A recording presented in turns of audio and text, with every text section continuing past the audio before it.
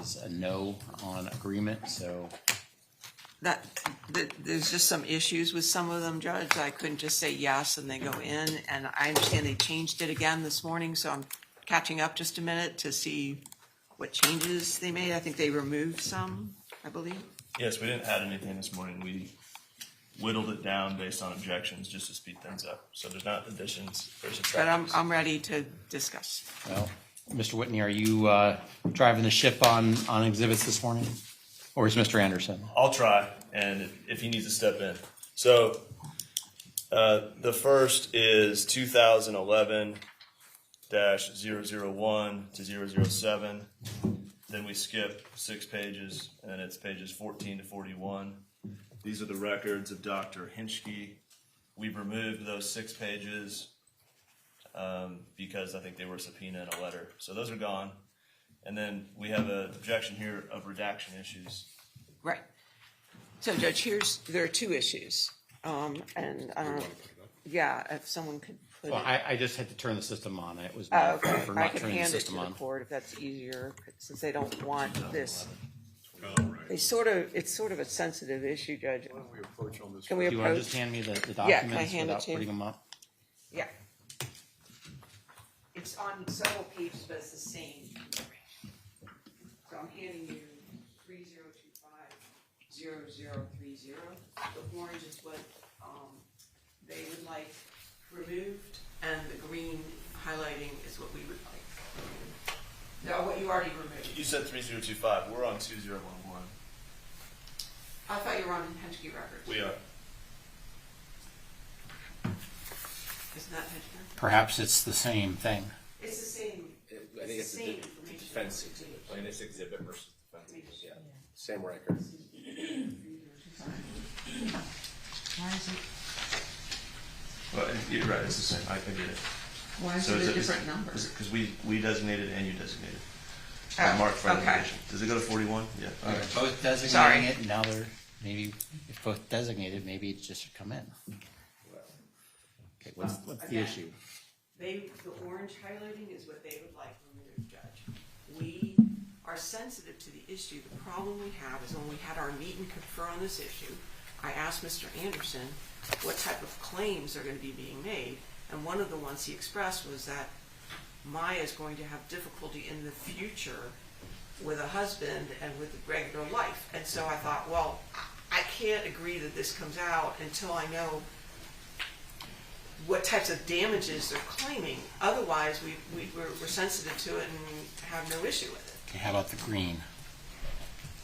Except I would say, Judge, we're amenable to the details. If I could just give the specifics, I guess. The green, we believe needs to come out, Judge, because there is no claim. This is having to do with the new claim that they wanted to make. There is no claim. We believe it would be prejudicial for that to come to the jury because it would indicate that the item showed that there is such a claim when in fact there is no claim being made for that. And so that is highly prejudicial to the defense if that comes in without it being relevant to any of the claims pled or being litigated in front of this jury. The statement, as Johns Hopkins has stated many times, is not specific to Johns Hopkins. And so their position has been there's a prior interaction of this nature, so we don't think it should come out. That statement is clearly intended to imply Johns Hopkins, Judge. Well, the green has to come out where it starts with unwanted touching under the guise of an examination through did not say anything. With respect to the orange, let me hear any argument on that one. Do you need to see this again? Yes, sir. So to be clear, we don't have an objection No objection for to that coming this out. sentence, the one that starts with sometimes, and then pregnancies, we don't have an objection to that line, that's clearly intended to come in. It's this part, That's you want that in. depending on what claims are being made, sir. I mean, if there's not a claim being made about her future, No, shout out that, to Mr. Harrison. Sure. yes.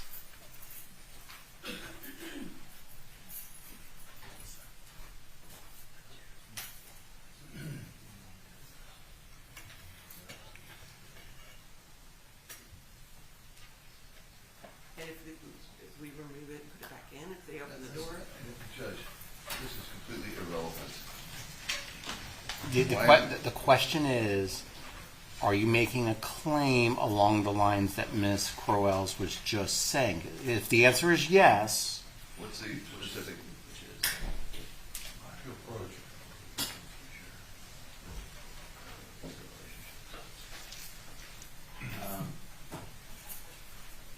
It depends on how far, let me just say this for the record. We do not claim to have anything that would amount to a loss of consortium physically in any of our claims for damages for her. We will have testimony that she'll have a difficult time with all relationships, including her partners, her friends, her family, her employees, and that will have an effect on her life. But we are not making a claim that she's going to have less of an ability to have consortium with her husband, like that. Well- So that's not part of our, if you're going to make the claim as you assert, then it is relevant. how? Judge, I don't understand what the, if it is, I don't understand why 403 wouldn't take this right out. Because the probative value of this is as to what? She has a boyfriend and she's, lost her, she's active. That, if we are not talking about a loss of ability in that area, it is not relevant to her ability to have friendships or her ability to stay married or anything else. Because we're not saying that she's not going to be able to have relationships that way. So, so why bring it into this case and hurt this girl? It's embarrassing. She does not want the world to know this. And it certainly, unless it is so desperately necessary for their case to prove or disprove something, I do not see the benefit of hurting her. Judge, I present the implications. They choose what claims to bring and not bring. I've already said that if Mr. Anderson is pursuing the claim along the lines he's saying, it is relevant and should come in. I do agree the second line that starts with, Yes. that starts with sometimes and ends with Yeah. that can come out. I mean, that's a very specific detail that doesn't need to be in the record. Can I show the court? I remember, that's fine. Okay. But the other portion of the orange, if the claim is as Mr. Anderson is saying it is, then the other part of the orange should be able to come in. I'm fine with everything other than the right here. Sometimes. Yeah. Well, No, the that sentence is- was sometimes Ms. Crowell says she's not seeking this- to put in and can be redacted. We agree this line does not need to come in. Well, without waiving any objection to it, that would be better. Well, that, agreed. I'm not trying to do Yeah. anything harmful here, sir. I'm just trying to respond to your It- claims you you're know- making. If my choice is that, if it's going in, I would prefer it not to go in with that language. And I think Ms. Crowell is saying she's okay with that language not coming in. So we're in agreement So on that. Yes, sir. She only Starts with gets the word the. sometimes. Okay, now, who is going to be redacting this document? Is it the plaintiffs or the defense? It's in there at least 3 times, Judge. It's every visit. Okay, so what I need is, We will redact. well, but if the defense also has the same, the Well, clerk, that's the clerk is going to need to get the redacted version for Yes. ultimately the jury.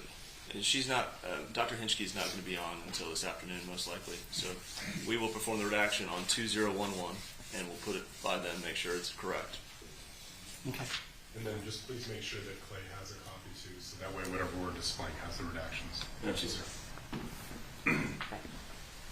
Can we have the copy highlighted so that we can Yeah. work on the So, to be clear, I will be ultimately admitting perhaps we should wait, but ultimately 2011-001 to 007 and 014 to 041, subject to those redactions.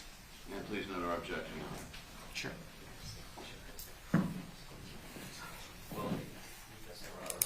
Yeah, so I just want What's next, Mr. Whitney? 2415, Your Honor, a January 6th, 2016, between Ms. Kowalski and Dr. Cantu. 2415. Can you put that one up, please? What page on 2145? 2415. I believe it's 2. The objection is hearsay. Oh, that's not 2415. That's 2145. 2415. Yeah, 2415. Judge, the objection is hearsay. It's a communication in June of 2016, long after they had been to Mexico with Dr. Cantu. Okay, well, is this, let me first ask, is this June 1st or is this January 6th? Oh, thank you, Judge. Because I may it's be wrong about that. Possible. It talks about the holidays, so Oh, perhaps it's, I think I forgot. That's how they do that. The date. that's how most of the world does it, except Yeah, for us. I know. Yes. Yeah. This is, we believe, to be January 6th, 2016, shortly after the family returned from Mexico and treatment with Dr. Cantu. Statements made for the, Yeah. it's a paren 4, 803. May I have the next page, please?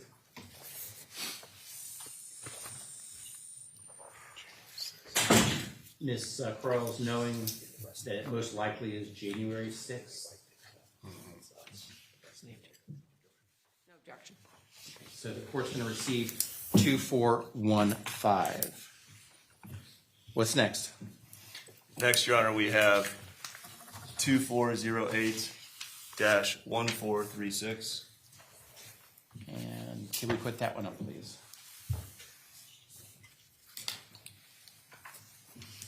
The objection was hearsay, Judge. Kind of just communication about their flight. Can we scroll? Is there another part of this? We don't need it. It's just flight information to document the time and place of the visit. So And I don't think there's a dispute as to when the ketamine coma was. So you're saying you're not going to pursue this one? yeah, forget it. It's not worth a fight. And what's next? Next, Your Honor, is 2529-057.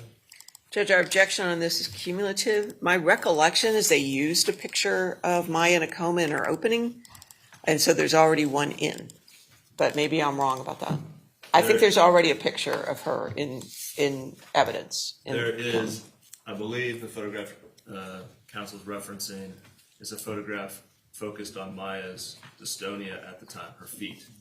This is the one and only photograph that would depict the room in which Maya was kept under general anesthesia, all of the monitoring equipment, all of the safety, which they're going to make. We expect a large issue in this case. I'm going to overrule We'll the cue. withdraw. We'll Okay. withdraw. And what's next? Next, Your Honor, is 2529-070. Judge, I'm confident they already have pictures of her after coma. They have one. I'm sorry. Madam Clerk, I am Sorry. receiving into evidence 2529-057. Sorry. I need to stay current with the clerk. 070. Okay, so what is this one? Your Honor, this is Maya Kowalski, and pictured are Dr. Cantu's family members. Dr. Cantu took this photograph of Maya Kowalski after her first procedure there. Because they already have a photo. I'm sorry. it depicts her condition and state, physical and mental state after the ketamine coma, which again is going to be a big issue in this. It has been and will be a big issue in this case. My recollection is they already have a photo of her. She's in some other patient's room. It's after her coma. Which where? But- I'm unfamiliar with that one. Okay, this one can Yes. come in. Okay. Over a cumulative objection. 2529-070 is admitted. What's next? Your Honor, I'd like to skip for the moment 2597, just in the interest of time, although we do intend to admit that. But 2679 is the next one we'd like to discuss. It's a clip from a video of Maya during this procedure in Mexico from November 20th, 2015. How long is this clip? One's 22 seconds. How long is 2597? I'm not sure. I don't know how long that one is. 2679 is 10 seconds. 10 seconds. Judge, here's the issue with. Sorry, 2679. Yes, 2679. Do we have the clip, please? 10 seconds. 10 seconds, Your Honor. Judge, if I could just address, they have 4 that they want to put in. You can hear Mrs. Kowalski talking on them. Sometimes she's praying, sometimes she's talking to Maya. There's an overwhelming prejudice over all of them when there's no question that we're not disputing she was put in a coma. Spontaneous statement. What is the purpose of the videos?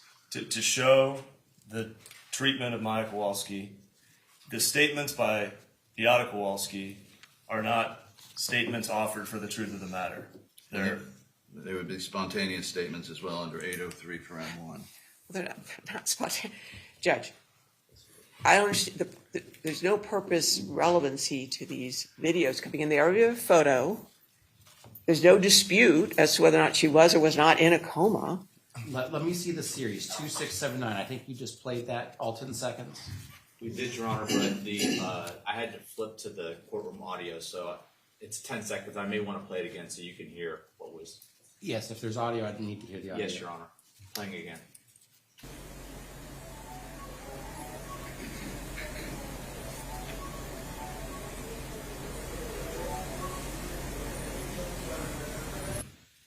Judge, they already have a picture in of this. Okay. Can I see the 2681 with the audio, please?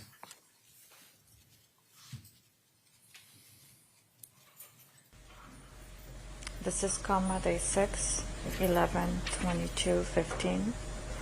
Dear Lord, help me to understand that difficult times can make me stronger in the end, even though it may not always be easy to see. God bless you. Thank you. And 2683, please.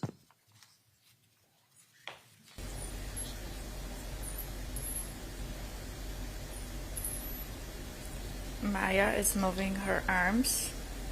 She's strong. She loves you all. God bless.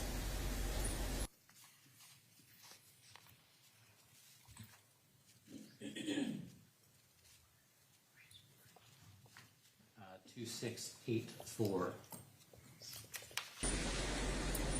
Maya, you're doing great. You're moving your legs. You are such a trooper. Everybody loves you, okay? Babcia Chesha loves you. Grandma loves you. Everybody. We're so happy. We're so proud of you. You're doing just wonderful. Okay? One more day. Tomorrow you're going to be awake, okay?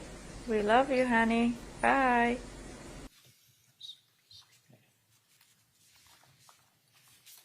Anything else, Ms. Quarles?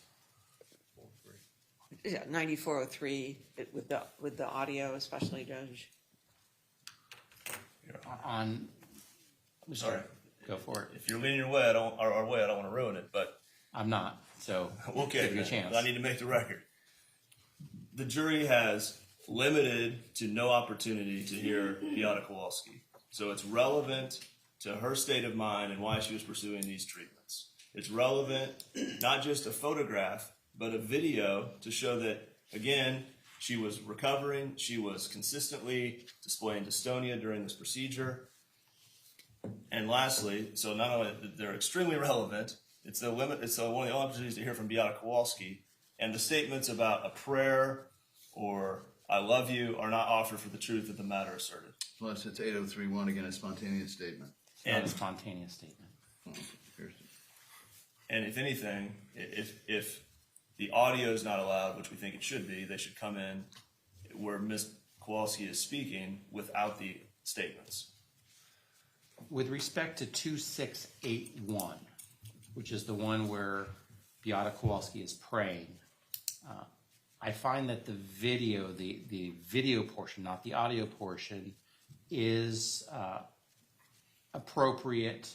It is not cumulative because it does show her during the ketamine coma and certain movements. The audio portion of 2681 does not come in. There is no exception to the hearsay rule. It clearly is hearsay, and it is there's not an exception to it. So 2681, the video portion without audio, can come in. 2679, all I heard were a couple of beeps. I didn't hear any statements. So the totality of 2679 can come in. I think that one is the close-up showing the dystonia. The balance, the 2683 and the 2684, are cumulative to the pictures that are already in plus the 2681. So 2683 and 2684 are not in. Your Honor, if I may, given the ruling on cumulativeness, we'd prefer to have 2684 without audio, which also shows her dystonia, but also shows her moving throughout the procedure, and it's a bit more comprehensive. So we'd like to withdraw then 2679 and have 2684 without the audio. Well, the 2679 was the dystonia, so you want to remove the dystonia picture. Because 2684 also depicts the dystonia, but Can you show me 2684 again and then run it without the audio? Is that possible? Yes.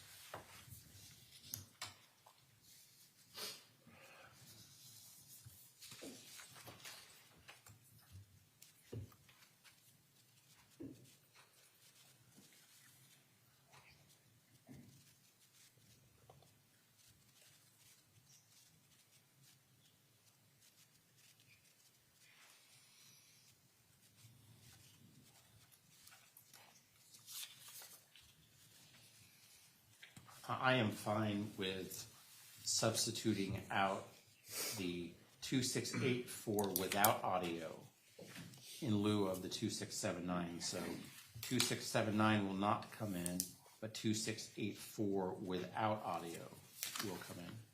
Thank you, Your Honor. Judge, do you need any other, just can I ask Yes. counsel, do you need anything else before the first witness? Because we want to address something about the first witness. Yes, we'd like to discuss 2597. Well, if that's not coming up with this witness, then This is Dr. This witness, Cantu? no, Mark Zimmerman, family's attorney that was in the hospital on multiple occasions. I thought he was coming at the end of the day.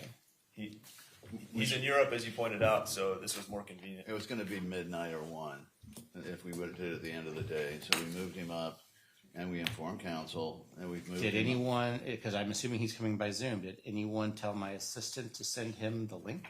Yes, Your Honor. He has the link.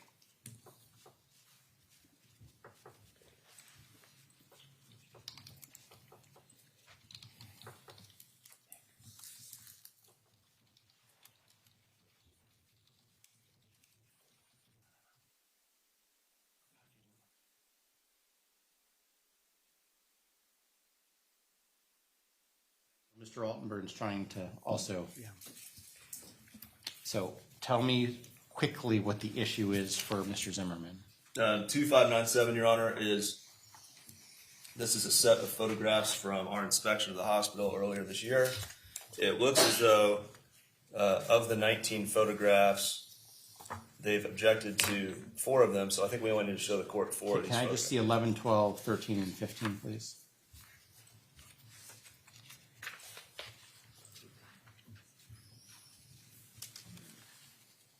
That's Mr. not Reyes, it. you need to turn off your, Yes, sir. Hold on a second.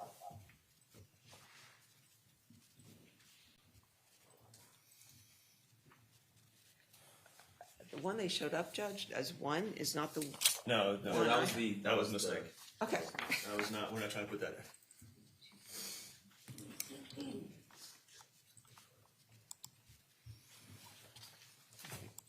can I see 2597, picture 11, please?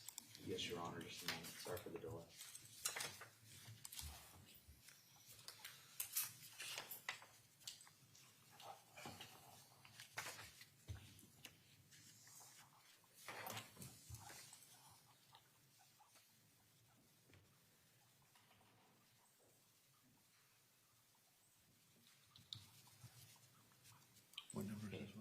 So the photo of the video surveillance cameras, Yes, Your Honor. and didn't we discuss video surveillance yesterday? We did. But this is a different, we are still allowed to point out probative, relevant evidence of whether they had the ability to capture this at the time. It has nothing to do with, well, it should have something to do, but I think the court's already ruled on a reverse inference, which is the jury instruction. And yet, for as long as, for the first 30 years of my career, before we had a lot of reverse inference law, spoliation law, you were able to argue exactly what abilities they had. And so this is probative of the type of observation of Maya at all times throughout that hospital. Are you going to be, okay. Well, how are you going to argue this? Tell me how it's going to be used. Well, in this instance, we would simply use it probably in cross-examination, but in our case in chief, if they bring in things like, or try to cross things like, well, she was playing piano down there, or, her legs moved at this time, or she did this physical movement when she was down at the fall festival. Whatever they are stating as what they observed at the time, then the cross-examination was, did you take any pictures of this? This was significant evidence. And I've already crossed them in the depositions about this. And the point is, if it is such an earth-shattering bit of evidence, or if you want to call it medical information, why wasn't it recorded? They had every ability to record it by photograph and by video. And that is fair. I'm just waiting for you so I can go to the next slide. Yes. Your Honor, they want to raise an implication with this jury that we have surveillance video that we're not showing them. This is inappropriate. It's 94-3. It's not relevant. At this point in time, 11 is not relevant, so it will not come in. Let me see 12, please. The objection to 12, Judge, is the third picture of a clock. They already have 2 in. I don't. Okay, we can withdraw then if that's fine. We can withdraw 12. And what's 13? Same issue with 11, Same Judge. ruling, 13 is not coming in. And what's 15? Same issue, Judge. Okay, 15's out as well. I would point out that this is video monitoring equipment inside of a room, not the hallway. So it's distinct. Is it the EEG room that Maya Kowalski was in? No idea. Okay. So at this point, can I receive 2597 except for 11, 12, 13, and 15? I mean, obviously it's Yes. over your objection, Mr. Whitney. I understand that. Yes, Your Honor. And as to 015, is that coming in or not, Judge? Not at this point. 015 is not coming in at this time. I wanted to clarify something I just asked Maya, and this is a surveillance camera in her room. If she can testify to that, we can revisit it. But Mr. Whitney said he wasn't sure, so let's make sure. Your Honor, my only hesitation here in saying you can admit 2597 is I believe we limited this request to 19 photographs, and with your rulings today, it looks like 16 of them would come in. So I don't want the clerk to receive the entirety of the exhibit, which might be 100 photographs. We'd like to get your clerk a list of the 16 that are coming in. Yeah, I'm that's clear fine. what you're telling me. So you're saying that what the clerk has in 2597 is not 16 or 19, it's It's a greater set, 50, 100, I'm not sure what it is. So,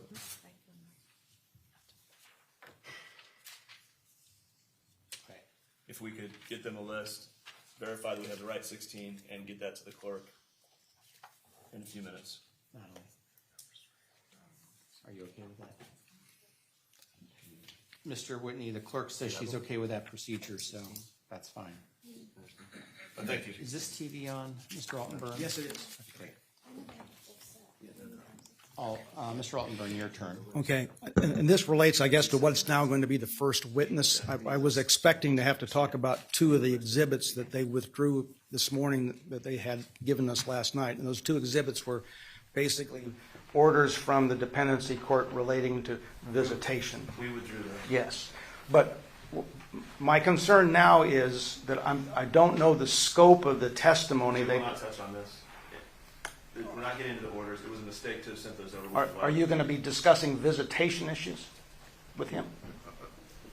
Well, of course, to the extent that they have to be in there to as foundation and predicate for why he knows stuff.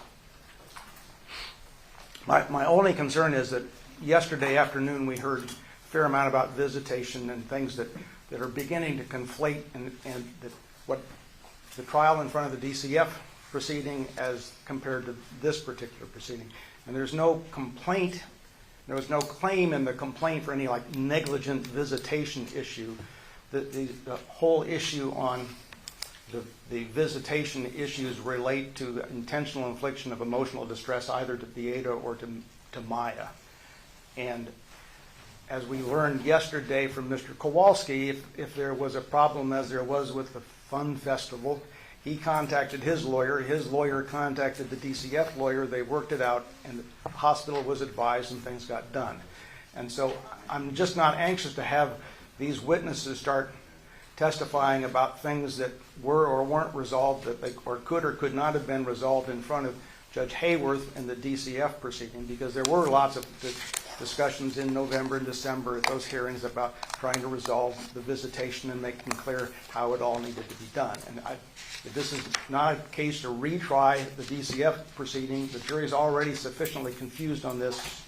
We haven't yet given them any special instructions to explain all of this, and so I'm just concerned now about the scope of what the examination is going to be now that they're withdrawing these exhibits, that's all. It's a little difficult for me to make a ruling Without in the knowing. abstract. Right. And But I guess I'm giving you a heads up that this is probably going to be coming with this And I witness. appreciate that, and let me also give you a heads up, because I've been thinking about, especially after some of those juror questions, Yeah. I think we're probably going to have to give an instruction that perhaps details the time frames and at least articulate what the dependency court said on certain days. And I'm happy to But help I don't think we prepare need to do that right this moment, but I think that's something that is going to happen. And Haven't we already done that, Judge? That we talked about the false imprisonment time frames. I'm talking about the visitation issues and dates and times, Well, this is a highly complex matter. which is why we're not going to deal with it right this second. But I'm just Right. giving you a heads up that I'm thinking that it's probably going to happen. This At isn't some the point. argument time for it. I agree. I'm just telling you that's kind of where my head is right this second. We'll have argument on it, but ultimately I'm probably going to want an instruction that kind of lays out for the jury the evolution of the visitation issue. That, just to foreshadow for the court, a lot of those orders then say the hospital's to follow the rules, and then you've got the patient statement of rights. So now you've got an interpretation that's contrary to their own rules. It'll be difficult, but I understand the court's point. At the end of the day, if the dependency court said to do something or not to do something, that's what has to be followed. And I get your point that we're talking about beyond the order and perhaps interpretations that Johns Hopkins got DCF to make. I understand that that's perhaps where you're going to go, but at least with respect to the orders, I think we're going to have to clear that issue for the jury. Okay. I have not seen Mr. Zimmerman relative to being on Zoom, if he is in fact the first witness. My assistant did confirm that she did. Well, apparently she asked counsel to confirm with Mr. Zimmerman that he did receive her invite. If we could have a moment to call him, we spoke with him this morning. Yeah, just- He's not on there yet? he's not in my Zoom feed. Did you need to remove her? Which one was that? We were informed by Ms. Perry that he was on the Zoom feed as a few moments ago. Which one was it? It was the last one. Okay. Thank you. Okay, I do not see him on the attendees, and he has not come in as a panelist, which is where we need him to be. If I may step out, Your Honor, I can call real quick. Judge, we have a witness in the courtroom as well. Who's the witness in the courtroom? I'm sorry? Well, yes, Dr. Cantor's in the courtroom. Okay.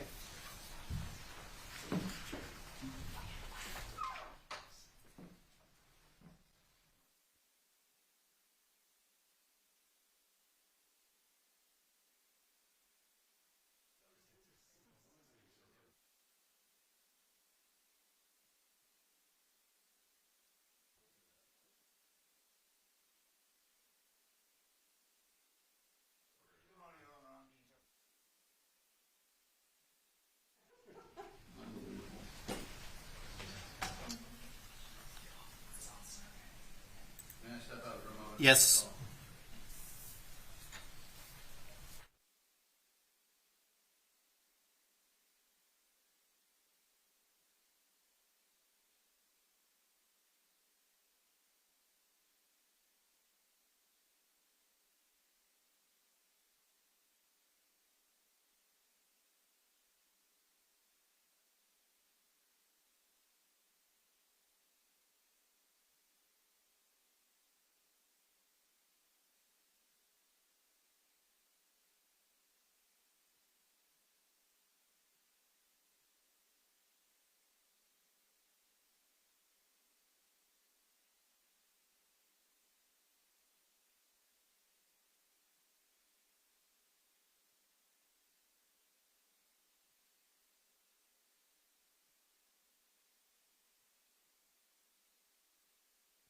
His phone number and let him talk for a moment, because he stated, I've been here waiting, and I am in the waiting room as depicted. So may I approach and? Is he on the phone right now? No, I just wanted to give him the number.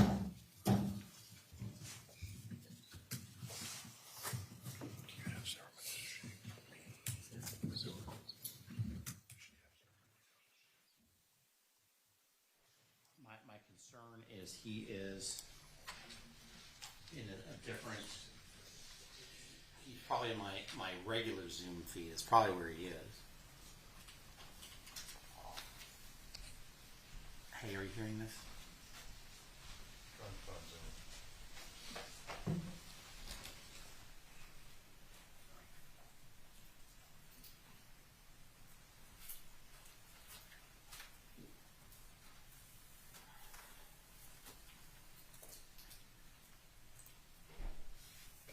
Okay.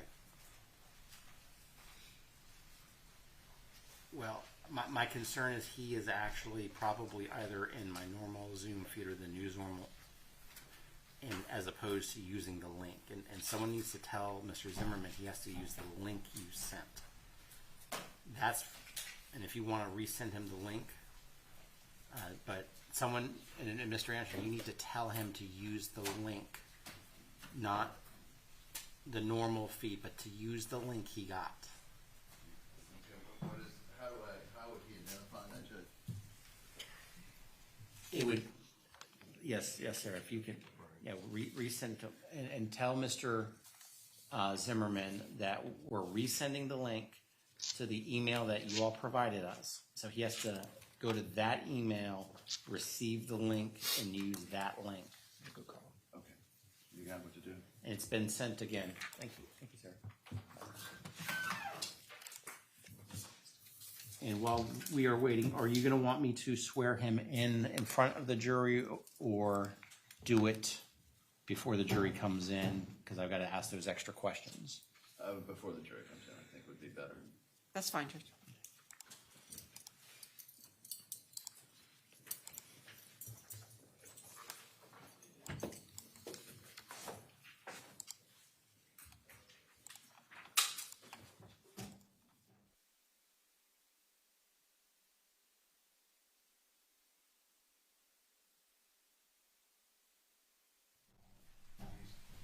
Whitney is out.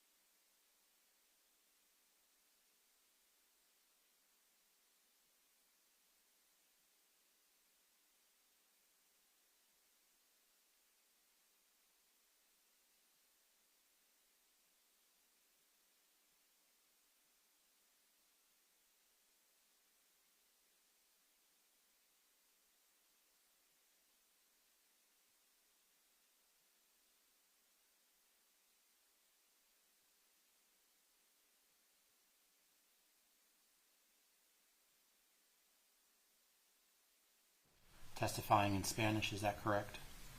Yes. He requested a hybrid arrangement. His English is pretty good, so we thought to speed things up that going through his background training experience, he would begin in English, and then at a certain point, when it becomes more medically focused, he'd like Spanish. Okay, I see Mr. Zimmerman's coming in, and I'll get to you in just a half second, Mr. Zimmerman. It's just normally we give an instruction about the jury is to be guided by the interpretation, so we need to discuss whether we're going to give that instruction and how we're going to proceed, if we're going to require him to testify all in Spanish or if the hybrid will work. But we'll talk about that in a few moments. Let me bring in Mr. Zimmerman. Are you able to unmute yourself there, Mr. Zimmerman? I should be unmuted. Okay, welcome. So, looks like we had to specifically authorize the country that you were in to receive the feed. So, now that we've done that, I think we're able to proceed. I'm going to go ahead, and I'm assuming you are consenting for me to swear you in. Yes, of course. And you understand, since you're outside of the state of Florida, technically my powers only go to the borders of Florida, but you are agreeing that I can swear you in, and you are consenting to personal jurisdiction in Sarasota County, Florida, in case there was ever any type of perjury action or enforcement action associated with your testimony. Certainly. I understand that you live in Sarasota, just since you're technically in Greece at this moment. Go ahead and raise your right hand, please. Do you solemnly swear or affirm that the testimony you give is the truth? I do. Okay, thank you very much. Let's bring in the jury. We do have the video feed. Mr. Reyes is on, so he should be able to share the screen.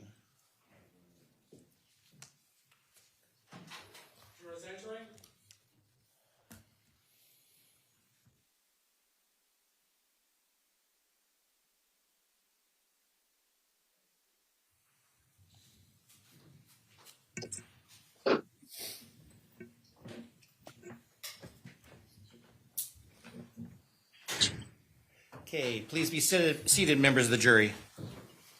I want to confirm, while you were away, you did not discuss this case amongst yourselves, you did no investigation, and you received no information. Is that all correct? And since you were last with us, has anyone approached you about this case? And since you were last with us, have you seen any media accounts of this case? Okay, thank you very much. Now, members of the jury, our next witness is going to be by Zoom. Oh, and okay. There you go. Mr. Reyes has put it up on the screen, so you should be able to see Mr. Zimmerman. Can you all see Mr. Zimmerman? Yes. Okay. And members of the jury, just like with the last witness who testified via Zoom, I have already sworn Mr. Zimmerman to give his testimony under oath, so he is already under oath. Mr. Anderson. May it please the court. Good morning. Good morning. I don't think we met. I'm Greg Anderson. And your name is, for the record? Mark Zimmerman. Where do you live, Mr. Zimmerman? Sarasota, Florida. And where are we talking to you from? Just outside we just left port in Olympia, Greece. Sounds nice. And are you an attorney licensed to practice law in the state of Florida? Yes, I have been since 1991. And was there a time that you were counsel to Maya Kowalski in a shelter proceeding? Yes, in a dependency proceeding. The dependency proceeding. All right. And although I don't think we need to go into great detail, can you give the jury a bit of your background, training, and experience and history up to this point in your practice? Sure. I graduated from Cornell University undergrad, the University of Florida for law school. I was an assistant state attorney in Sarasota County from 1991 until late 2000. And then I went into private practice. I've been a private practice attorney in Sarasota County from 2000 on to this point. My practice is primarily criminal law and matters related to criminal law. So I do handle dependency cases where there is something allegedly criminal related to this case. In the Kowalski matter, my client was the alleged victim of a criminal act, not as part of a criminal proceeding, but as part of a dependency proceeding, and that fit the definition of my practice. Very good. Can you tell us how then you got involved in this case? I was contacted by, I believe it was Verinia Van Ness. We were assistant state's attorneys together. We've known each other a long time since, in fact, we started the state attorney's office around the same time. Ms. Van Ness represented Beata Kowalski, my client's mother. I also knew very well Deborah Salisbury, who represented Mr. Jack Kowalski. And there was already an attorney appointed to represent Maya, but they felt that it would be helpful to bring me on as private counsel to Maya. I have it. And as private counsel to Maya, can you explain to the jury where your, self-explanatory, but your duties and responsibilities with her specifically as private counsel? Yeah, so that was actually a very big part of my becoming her counsel. I had to make it very clear to everybody involved, including Ms. Van Ness, Ms. Salisbury, and Jack and Beata Kowalski, that my duties were to Maya. I was her attorney.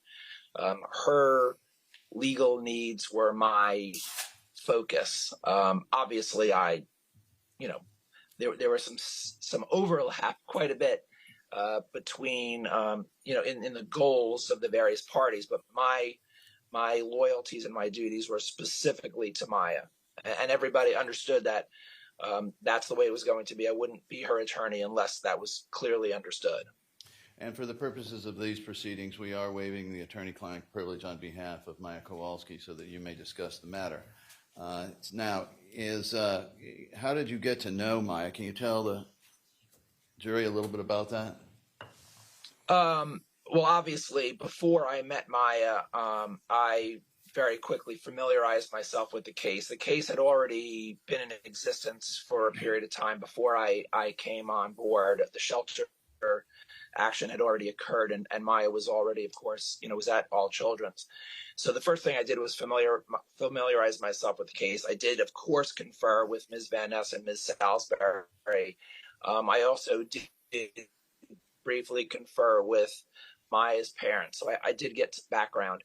And then obviously I went to All Children's Hospital to meet my client. I think I spoke with her on the phone once or twice before I met her, and she very, very much wanted to meet me in person. She wanted me at the hospital, so of course I went and saw her. And then how many times would you say overall you saw her, directly or indirectly? I specifically recall going to the hospital 2 times. It is conceivably possible that I went a third time, but it's been a long time. I do specifically recall two distinct visits. And then, of course, she eventually was permitted to come to court one day. I think it was January 6th in 2017. And then I met with her that day in court. So you represented her in court as well? I did. I correct. I mean, there were many times, or several times, where I represented her in court and she was not present. Got it.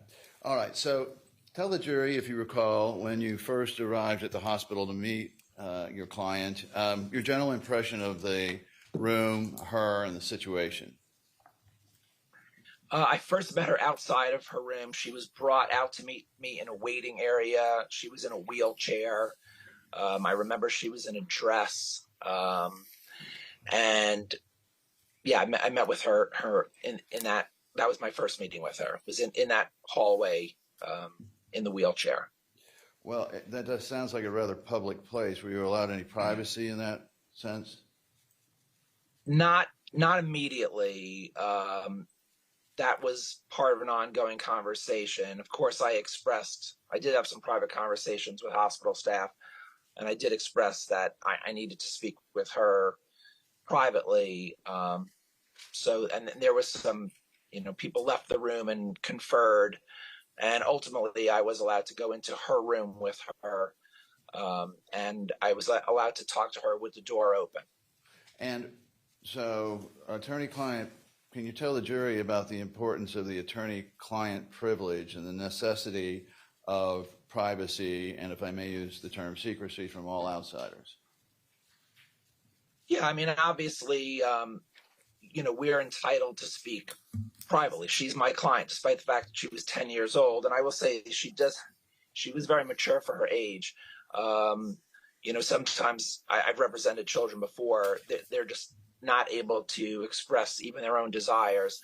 Maya was very clear what she wanted. And one of the things she wanted was to speak to me in private. Found that very interesting. I had been made aware that there was some, Your Honor, let's put it mildly. objection. Okay, hold on a second, Mr. Zimmerman. First of all, it's outside the scope of the question.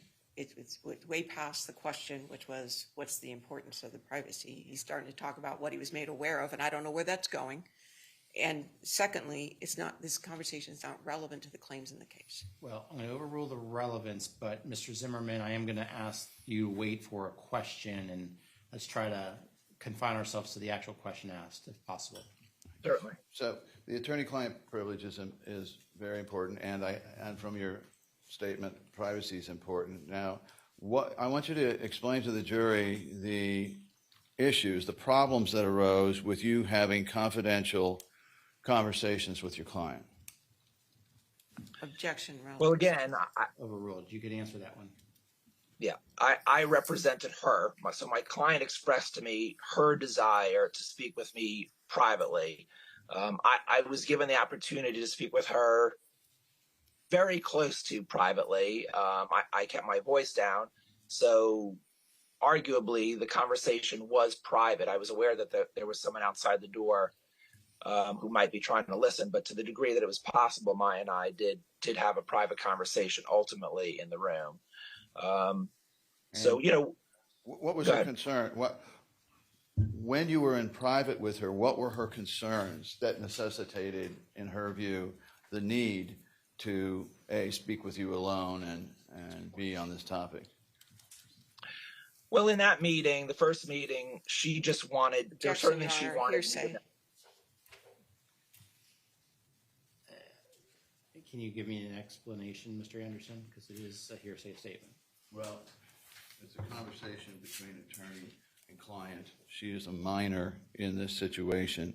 And again, I would ask the court to consider 80323. And also, under these circumstances, this is, although not directly to a medical personnel, More specific with 803.4, and as well as, although not directly to a doctor, statement for the purpose of then existing medical, psychological, other interests. 8033. And I'm going to overrule the objection as to this question. Mr. Zimmerman, you may answer this question. Right. So I didn't know what she wanted to tell me privately until she told me. And what she told me was that she didn't want to be in the hospital. She told me that she was in a lot of pain, and that she wanted to go home to see her parents. That was her primary focus. Did she say anything about, at that time, her relationship with the personnel that were taking care of her, for lack of a better term? Same objection, Your Honor. Same response. Overruled. There was a social worker at the hospital that was assigned to her case, and I had met with that social worker, and Maya expressed a specific. I'm trying to choose between whether it was a dislike or a distrust, or probably both, for that person. I think she blamed that person specifically for keeping her away from her parents. And so as time went on then, did you observe, and strike that, was that social worker's name Kathy Beatty? Yeah, Kathy Beatty. Okay. And so, as time went on, can you tell me whether there were, from what you saw and what was expressed by Maya, further concerns with this social worker's behavior towards your client? And that's in lead up to what you did. Sure. What Maya expressed was that the social worker was keeping her from being able to speak freely to her family, particularly her mother and father. I think she felt that the social worker was keeping her from talking openly and freely with myself. Did she feel like, So did she seem like she was that was the biggest issue. Did she seem as though she was in any way fearful, either fearful or uncertain, approaching fearful about consequences when she tried to speak openly to you or her family?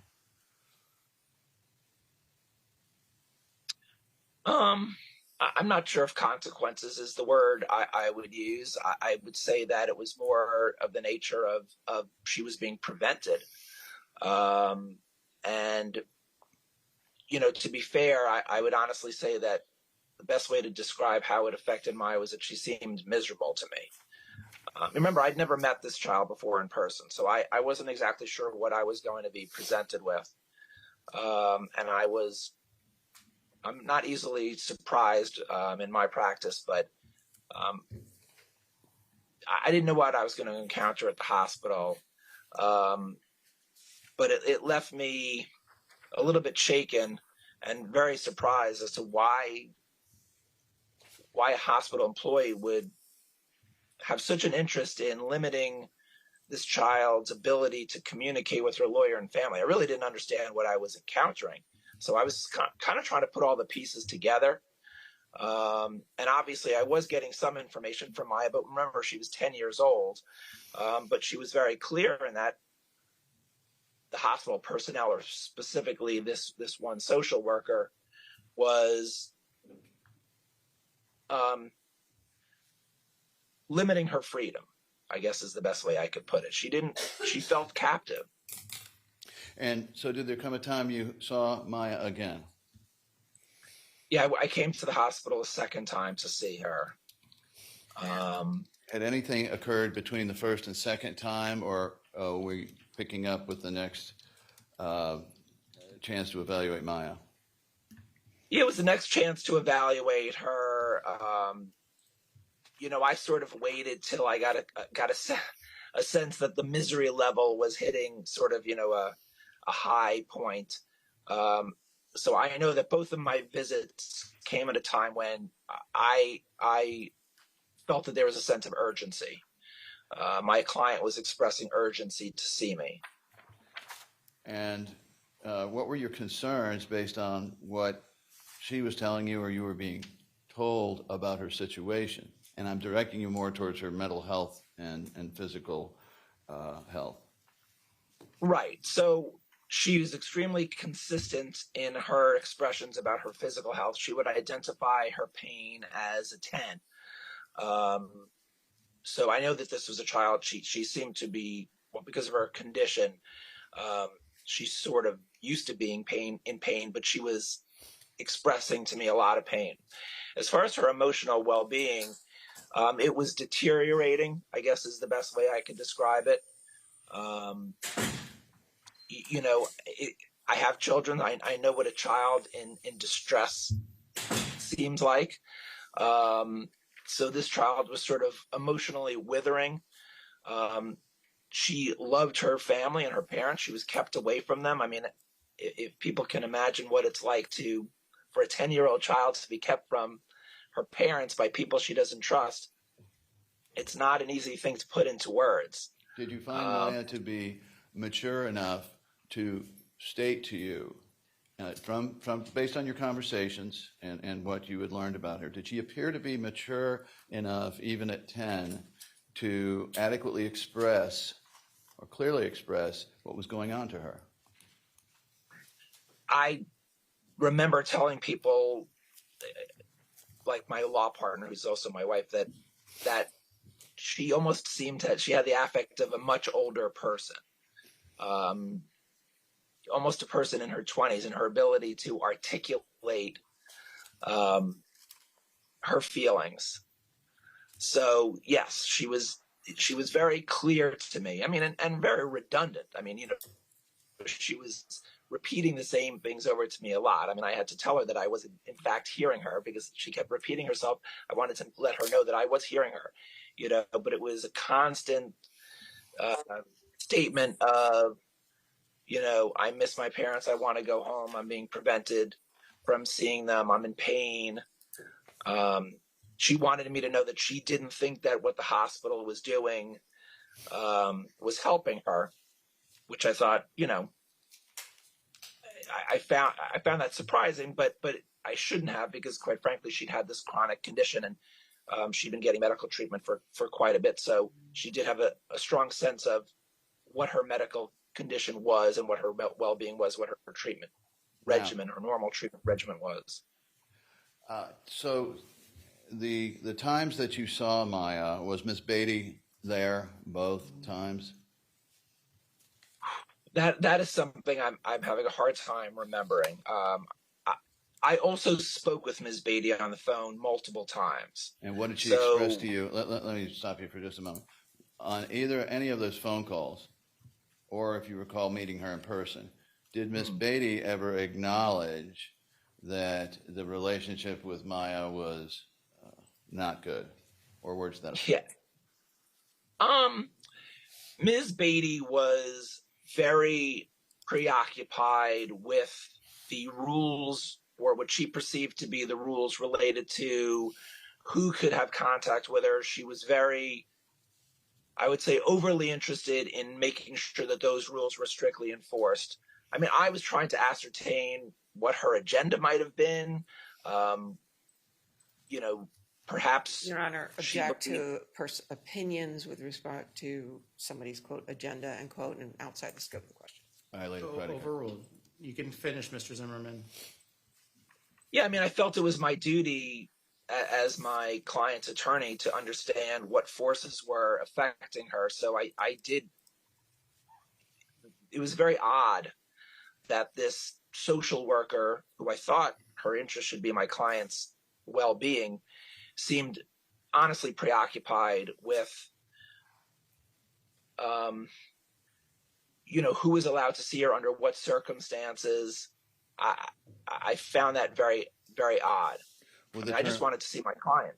Was the term micromanage a term you would use with Miss Beatty's interests in who Maya saw and when she saw them and how she saw them? Yeah, I mean, I would say agenda-driven. I mean, I felt that she was trying to accomplish something, and what it seemed to me that she was trying to accomplish was to keep my client isolated. Now, why that was, I didn't know, but that was clearly her goal, to isolate this child from her family and her lawyer. Now, how long, if you can give the jury an idea, the time period we're talking about here from your first introduction to Maya until the end of your representation? Where are we in that late 2016, early 2017 period? I think I saw her in the first time in early December 2016, and I think the second time I saw her was maybe 10 days to 2 weeks later. That feels about right to me. It was over the course of about 3 weeks, and then shortly thereafter, seeing her in court.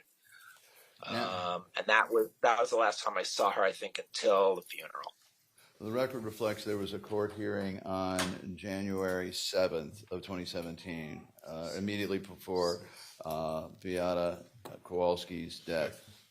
Excuse me, I believe, counsel, that it was January 6th, 2017. Was the hearing? I'm sorry, the 6th was the 7th. Yeah, I thought it was January 6th. Yeah, I apologize. That was that Friday.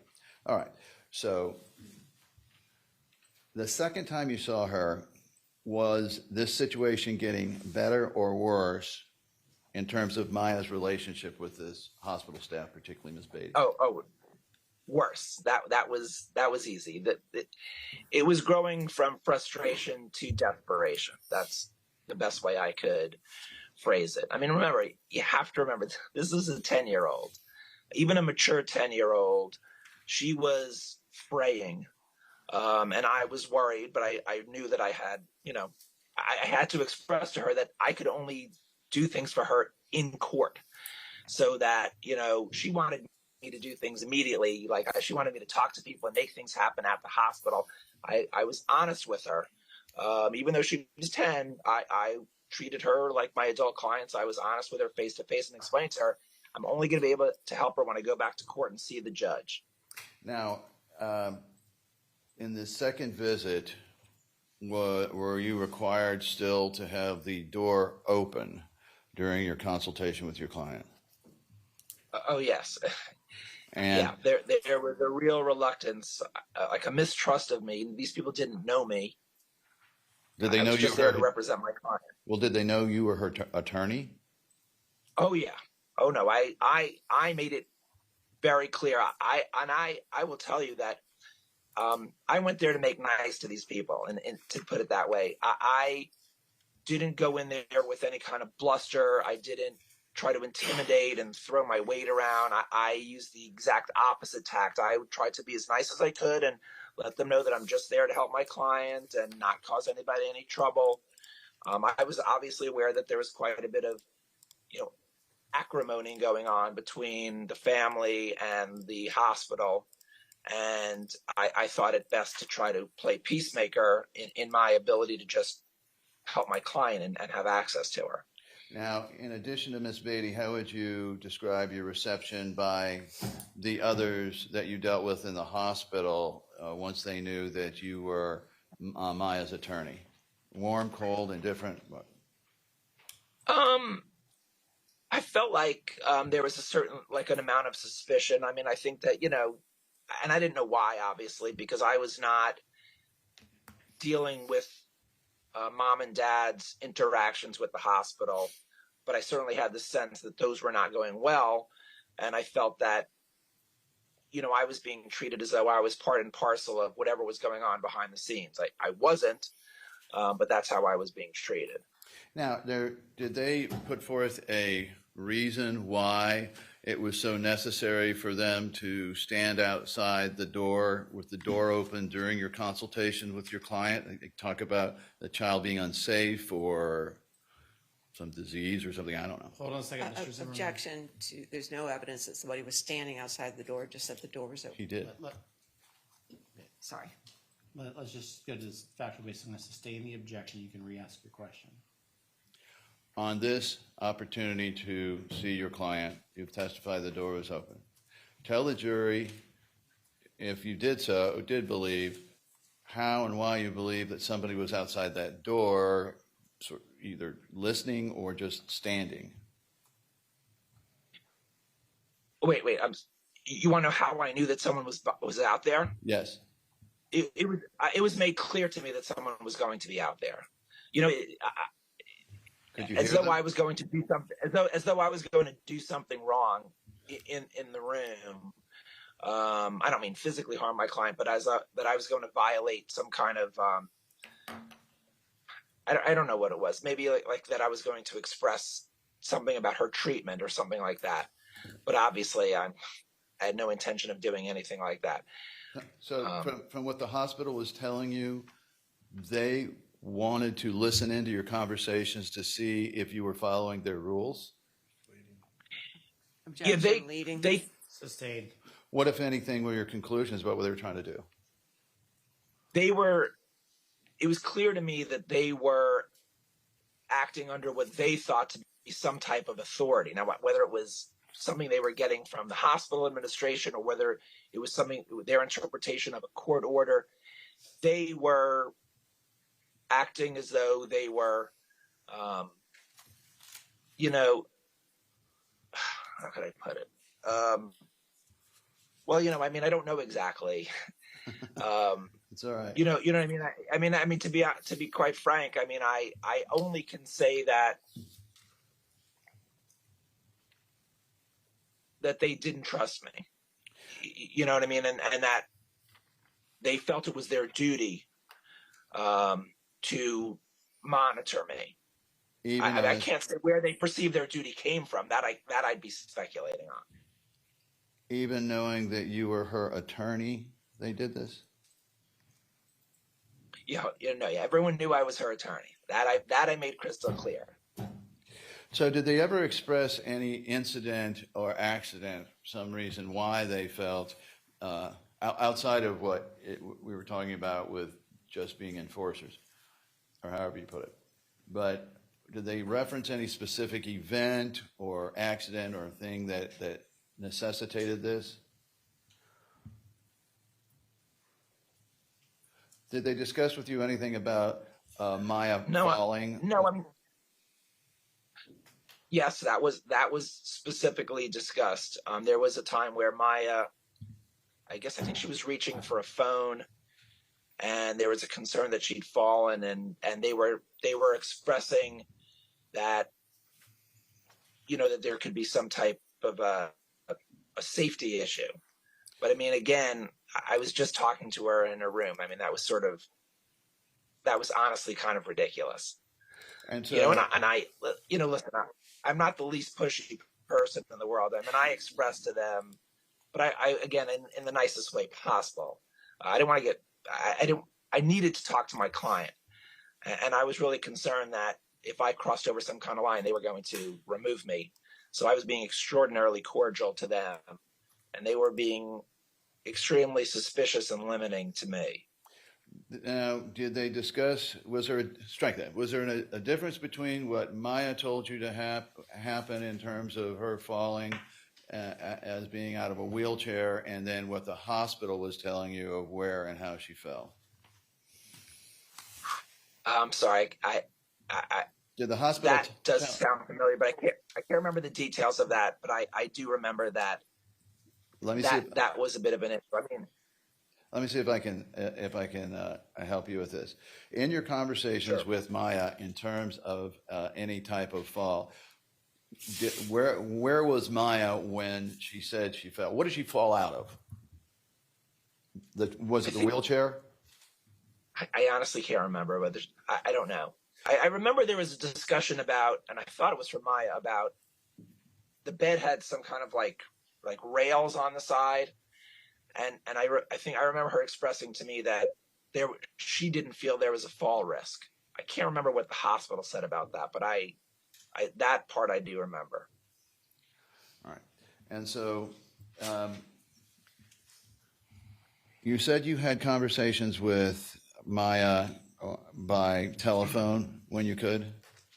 Yes. And was she attempting to call you by phone, to the best of your knowledge? No. I called her. I had been made aware that Maya wanted to talk to me, and then I would call her. All right. And so then was there ever a time when you were trying to make just a call to your client and Ms. Beatty interrupted about the need for approval? Oh, yes. Yeah. I mean, it was getting a little contentious. And again, I was trying not to play bully with her because I had a feeling that wasn't going to work. But it was pretty consistent. I mean, I had to sort of navigate my way around her, is the best way I can put it, to gain access to my client. There was clearly an effort to put up hurdles and hoops for me to have to jump over and jump through. I didn't really understand why. I could tell there was an obvious agenda there, but I just had to be determined to get to talk to and see my client. Well, I was trying to work around the situation. Sure. So, having these concerns, did you ever notify anyone, write any notes to say that Ms. Beatty was a problem here, or the hospital staff was a problem here in you communicating with your client? I believe I emailed regarding that issue. Ultimately, I received a letter from somebody associated with Johns Hopkins advising me not to have any contact with their staff. Let me get this straight. Your Honor, may we just really briefly approach on this? Yes. One moment.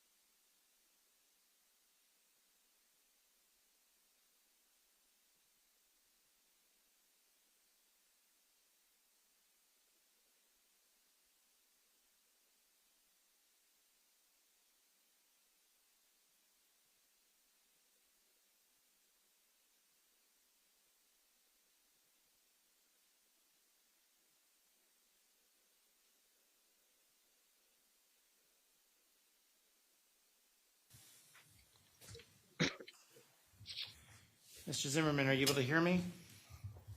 I am. Okay. Mr. Anderson, you may continue with your questioning. After that communication, did things change in any way to the best of your perception? Or I guess the question would be, did you see Maya after that? No, not at the hospital. And were the phone calls, for lack of a better term, the ability to contact your client improved, or were they still problematic? They were problematic, and also our emphasis shifted from trying to get Maya into the courtroom. I remember there was a shift to try to get her into court. And without naming names or specifics, was that a battle? Oh, Honor, yes. I'm going to object and ask to approach on this. Please come forward. Hold on a second, Mr. Zimmerman.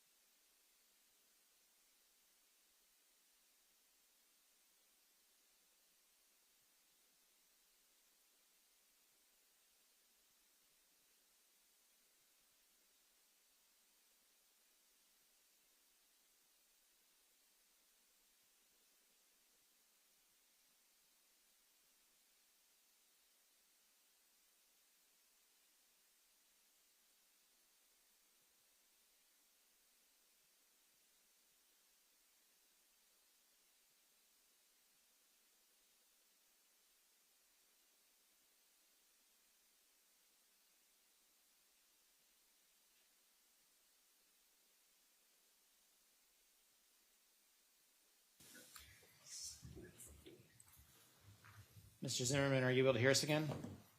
I am. Okay, I'm going to sustain the objection. So now, you recall that Beata Kowalski took her own life.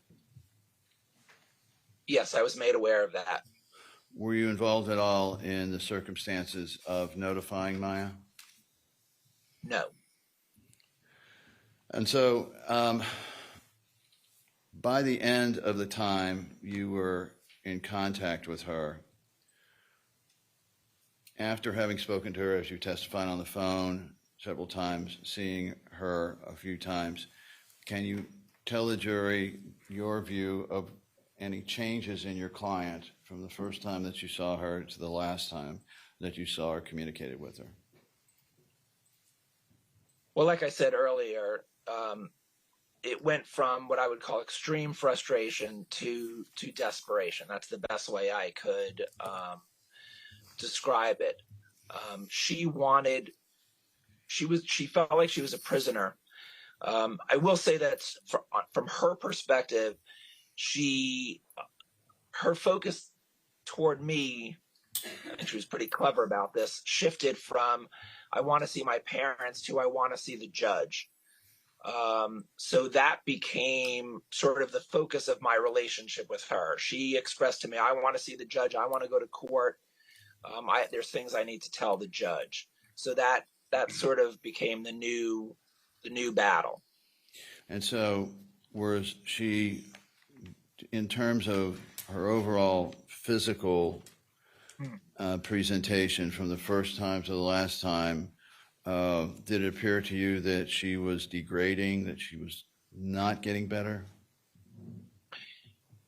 She was very consistent. Yeah, I'm not a doctor, obviously, but I did always ask her, how are you doing? How's the pain? And she was extremely consistent that it was always bad. So as long as she was in the hospital, she expressed that physically she always felt terrible. I could tell emotionally that she was doing worse and worse. But the physical part that she expressed to me was consistent, just that she felt terrible. Her pain is a 10. But I take it you weren't around. Were you around for any of the physical therapies or other movements of her that might have told you more about her physical condition? Not at all. The only sense I had of her physical condition is what she told me. From what you saw over the time that you were involved with the hospital, did it appear to you that beyond simply taking care of this little girl, young girl, that there was an agenda behind the scenes in terms of their overall approach to her? To the extreme. And if you could elaborate just briefly. The hospital personnel I dealt with and everyone related to the hospital was hyper focused on keeping Maya from her family. No further questions. Ms. Croels. Thank you, Your Honor.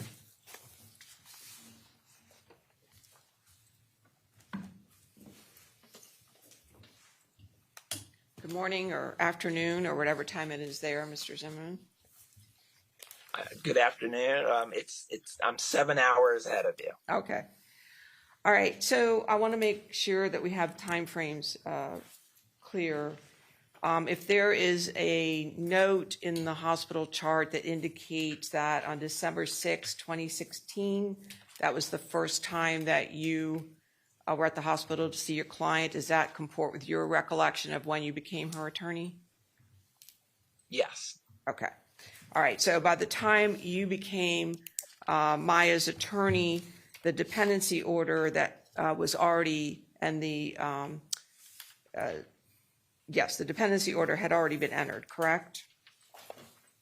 The shelter order. Yes, the shelter order had already been entered. All right. And that was entered back in this October 14th, but was effective as of October 13th, 2016, correct?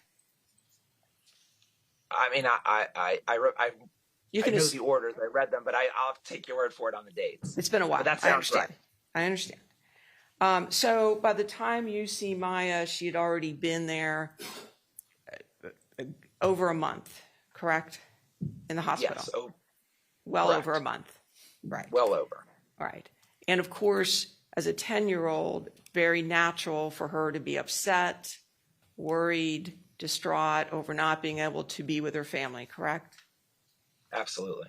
And the reason that she wasn't with her family was because the court had entered the shelter order in October of 2016, correct?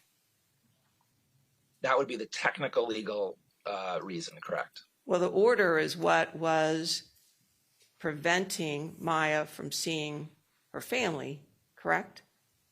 As far as her mother is concerned. Well, as you know, when courts enter orders, they do it based on information provided to them. And this court was Mr. Zimmerman. Did the order direct that Maya was not to have any type of physical contact with her mother? Objection, which order? All of the orders. Three of the minutes. Overruled. You can answer that one, Mr. Zimmerman. To my knowledge, that's correct. Thank you. All right. Now, it's also not uncommon, is it, Mr. Zimmerman, whether it's a divorce or this type of action, for a child to find somebody particular to blame, correct? To put the face on it of her misery or her distress. I don't know. Okay. I don't handle divorce cases. All right. Well, even in shelter cases, from Maya's perception, she was blaming the hospital from separating her from her family. Is that fair? Yes. All right. And with respect to the that's the people she was dealing with on a day-to-day basis, were the people in the hospital, correct? Correct. She was blaming the people who she was dealing with directly, correct? Correct. And you understand that the hospital was bound to follow the orders from the dependency court, correct? Well, are they required to follow the orders? Objection vague as to time. Sure. Okay, hold on a second, Mr. Zimmerman. Objection sustained. Okay. With respect to the shelter orders that were in place and the visitation orders that were in place with respect to Maya and her parents, the hospital was required to follow them, correct? Same objection. The hospital was. Same objection. Overruled, Mr. Zimmerman. You can answer that question. Could they violate the orders, Mr. Zimmerman? They were interpreting the orders, so they were complying with the orders based on their interpretation of the orders.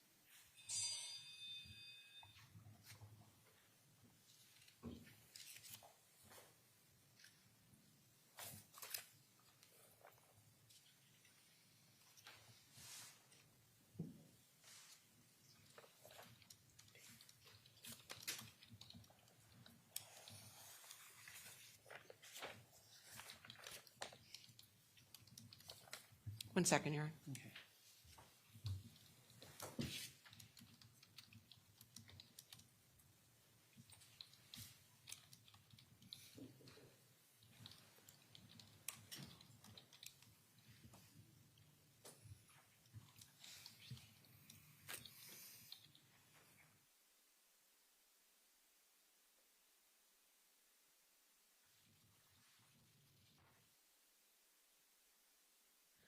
Mr. Zimmerman, when you would have your conversations with Maya, whether in person or on the phone, by the way, you were allowed to have those conversations. I understand you've indicated some difficulties, but you were allowed to have the conversations with Maya, correct? Yes, ultimately we spoke and visited with each other. Right. Did you advise her of what was going on with the court proceedings and what was happening at the court hearings? I did. All right. Thank you, sir.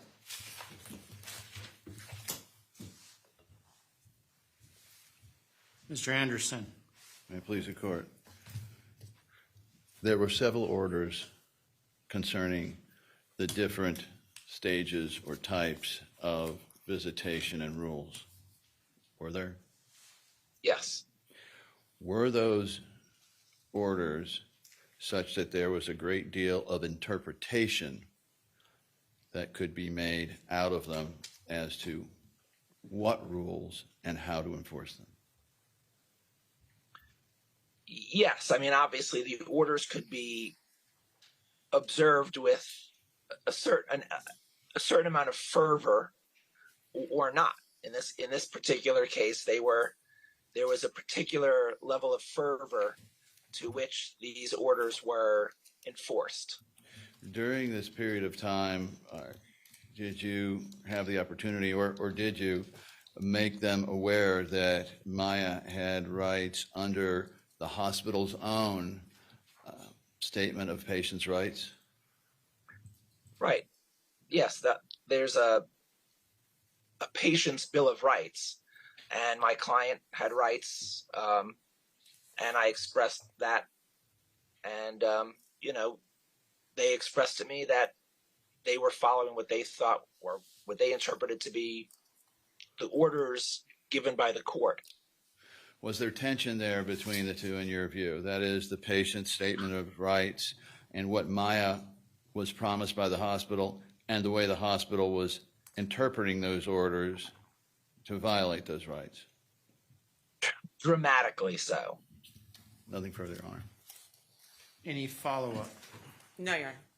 Okay, hold on a second, Mr. Zimmerman. Please don't leave. I need to see if the jury has any questions for Mr. Zimmerman. Looks like there will be questions for Mr. Zimmerman from the jury.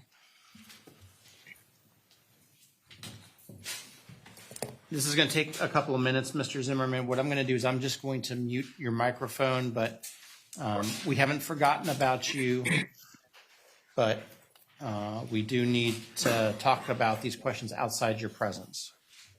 That's fine, Judge. This is important. It's not a problem. Can I have the attorneys come forward, please?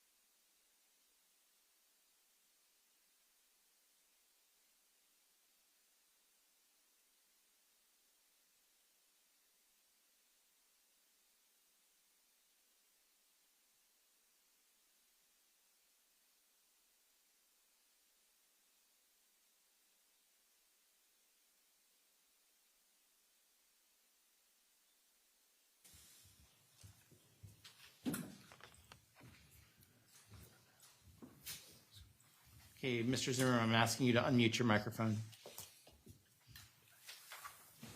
Hello there. Can you hear us again now? I can hear you. Okay. Members of the jury, I know that there was a request to see the orders. I will tell you, you will be receiving from me in the future a detailed instruction about those orders. If you just give me some time, but it's not happening with this witness, and it's not happening today, but you will get, I will give you a specific instruction about those orders. Okay, so you just hold on that. Now, Mr. Zimmerman, there's several questions from the jury.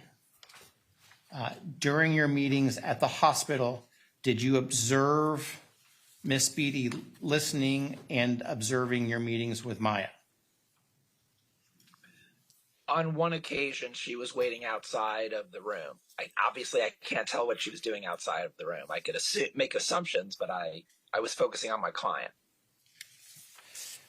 Next question from the jury. Did Maya express any religious needs to you during your visits? Yes, she wanted, I think she wanted to see her priest, and I think she wanted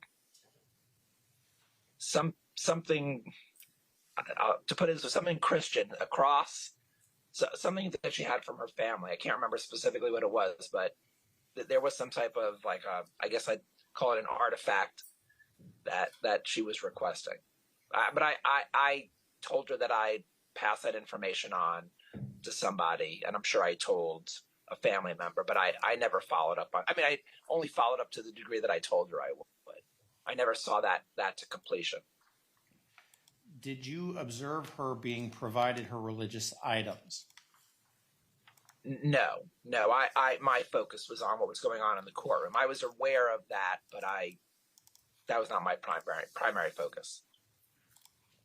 Okay, can I see the counsel again up here for a moment? I'm going to mute you again, Mr. Zimmerman. Certainly.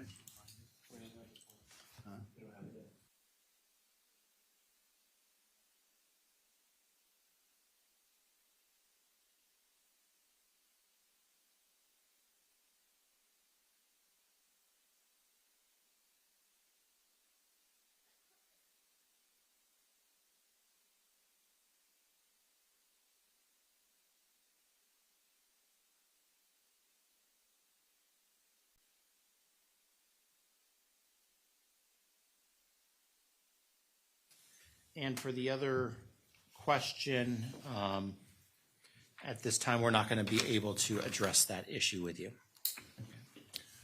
Mr. Anderson, you may continue questioning. Mr. Zimmerman, I apologize. I forgot an area up here to ask you. Do you recall there was a suggestion or discussion about a legalized separation of Jack and Beata Kowalski?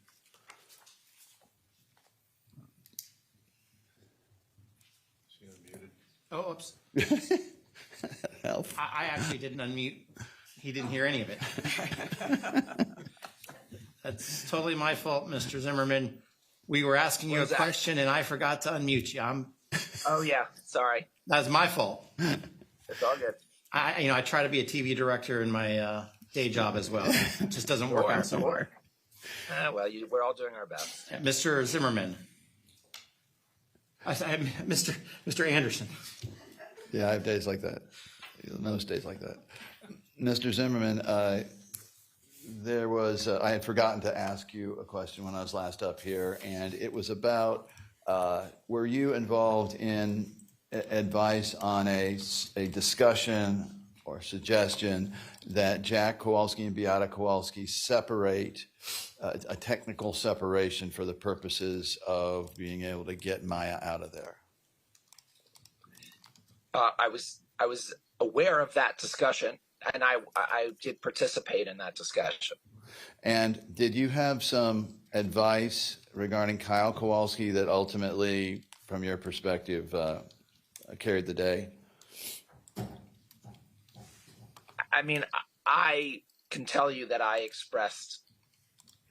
would best describe it as horror at the suggestion that these folks divorce to resolve this matter. That I can tell you. You know, they have another child. It didn't make any sense to me. It made me understand the desperation that this family was under, that they would even contemplate something like that. But my 2 cents, if you will, to the degree that I had any control over anything, was that conversation be shelved and never discussed again. I was very vehemently opposed to it. And so the jury understands that suggestion did not come from Jack and Beata. That came from one of the counsel. It did. Thank you, sir. Ms. Crowell, any follow-up? No, sir. And members of the jury, do you have any further questions? I don't see anyone writing, so I think that's a no. Okay, Mr. Zimmerman, at this time, you can continue sailing on to your next port of call. Thank you for being with us. Your Honor. Hold on a second. Tomorrow in Santorini. Hold on a second, Mr. Zimmerman. I did not want to release Mr. Zimmerman, although I do not believe that I'll need to, but if we are going to come back for that document, I'd like to. Okay, so Mr. Zimmerman, you're free to continue sailing today, but you might need to be called back, so please don't have any discussions about this case except for with the attorneys. Absolutely. Okay, Understood. have a good day. You're free to go today. Thank you, Judge. Take care. Okay. Members of the jury, we're going to take a morning break at this time. Please do not discuss this case amongst yourselves. Do not do any investigation and receive no information. And let's try to be back in about 10 to 15 minutes.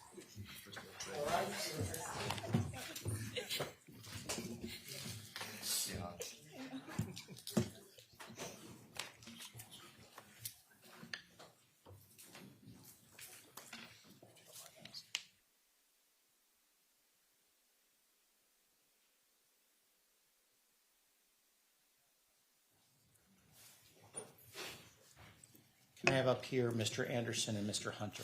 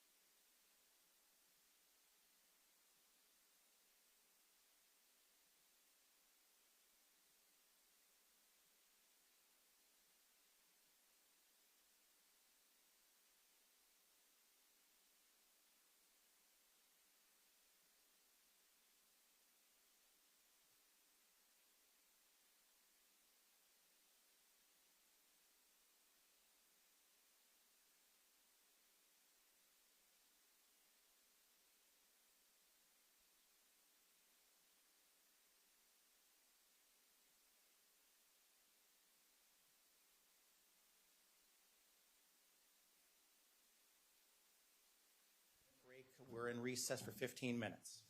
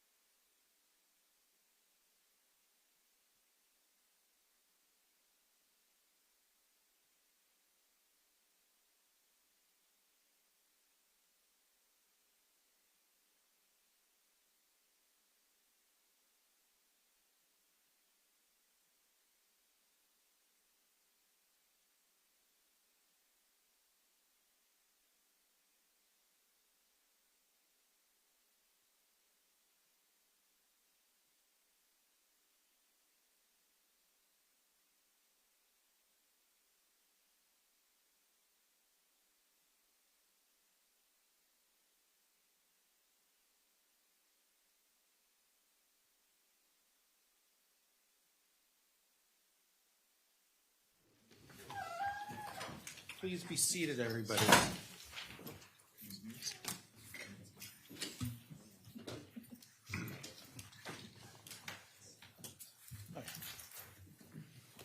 I need to reconfigure the Zoom here.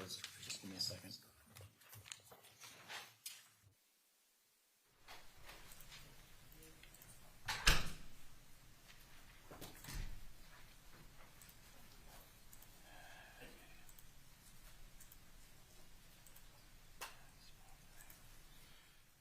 I think we're good now. Are there any issues we need to address at this time? Judge, I don't know if there's an instruction for it, but are we gonna, you'll handle explaining the interpreter and all that? I don't need to touch any of that. The answer is yes, there's an instruction. The clerk will swear the interpreter in front of the jury. There is instruction 202.5, which tells the jury to be, to basically take the language of the interpreter as given in English as the official interpretation. In case, some folks on the jury speak Spanish, and if there's some slight variant, we need to make sure that all jurors have the same. Now, there was a discussion by Mr. Whitney earlier today that talked about starting in English and then transferring over into Spanish on the hospital and medical terms. Yes, Your Honor, and Dr. Cantu is prepared to indicate when he'd like that to occur. The interpreter is aware of that arrangement, and I told defense counsel about it this morning. I think it's okay, Judge. We kind of did that in his deposition. If there's a problem that arises, we'll I'll ask to approach that. Okay. And just to choreograph this, when the jury comes back in, I'm going to have the interpreter come be sworn in the presence of the jury, and I'm going to explain. The next witness is going to start in English, but when the more technical terms are starting to be used, we'll switch into Spanish, and we'll use the interpreter at that point, and then I'll give the interpreter instruction. That'll work. Anything else? Okay, then let's bring in. Let Deputy Coley know that we can bring in the jury when the jury is ready.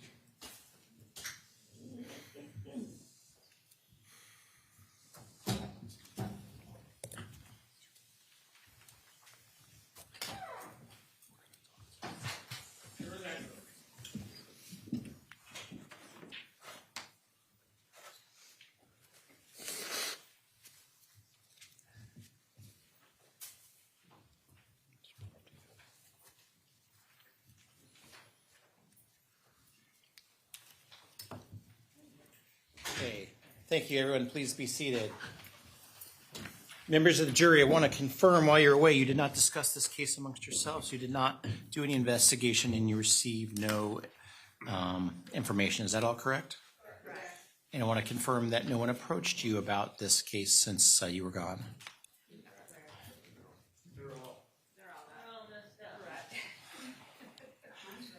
Okay. Well, let's make sure you get your own notes.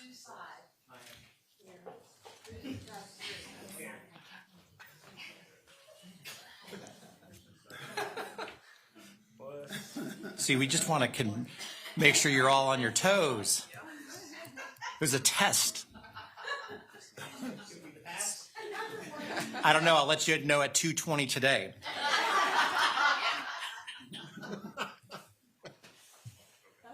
Okay. Does everyone have their own notes at this point in time? And just to let y'all know, we do have more pads, so if you feel like you need more pads, just let Deputy Coley know, and my assistant can make sure you get more pads. Okay. Now, members of the jury, some witnesses in this case, including this next witness, may need the services of a Spanish interpreter. The evidence you are to consider is only provided through the official court interpreters. Although some of you may know Spanish, it's important that all jurors consider the same evidence. Therefore, you must accept the English interpretation. You must disregard any different meaning. If, however, during the testimony there is a question as to the accuracy of the English interpretation, you should bring this to my attention immediately by raising your hand. You should not ask your question or make any comment about the interpretation in the presence of other jurors, or otherwise share your question or concern with any of them. I will take steps to see if your question can be answered and any discrepancy resolved. If, however, after such efforts a discrepancy remains, I emphasize that you must rely upon the official English interpretation as provided by the court interpreter and disregard any contrary interpretation. So, we're going to have a Spanish interpreter come up. The clerk is going to swear the interpreter in. Now, the next witness will actually be testifying in English, but when we get to some more of the medical or technical terms, we'll split or we'll then go into Spanish. So part of it's going to be in English, and then we'll go into Spanish. So with that, Mr. Anderson, actually, I bring the interpreter down. Good morning, Your Honor. Members of the board. You just stand here, face the clerk, and raise your hand. Do you solemnly swear or affirm that you will make a true interpretation of the questions asked and the answers given, and that you will make a true translation into English of any writing which you are required by your duties to decipher or translate? Yes, I do. And we have a nice little chair for you up here. And Mr. Anderson, now, if you could call your next witness. Yes, Your Honor. Plaintiff's call Dr. Fernando Cantu Flores.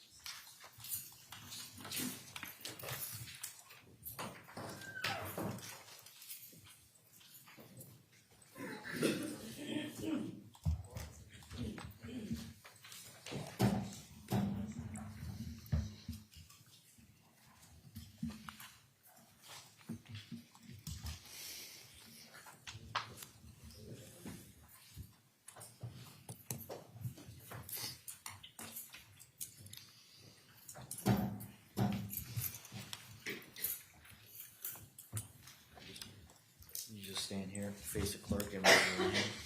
Do you solemnly swear or affirm the testimony you're about to give will be the truth, the whole truth, and nothing but the truth? Yes. All right, right this way, sir.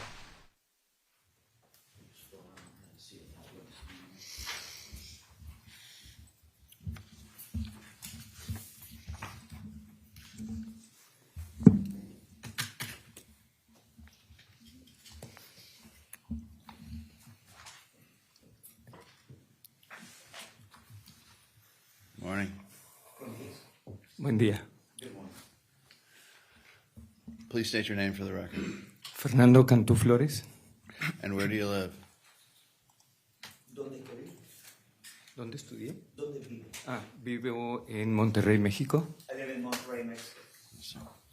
And have you flown up here from Monterrey, Mexico to testify in this case as Maya Kowalski's treating physician?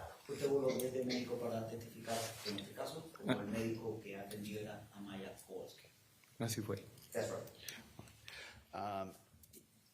And what are your areas of practice and specialization? I am an anesthesiologist, and my subspecialty is pain management and pediatric anesthesia. Doctor, I'd like to, may I refer to you that as doctor? Quisiera referirme entonces a usted como doctor. Sure. Can you give the jury the benefit of your background, training, and experience, including your specializations, towards rendering any opinions here today? Sure. I start my medical school in Monterrey, Mexico, at the Universidad Autónoma de Nuevo León. That's what it is called.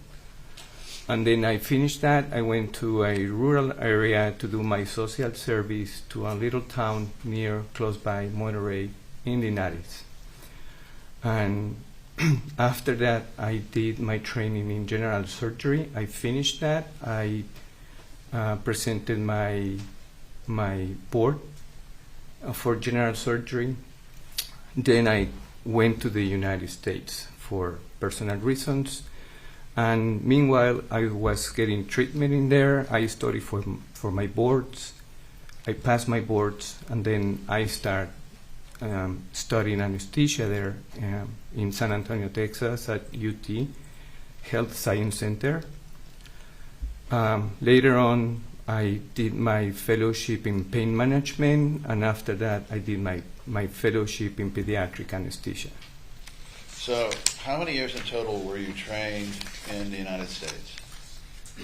It was 1 general surgery, 3 anesthesia, 6 years.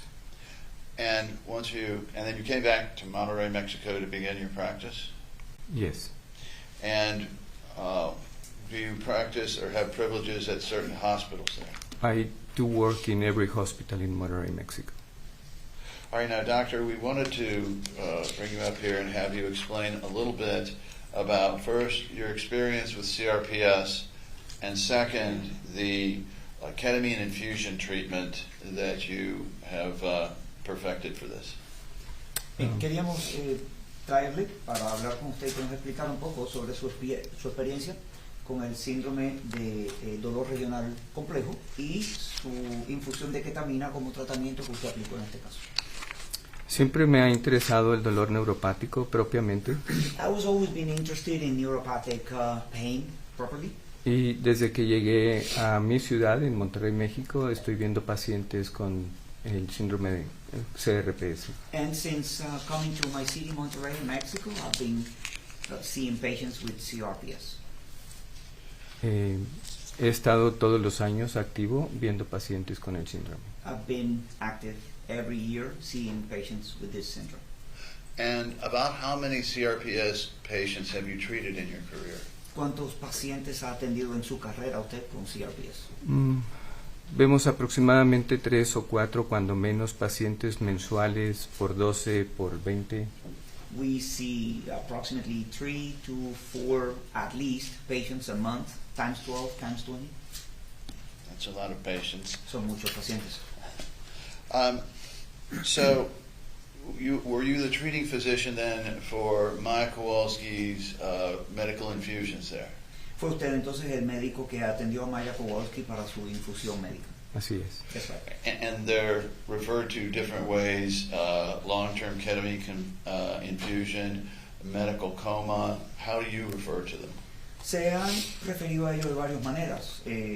Infusión de ketamina a largo plazo, coma médico, ¿cómo lo refiere usted?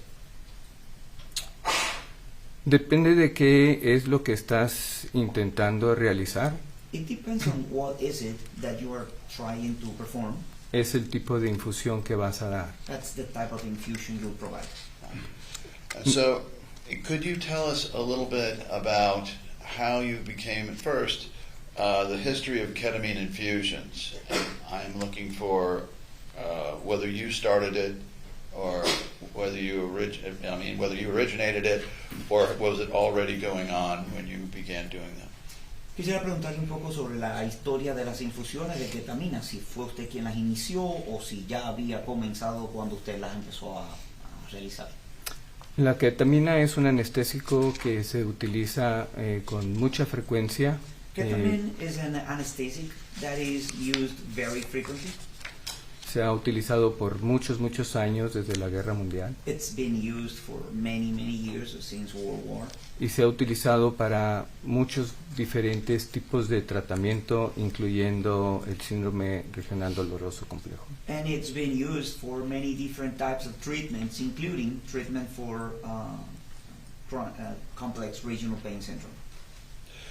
And so, how did the idea of a very long-term infusion come to you?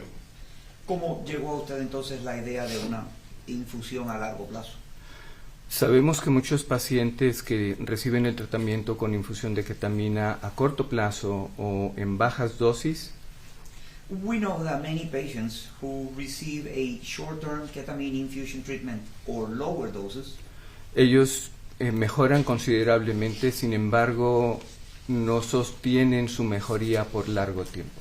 they improve considerably. However, they do not sustain their improvement in the long term. And so, how does this treatment work as opposed to a series of lesser infusions? ¿Cómo funciona entonces este tratamiento en contraste con una serie de infusiones menores? Porque tratamos de mantener los niveles séricos de la ketamina dentro del organismo en una forma estable. Let the interpreter clarify los niveles que. Los niveles séricos, niveles en sangre Okay. de la ketamina en forma continua. Because we try to keep ketamine levels in blood stable in a continuous manner. And what effect does that have on the neuropathic ways between the nerves and the brain that may be a cause of the ketamine pain? ¿Qué efectos tiene esto en las vías neuropáticas entre los nervios y el cerebro que pueda ser una manera, o sea, un efecto de la ketamina? Sí, para entender esto es necesario hablar de cómo nosotros registramos el dolor en nuestro cerebro. Yes, to understand this, we need to talk about how we register pain in our brain. Cuando una persona tiene un accidente, When a person has a certain accident, puede ser un martillazo, puede ser una herida, puede ser una cirugía, puede ser un esguince. whether a hitting with a hammer or a wound or a surgery or having a strained joint, En el sitio donde se produce la lesión hay una inflamación neurogénica. the area where the lesion is produced, there is a neurogenic inflammation that occurs. Esto significa que estos mediadores de la inflamación alteran los nervios This means that these mediators of the inflammation upset the nerves, y estos nervios van hacia la médula espinal y al cerebro y se unen a receptores. and these nerves go into the medial cord and the brain and join receptors. Cuando esto sucede en forma normal, se estimulan los receptores AMPA, así se llaman, AMPA. When this happens in a normal manner, the AMPA, that's what they are called, AMPA receptors, are stimulated. Una vez el cerebro lo registra, manda señales de inhibición del dolor y el dolor termina. Once the brain registers that, sends out pain inhibition signals, and the pain ceases. Cuando estos estímulos se encuentran disparando continuamente, When these stimuli are triggered continuously, otro tipo de receptores entran en juego. another type of receptors come to play. Estos receptores se llaman NMDA These are called NMDA receptors. y estos provocan cambios en el cerebro y provocan una plasticidad en el sistema nervioso And central. these cause changes in the brain and a certain plasticity in the nervous system. La ketamina es un potente antagonista de los receptores NMDA. Ketamine is a powerful antagonist of NMDA receptors. And so, could we call this resetting the brain? ¿Pudiéramos llamar a esto como un reformateo del cerebro? Básicamente estamos haciendo un reseteo del cerebro para inhibir esos estímulos y esos cambios centrales. Basically, that's what we're doing, resetting the brain to inhibiting those stimuli and those central changes. And have you either started or participated in studies about how this works? ¿Y usted empezó o participó en estudios sobre cómo esto funciona? El principal estudio en el que participé fue junto con el Dr. Kirkpatrick en el procedimiento del coma con ketamina.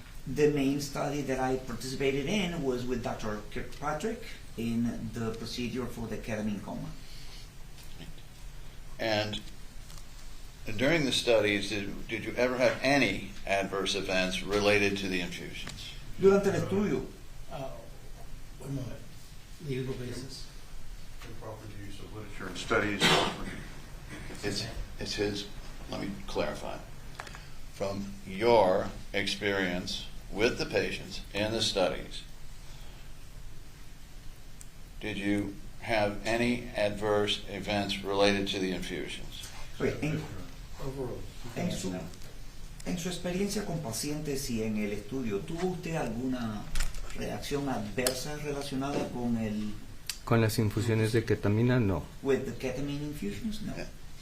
And so there has been some discussion here about warnings of this procedure as a 50% chance of death.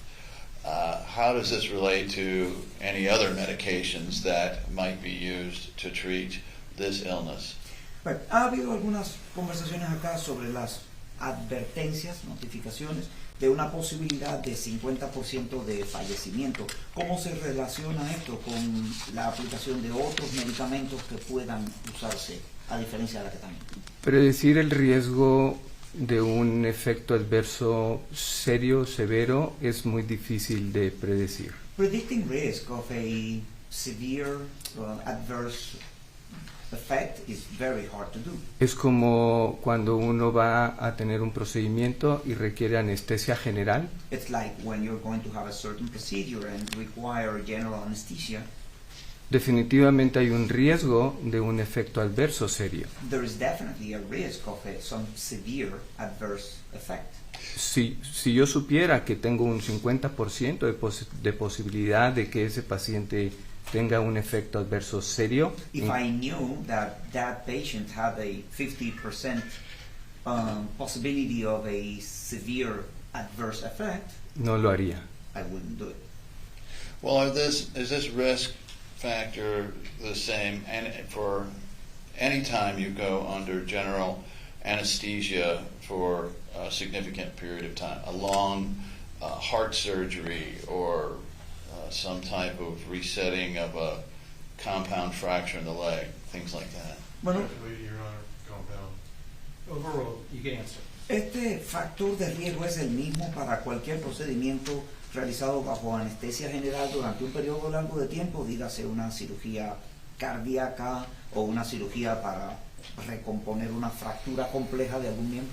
Si comparamos a las dos personas y son de la misma, si gozan de la misma salud, sí. If we compare two people that enjoy the same health conditions, yeah. And so are there some people that you reject for the ketamine coma treatment because of prior problems, medical history? ¿Hay alguna persona que rechace usted para el procedimiento del coma por ketamina debido a problemas previos de salud?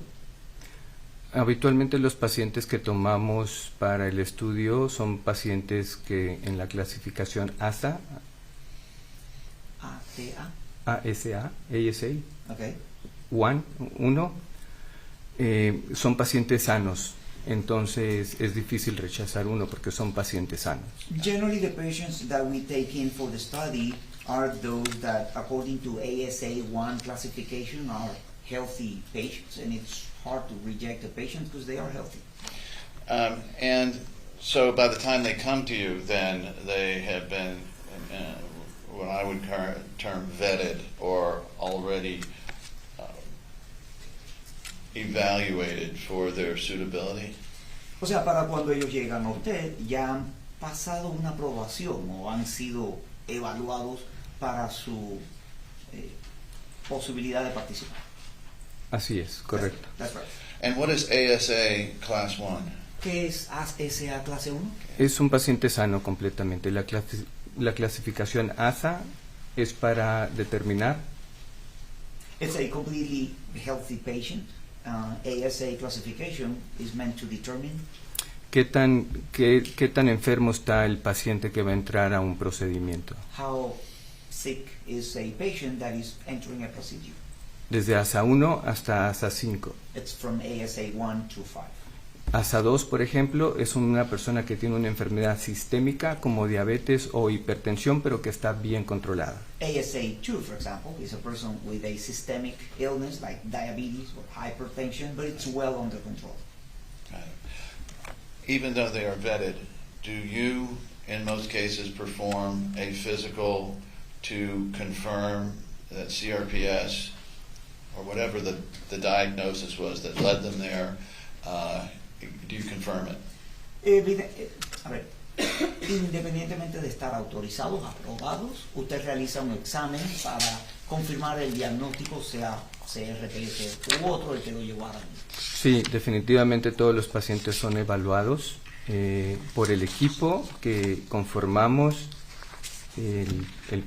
conformamos para realizar el procedimiento. Yes, definitely. All patients are evaluated by the team that we make up to perform the procedure. That brings up a good point. Can you describe to the jury the number of medical professionals that are involved in treating each medical ketamine long-term treatment or ketamine coma, whatever you want to call it? Eso me lleva a un punto importante. ¿Puede describir usted para el jurado la cantidad de profesionales médicos que componen cada equipo, o sea, que componen el equipo para cada tratamiento de coma por ketamina? Para este estudio específicamente, For this study specifically, lo que hice fue conformar un equipo formado por un médico de cuidados intensivos, what I did was to put together a team made up of one doctor of intensive care, otro médico que es anestesiólogo con especialidad en Estados Unidos de cardioanestesia, another doctor who is an anesthesiologist with U.S. experience in cardioanesthesia, otro médico que es anestesiólogo, que es colega mío y que él hizo cuidados intensivos de adultos, another doctor who is an anesthesiologist and a colleague of mine who did intensive care in adults, y yo. And me. Para pacientes pediátricos, Now, for pediatric patients, le sumamos al equipo un médico que es especialista en cuidados intensivos pediátricos, we add to the team a doctor who is a specialist in intensive care, in pediatric intensive care, el cual se entrenó en Texas Children's Hospital en Houston. who trained at the Texas Children's Hospital in Houston. Y teníamos otro médico que es especialista en cuidados intensivos pediátricos. And we had another doctor who is a specialist in pediatric intensive care. So, for pediatric patients, then, by my count, you have 5 or 6 specialists involved in the evaluation and procedure. Entonces, según mi cuenta, para pacientes pediátricos usted tiene de 5 a 6 especialistas involucrados en la evaluación y el procedimiento. De esa forma podemos estar 24 horas continuas al pendiente de los pacientes. That way we can be continuously 24 hours attentive to the patient. So, at all times then, would Maya have a doctor specializing in this care to monitor and make sure that she stays safe? O sea, en todo momento Maya tendría un médico especializado en estos cuidados para monitorearla y asegurarse de que estuviera a salvo. Correcto. So now, are these performed in an outpatient setting, or is this done in the hospital? Ahora, ¿esto se hace de modo ambulatorio o se hace en un hospital? Tiene que ser en un hospital. It has to be in a hospital. And so, I want to get a little more into this on the monitoring side. Are you continuously monitoring those signs, body symptoms that would tell you in advance if the patient was getting in trouble? Liver enzymes, things like that. Con respecto a la parte del monitoreo, quería confirmar que están ustedes continuamente entonces monitoreando las señales vitales y síntomas que puedan por adelantado indicarle que el paciente tiene algún problema, las enzimas del hígado y demás. Sí, definitivamente tomamos exámenes día con día durante todos los días que el paciente está bajo el tratamiento de la ketamina. Yes, Tomamos una... Definitely we take samples day per day as long as the patient is under the ketamine treatment. Antes de que ellos duerman, les tomamos una radiografía de tórax, radiografía de abdomen. Before they go to sleep, we take a thoracic and abdominal X-ray. Exámenes de sangre para ver la función general de médula ósea, hemoglobina, Blood función works. renal, función hepática. Blood work to check the general body functioning. Y Médula ósea. Let the interpreter clarify. Médula ósea, la lista que mencionó. sí, lo podemos obviar, lo de la médula ósea. La producción de hemoglobina. In general, the production of globulin. Médula ósea means bone marrow. Bone So, todos los días tomamos exámenes de sangre, todos los días tomamos radiografías de tórax, todos los días tomamos radiografías de abdomen para saber que todo está en orden. So every day we take blood works, we take thoracic X-rays, abdominal X-rays to make sure everything is in good order. And then if you saw, for instance, that the patient was showing any signs, any symptoms from the blood work or blood gases, I guess, can you bring the patient out of the medical coma fairly quickly? Si en algún momento detectan ustedes síntomas o señales en el paciente mediante los análisis de sangre y demás alarmantes, ¿pueden ustedes sacar al paciente del coma? En cualquier momento detenemos todas las infusiones. At any time we can stop all the infusions. Now, tell us about how you met Maya, Jack, and Beata first time. Díganos cómo conoció usted a Maya, Jack, Beata y el hijo. Ellos fueron evaluados por el Dr. Kirkpatrick y el Dr. Kirkpatrick los refiere a Monterrey con nosotros. They were evaluated by Dr. Kirkpatrick and he referred them to Monterrey with us.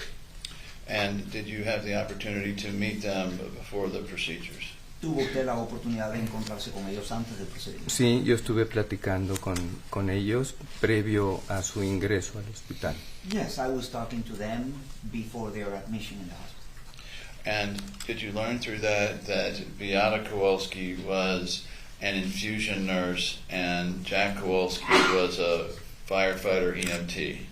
Y a través de ellos supo usted que Beata Kowalski era enfermera de infusiones y que Jack era bombero con entrenamiento en emergencias médicas. Correcto. Correcto. So, how is their level, particularly Beata's level of medical knowledge compared to the average patient, parent coming in? ¿Cómo era el conocimiento médico de ellos, particularmente el de Beata Kowalski, comparado con el conocimiento médico del paciente promedio? Pues es superior. En el momento en que los conocí, ella hacía preguntas muy específicas y detalladas acerca del padecimiento, acerca del tratamiento. Well, it was superior. At the time I met them, she would ask very detailed and specific questions about the illness, about the treatment. Okay. And so through, was it soon thereafter that you conducted then your own independent examination of Maya to confirm the CRPS diagnosis? Entonces fue poco después de esto que realizó usted su examen y evaluación independiente en Maya Kowalski para confirmar el diagnóstico de CRPS. Sí, particularmente en ella se hizo una historia clínica verbal de primera instancia. Yes, particularly in her, we did a first instance medical history verbally. Mm-hmm. Y los médicos, los pacientes que sufren distrofia CRPS tienen una intensidad más arriba de lo normal de dolor. And patients who suffer from dystrophy and CRPS, they have an intensity of pain way above the normal. And so was he able to confirm through the symptoms and signs that he noted that this was indeed CRPS? ¿Pudo usted entonces confirmar a través de las señales y síntomas que notó que era un diagnóstico válido de CRPS? Definitivamente. Definitely. And so you don't just take the word of the referring doctor down to you, you then look beyond that to see, confirm your own? O sea, usted no simplemente toma la palabra del médico que le refiere al paciente a usted, sino que además de eso realiza su evaluación propia. En todos los pacientes. In all patients. Let's talk about the course of Maya's treatment. Can you explain the process of this ketamine treatment? Hablemos del curso de tratamiento de Maya. ¿Puede explicarnos usted el proceso de esta infusión de ketamina? Después de que son evaluados por los médicos internistas, por los médicos intensivistas y por nosotros mismos, ellos van a cuidados intensivos. After being evaluated by the internist doctors, intensive care doctors, and ourselves, they go to the ICU. They go to the ICU. So there has been some discussion about during the course of one of the, strike that, how many procedures did she have in the first round? Bien, ¿cuántos procedimientos tuvo ella en la primera ronda? ¿Cuántos procedimientos particularmente Maya en su estancia? How many procedures Maya particularly during her stay? That was a bad question. How long was the first procedure? Fue una mala pregunta. ¿Cuánto duró el primer procedimiento? El procedimiento de la coma con ketamina dura 5 días estando en infusión continua. The ketamine coma procedure lasts 5 days being on continuous infusion. Después paramos las infusiones, dejamos despertar a los pacientes. Then we stop the infusions, allow the patients to wake up. Una vez despiertos, los extubamos. Once awake, we remove their tubing. Pasan a piso general. They move to general floor. Y después a casa. And then home. Now, I understand that, I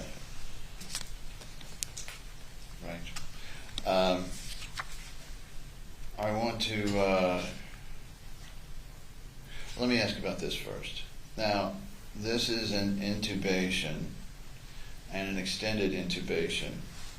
Are there some issues such as localized fungal infections, different bronchial issues that can come up with an extended intubation like this? A ver, hablemos de esto. Esta es una intubación extendida. ¿Hay algún problema que pueda darse con infecciones localizadas por hongos o diferentes problemas branquiales al resultado de esto? Todos los pacientes que tienen una intubación prolongada All patients that have a prolonged intubation tienen cierta predisposición a ser colonizados con este tipo de infecciones. have a certain predisposition to be colonized by this type of infection. Eso no significa que tengan la enfermedad propiamente. This doesn't mean, though, that they have, as such, the illness. And do these respond quickly to antibiotic? ¿Y estos responden rápidamente a los antibióticos? Así es. That's right. So I'd like to show you some photographs here and see if you recall. All right, I won't use these. Okay, let's put up 2529-61, and we're putting this up. I believe these involve the pre and during ketamine infusion. Vamos a mostrarle estas imágenes en pantalla que creo que son previas y durante la infusión de ketamina. Now, the question I have is, we are looking at Maya's lower leg, ankle, and feet. La pregunta que tengo es, estamos viendo los pies, tobillo y la parte inferior de las piernas de Maya. And is the child under general anesthesia at this point? En este punto, ¿la niña está bajo anestesia general? Sí. Yes. And under general anesthesia, does the child have any ability to control her limbs so as to force them or keep them in a certain position? Bajo anestesia general, ¿el paciente tiene alguna capacidad de forzar sus miembros o de obligarlos a mantenerse en una posición particular? Ninguna. No. So what does this tell you then? What do her feet display significant to CRPS? ¿Qué muestran los pies en esta imagen que es significativo para CRPS? Es un signo positivo para CRPS porque los pacientes con CRPS It's a positive sign for CRPS because patients with CRPS pueden tener lo que nosotros llamamos distonias can have what we call dystonia o tremores. or tremors. Esto significa que los pacientes tienen cierta contractura de las diferentes extremidades o tienen movimientos no voluntarios. This means that the patients exhibit certain contractions of their limbs or have these type of tremors or shaking movements which are involuntary. And so in this situation, would there be any way for Maya to fake or try to enhance that position in her feet, or is that totally involuntary now? En este caso, ¿habría alguna posibilidad de que Maya pudiera fingir esa posición o obligarse a llevar esa posición, o es totalmente involuntaria? Totalmente involuntaria bajo anestesia general. Totally involuntary under general anesthesia. Let's look at 2529-057. All right. Now, does this fairly and accurately depict Maya participating in one of these procedures? Bien, muestra esta foto debidamente a Maya participando en uno de estos procedimientos. Sí. Yes. And the equipment around her, can you tell us just generally, not too specific, but generally what all that is in terms of monitoring Maya? El equipo a su alrededor, puede decirnos usted en términos generales o específicamente como pueda, qué es cada uno con relación al monitoreo de Maya.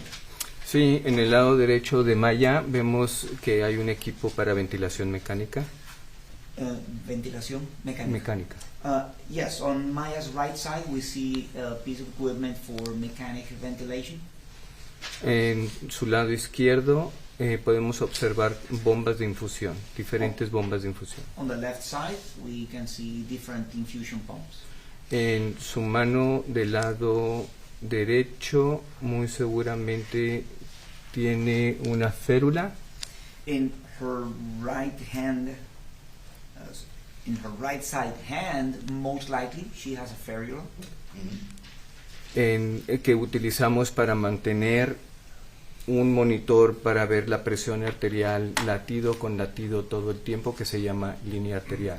Which we use to see the blood pressure and heartbeat minute per minute, beat by beat, which is called, ¿qué se llama cómo? Línea arterial line. Arterial line. Del otro lado, habitualmente no creo que se observe bien aquí. Tenemos un catéter en la vena cava. On the other side, I don't believe it's very well visible here, but you usually have a catheter on the cava vein. Que utilizamos para dar las infusiones de una manera efectiva y segura. That we use to provide the infusions in an effective and safe way. I would like the doctor to focus in on Maya's forearm near us above what looks like the tube there. Now, there's a red line and a dot above that. During your examination, did you note these as CRPS lesions? Bien, quisiera que dirija su atención al antebrazo de Maya encima de los dispositivos que hay. Hay una línea roja y un punto. Durante su examen de Maya, ¿notó usted estas como lesiones de producto del CRPS? Sí, estas son lesiones típicas de CRPS, también las tenía en sus extremidades inferiores. Yes, these are typical lesions from CRPS. She also had them in her lower limbs. Como las hemos visto en muchos otros pacientes. Just like we have seen them in many other patients. I want to ask you now, Doctor, before we get into how Maya did, have you had physicians, either referring physicians or say the patient's pediatric or physician if they're a child or internist if they're an adult, call you to explain how this procedure works so that they can advise and I guess you would say if they had another view of it, protect their patient? Antes de que hablemos sobre cómo le fue a Maya, permítame preguntarle, ¿ha tenido usted internistas en el caso de adultos o pediatras en el caso de menores que le llamen a usted para preguntarle cómo funciona este procedimiento de modo que ellos puedan atender mejor a sus pacientes o salvaguardar su seguridad? Sí, este tipo de preguntas son frecuentes. Yes, that type of questions are frequent. Right. And so had, for instance, in this circumstance, Johns Hopkins called you if worried about this procedure, would you have given them all of the information this jury has received? Bueno, what, if anything, do you tell those that call and inquire, basically? Básicamente, ¿qué le dice usted a los que llaman y preguntan? Sí, les dice. Les digo que es un procedimiento que definitivamente cambia la calidad de vida de los pacientes. I tell them it's definitely a procedure that changes the patient's life quality. Y que hasta cierto punto en los pacientes que habíamos tenido ha sido seguro.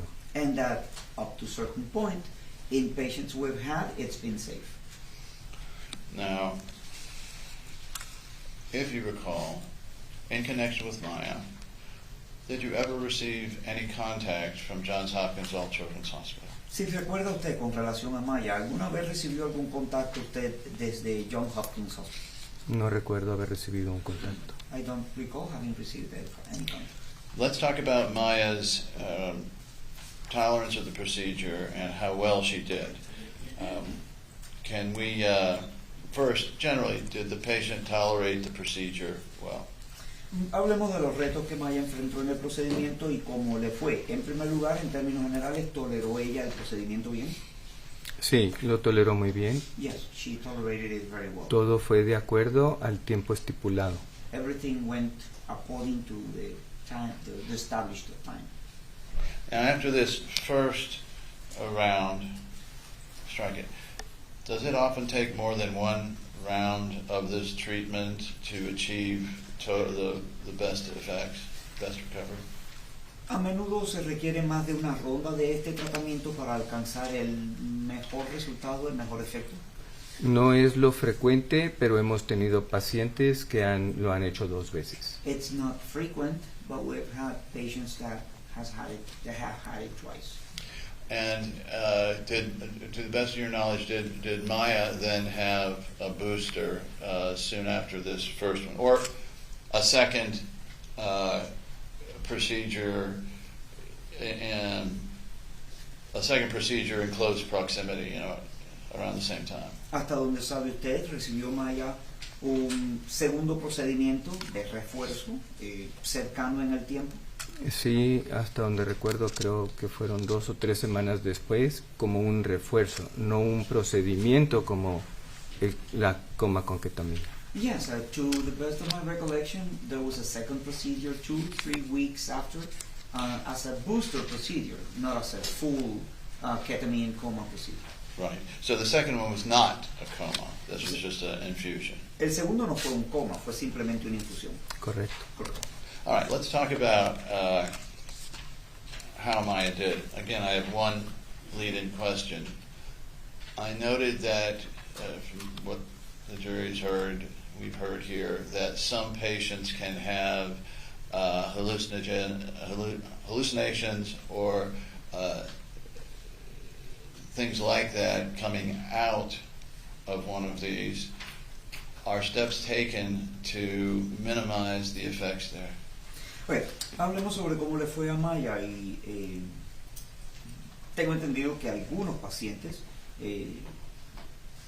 sufren de algunas alucinaciones o efectos similares al salir de este procedimiento. ¿Hay pasos que se toman para minimizar esto? Sí, así es. La ketamina es un anestésico dentro de la clasificación de los alucinógenos. Yes, that's right. Ketamine is an anesthetic within the classification of hallucinogens. Con el tiempo aprendimos que With time we learned that si nosotros esperábamos 24 horas más después de haber terminado las infusiones, if we waited 24 hours more after having finished the infusions para extubarlos de una manera segura, to safely extubate them, entonces tenían un mejor despertar. then they had a better process of waking up. So now let's talk about how Maya did on these. Hablemos entonces sobre cómo le fue a Maya en esto. Did you conduct an examination of her post procedures? ¿Realizó usted un examen de ella posterior al procedimiento? Así es. That's right. How was her dystonia? ¿Cómo estaba la distonia de ella? Casi resuelta prácticamente. Almost resolved practically. And after the procedure, well, first, when she came in, was she having difficulty sitting upright? And after the procedure, could she sit upright?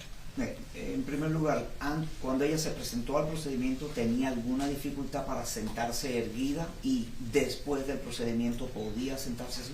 Sí la tenía, y después del procedimiento incluso ella visitaba a otros pacientes que estaban en el mismo hospital, en otras habitaciones, en silla de ruedas. Yes, she did have it, and even after the procedure, she would even visit all the patients that were in the hospital in similar procedures in her wheelchair.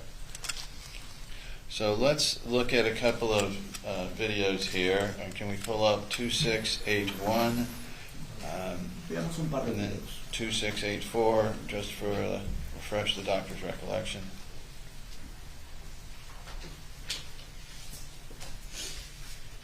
Veamos un par de videos para ayudarle a recordar. So there's some movement there a little bit. Hay un poco de movimiento allí. Correcto. Correct. Is that unusual? No es inusual. No es inusual. It's not unusual.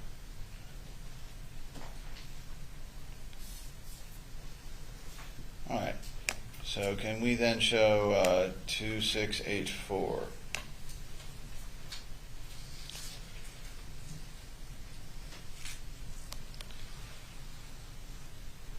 And doctor, I'll ask you to take a look at her ankles by this point. Le voy a pedir que se fije en los tobillos.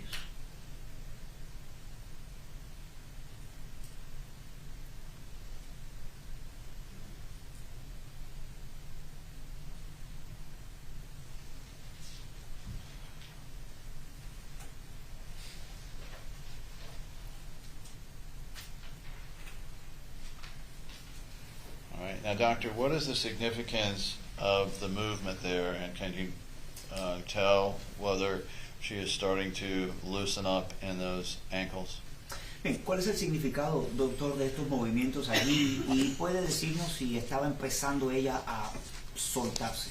Tenía un poco de movimiento en su lado derecho de una forma activa. She had a little movement on her right side in an active manner. Y su lado izquierdo aparenta estar con menos tonicidad en la distonia que tenía. And her left side looks like it has less tonicity in the dystonia that she had. And is that the goal, to gradually reduce those tight tendons that hold it in place? Ese es el objetivo, gradualmente reducir esa tensión en esos tendones. Es una parte de los objetivos, definitivamente. That's one part of the effects, definitely. All right. So when Maya woke up, Were her parents there? Cuando Maya Let's strike that. I don't want to talk about that. I want to talk about how she did after the booster. No, I want to go back and say after Maya got out of the ketamine intubation procedure, how was her mood? How was her affect? Was she smiling? Was she in good spirits? Or was she down or depressed? Hablemos de cuando ella salió del proceso de extubación. ¿Estaba ella de buen estado de ánimo, sonriente, alegre, o estaba decaída, deprimida? Cuando salió. When she came out? Yes. Okay. No, ella poco a poco fue recuperando su conciencia normal.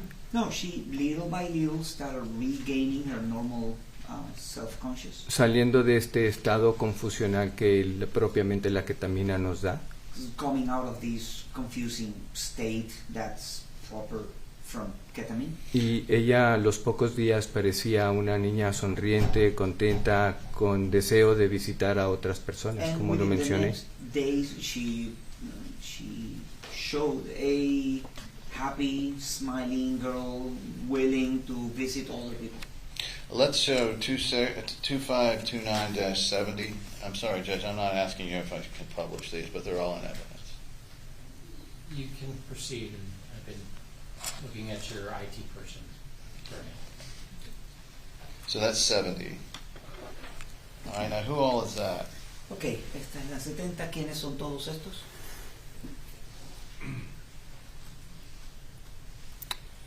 Puedo reconocer a Beata, puedo reconocer a Maya, tengo un poco de dificultad para reconocer a las otras dos personas. I can recognize Beata and Maya, but I have some difficulties recognizing the two other people.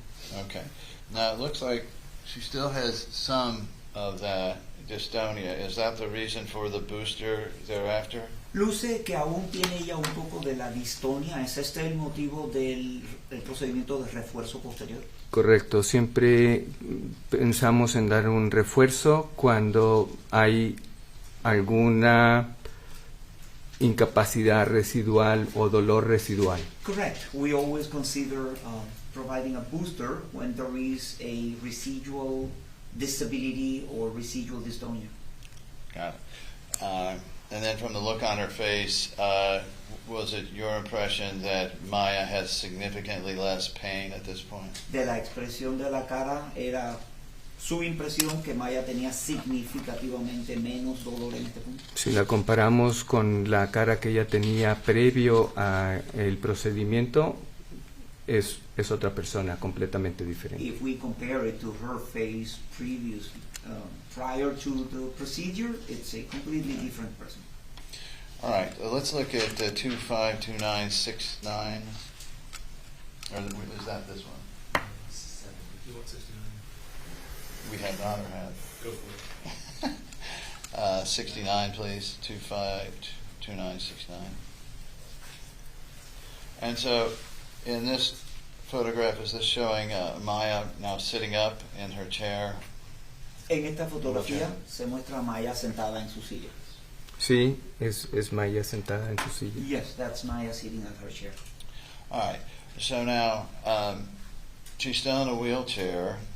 Following, is this a cure for CRPS or a treatment of symptoms? Okay.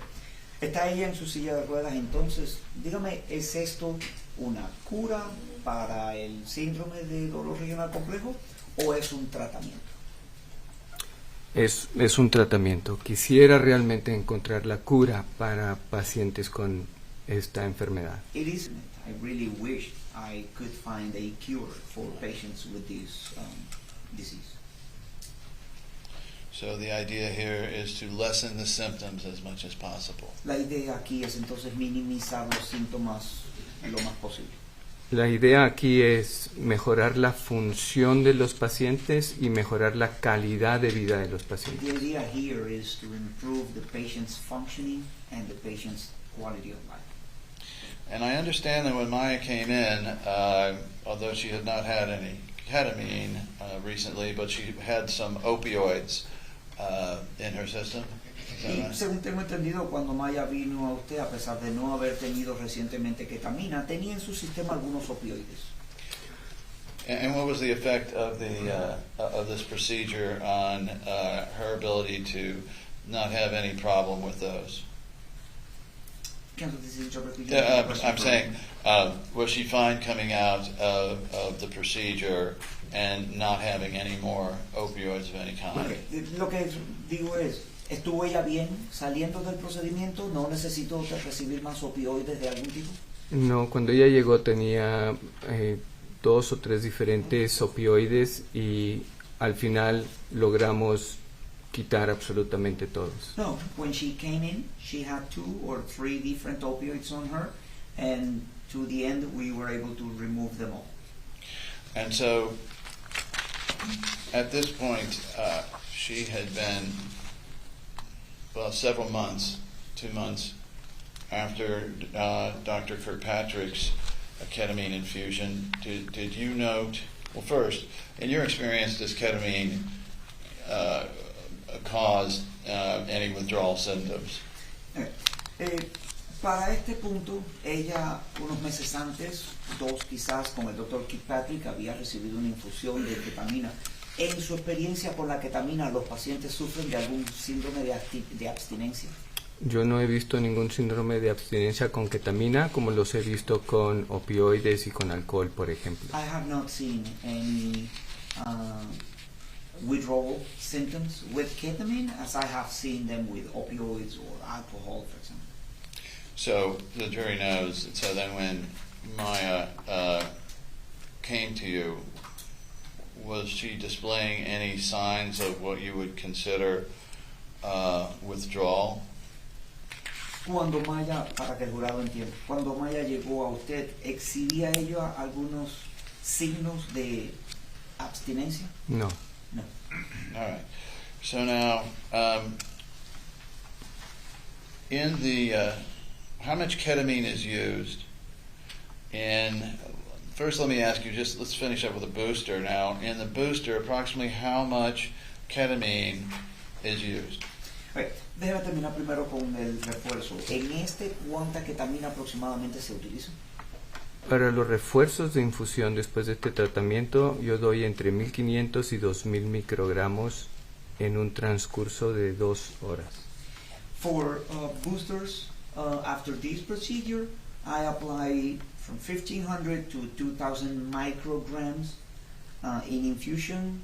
¿En qué periodo, perdón? En 2 horas. In a period of time, 2 hours. Por 3 a 5 infusiones. And on 3 to 5 infusions. Now, Maya was awake for the entire time of the booster? Maya estuvo despierta durante todo el proceso del refuerzo. Estuvo sedada, pero sin necesidad de ningún apoyo. She was sedated, but without any need for any support. Just out of curiosity, when you were starting out in the study of this, did you use placebos at any point to confirm it was the ketamine and not the placebo effect? Okay. Solo como curiosidad, cuando empezó usted con estos procedimientos, ¿usó usted algún tipo de placebo para verificar que fuera la ketamina y no el efecto placebo? La respuesta corta es no. The short answer is no. Okay. So, based on your experience with patients like Maya now, do they regularly need these kind of boosters as the symptoms rise and fall? I'm sorry, as the symptoms. Ketamine. Do they require ketamine boosters following his procedures, say in the next 6 months, year, however long, 2 years, as their symptoms rise and fall? En su experiencia con pacientes como Maya, ellos necesitan regularmente este tipo de refuerzos de ketamina en un periodo 6 meses, un año, según sus síntomas vayan manifestándose. Es muy frecuente, es muy común que los pacientes con una historia larga de distrofia de CRPS It is very common that patients with a long history of dystrophy, of CRPS, necesiten este tipo de refuerzos. need these type of boosters. Now, in your experience, is there such thing as generalized CRPS, or can it only be in the limbs? In this case, lower limbs. En su experiencia, ¿hay algún tipo de CRPS generalizado o puede ser mayormente en las extremidades, en este caso las inferiores? Debido a lo que explicamos en un principio, Well, given what we explained early on at the beginning acerca de la plasticidad del sistema nervioso central, regarding the plasticity of the central nervous system, no hay duda que el CRPS se puede propagar there's no doubt that CRPS can propagate a otras áreas del cuerpo de diferentes formas. to other areas of the body in different ways. And so, in Maya's first round of treatment, in her first episode of CRPS, she had a relapse and then a cessation. That means they stopped all the ketamine treatments before her series was finished. Can you tell the jury whether stopping treatment before it has completed its elasticity change, or what was the term, the resetting of the brain, whether this will cause her more problems? Objection, Your Honor. I frankly don't understand the question. It's compound, vague, and troublesome. I think you need to Sure. clean up that question. It only had about 50 words in it. So, if you stop the treatment before the brain fully resets, A ver, si se interrumpe el tratamiento antes de que el cerebro completamente se resete, Sí lo entendí. as happened with Maya, what are the effects in terms of finishing the job? ¿cómo ha pasado con Maya? ¿Cuáles son los efectos en cuanto a terminar el trabajo? I object because I don't think that question reflects the evidence. It's the same. What was the problem? You said finish the treatment. Complete the series of ketamine infusions. O sea, completar la serie de infusiones de ketamina. If you interrupt the treatment with the ketamine before the brain resets, does this cause negative effects? Si se interrumpe el tratamiento con la ketamina antes de que el cerebro se resetee completamente, ¿causa esto efectos negativos? Pudiera, recordando que It could, remembering that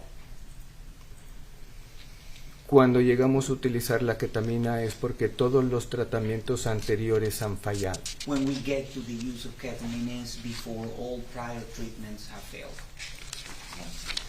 Now, have you seen in your career where severe mental stress or severe emotional stress can trigger a ketamine relapse? En su carrera, ¿ha visto usted que un estrés mental CRPS. severo un momento? Objection, I think he's referring to CRPS relapse. Would you re-ask it? A CRPS relapse I'm talking about. Me refiero a un relapse, una recaída en el CRPS. ¿Ha visto en su carrera que un estrés mental severo pueda causarlo? Es bien sabido que dentro del dolor existe la parte emocional. It is well known that within pain there exists an emotional part. Es parte de la definición de dolor. It's part of the definition of pain. Hay muchos estudios que demuestran There are many studies that demonstrate que ansiedad, that anxiety, coraje, enojo, anger, rage, depresión, depression incrementa la posibilidad de tener CRPS increase the possibility of having CRPS después de una fractura o una cirugía. after a fracture or surgery. The jury has or may hear that Maya has some significant psychological issues, including depression, clinical, and post-traumatic stress disorder. Al jurado se le ha presentado que Maya tenía algunas situaciones de depresión severa e incluido trastorno depresivo postraumático. Based on your clinical knowledge, then, would Maya, with those symptoms, as opposed to without them, be more likely to have more frequent and more painful CRPS relapses? En base a su conocimiento clínico, That's object, Your Honor. I'm trying to get a frame of reference as to when and what this is being based on. This is a predicate, Judge. I'm going to sustain, so why don't you re-ask with additional time frames?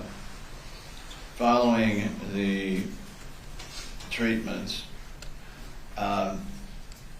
if Maya had added on to this CRPS and clinical depression, what effect would it have to a reasonable medical probability on Maya having more and or more severe and a more frequent CRPS episodes? okay.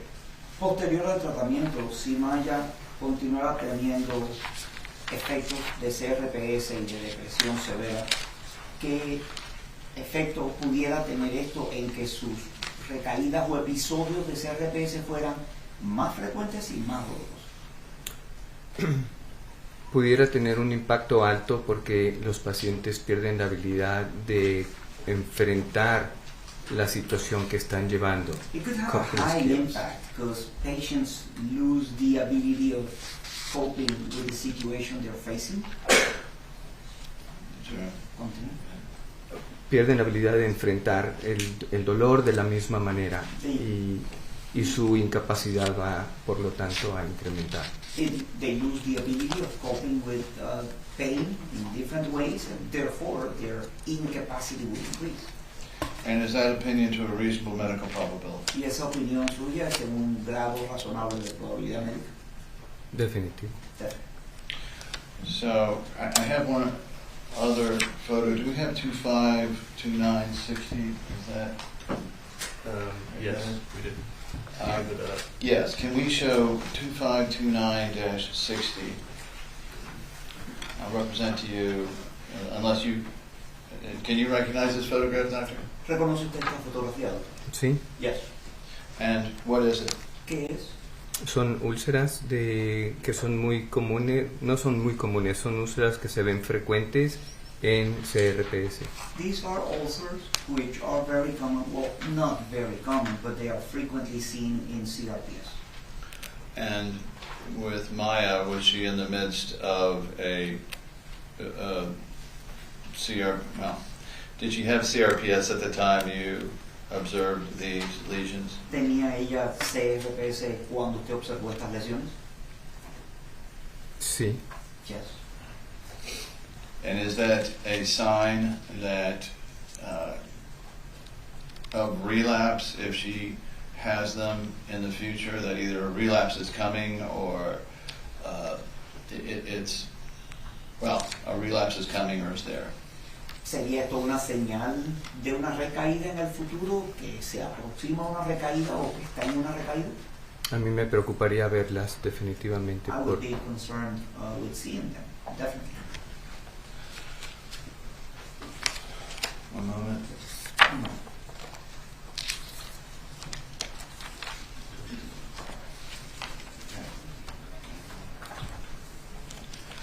Thank you, Doctor.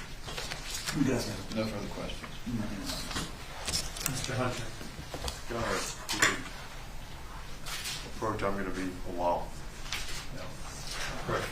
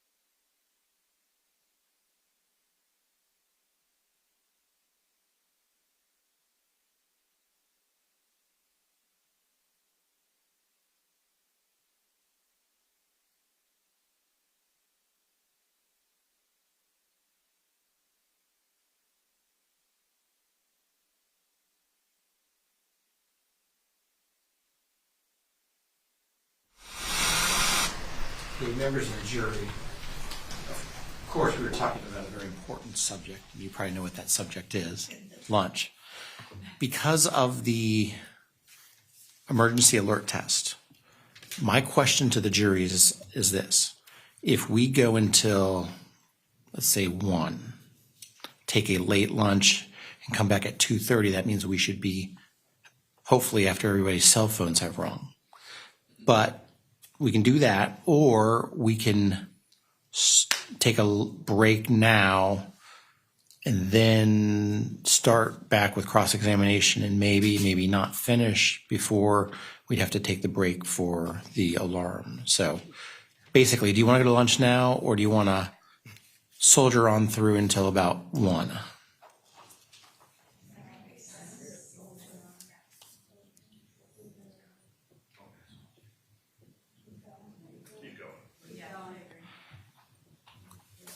Well, the consensus seems to be let's keep going. Madam Court Reporter, are you okay?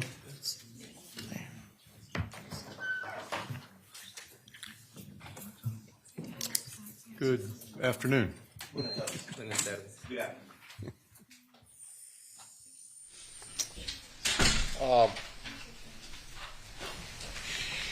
As I understand it, Dr. Cantu, you got this patient referred to you by Dr. Kirkpatrick, correct? Según entiendo, Dr. Cantú, a este paciente se lo refirió usted, el Dr. Kirkpatrick. Correct. Correct. And you told us earlier how many patients you see on average per month that have CRPS. Nos dijo anteriormente cuántos pacientes ve usted en promedio al mes que tienen CRPS. Up to this point, when you saw Ms. Kowalski by referral from Dr. Kirkpatrick, how many had you given the ketamine coma treatment to? Hasta este punto en que recibe usted a la señorita Kowalski referida por el Dr. Kirkpatrick, ¿cuántos pacientes habían sido administrados del coma por ketamina? Si bien recuerdo, empezamos en el 2007. If I recall correctly, we started in 2007. Correct. I understand. Correcto, entiendo. How many patients had you given it to? Ya, Correcto, entiendo. ¿A cuántos pacientes? para allá voy. That's where I'm going. Okay. En todos esos años, aproximadamente era 1 o 2 pacientes por mes. In all those years, it was approximately 1 or 2 patients per month. Muy seguramente fueron más de 25 pacientes. Most likely, it was more than 25 patients. ¿En coma por ketamina? Sí. Yeah. And was this the youngest patient you'd ever treated this way? ¿Y era esta la paciente más joven que hubiera tratado? Hasta donde recuerdo, sí. To my recollection, it was. Okay. Now, as I understand it, you were doing this on sort of a protocol basis, is that right? Ahora, hasta donde entiendo, usted hacía esto en base a un protocolo, ¿correcto? No, Sí, siempre seguíamos el mismo patrón. in other words, We always followed the same pattern. I'm sorry. I'm trying to get used to this. I'm sorry. So there's, to get into, to have the treatment, you were looking for certain boxes to get checked, right? O sea, para acceder al tratamiento, usted verificaba que las casillas quedaran marcadas. Sí. Yes. And one of those boxes was that the patient had CRPS over 80 to 90% of their body. Y una de estas casillas era que el paciente tuviera CRPS en 80 o 90% de su cuerpo. Correcto. Correcto. And one box was that they had to have failed all the other treatments. Y otra casilla era que ellos tenían que todos los otros tratamientos hubieran fracasado. Correcto. Correcto. And so, and that was because the coma is a sort of last resort, correct? Y esto porque el coma es una especie de último recurso. Correcto. Correcto. And that's because it is a high-risk procedure. Y esto es porque es un procedimiento de alto riesgo. Tiene un alto riesgo. It has a high risk. And you tell every patient that. Y usted se lo dice a cada paciente. Correcto. Correcto. And that's not just because of the ketamine, that's also because of the intubation. Y esto no es únicamente por la ketamina, sino también por la intubación. Así es. That's right. And the length of the intubation. Y la duración de la intubación. Correcto. Correcto. And the impact of ventilation for 5 days. Y el impacto a la ventilación por 5 días. Así es. That's right. And then the risk of infection from all of that. Y el riesgo de infecciones por todo esto. Así es. That's right. And then the effect of all the other drugs besides just ketamine. Y el efecto de todos los demás fármacos además de la ketamina. Sí. Right. Yes. And all of those risks are why you tell every patient Y son that todos, there is a 50% risk of death. son todos estos riesgos el motivo por el que le dice a los pacientes que hay un riesgo de muerte del 50%. Si yo supiera que es del 50%, no lo haría. If I knew it's 50%, I wouldn't do it. Okay. So there You is would, a- if you knew it was 50% for one patient, Si usted supiera que para un paciente era de 50%, para todos. for all of them. okay. Isn't it true that you caution all your patients that there is a 50% risk of death from this procedure? ¿No es cierto que usted le advierte a cada paciente que hay un riesgo de muerte del 50% en este procedimiento? Hay un alto riesgo, no un 50% precisamente. There's a high risk, not a 50% risk precisely. Excuse me, Mr. Wong. Permítame.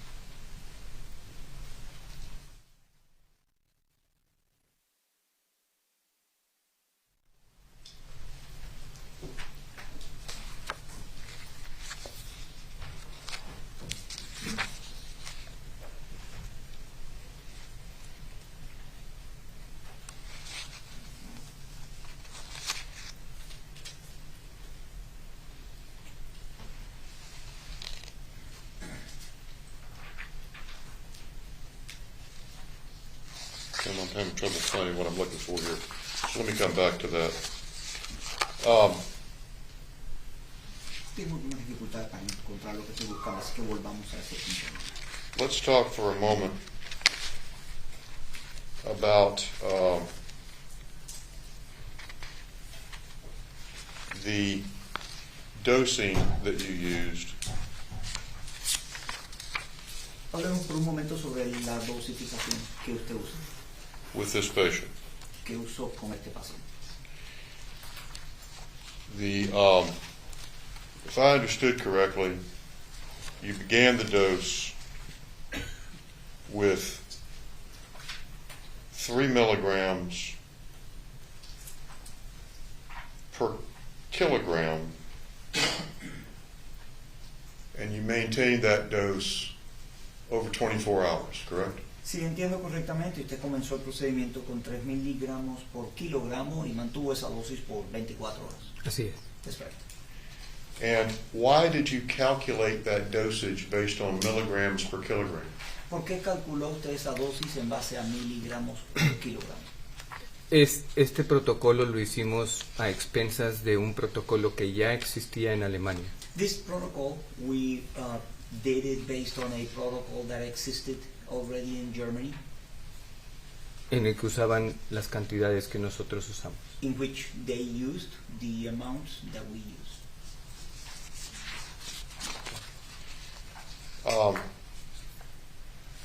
Let me come back to that. Permítame volver sobre eso.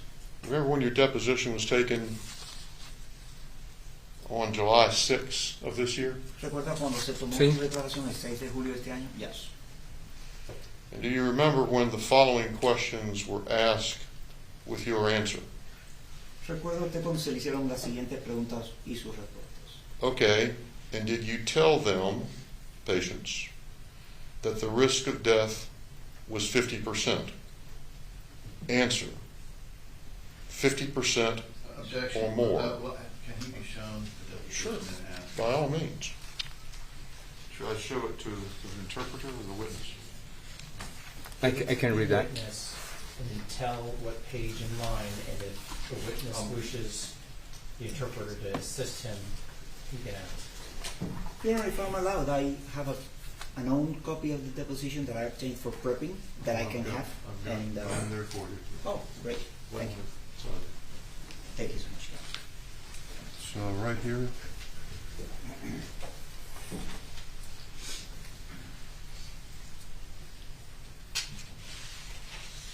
Cancel page and line, please.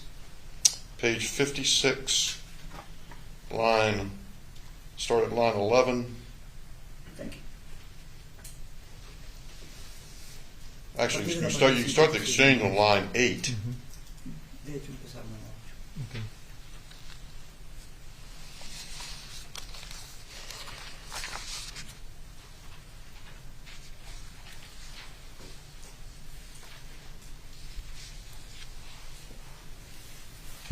Is that your testimony?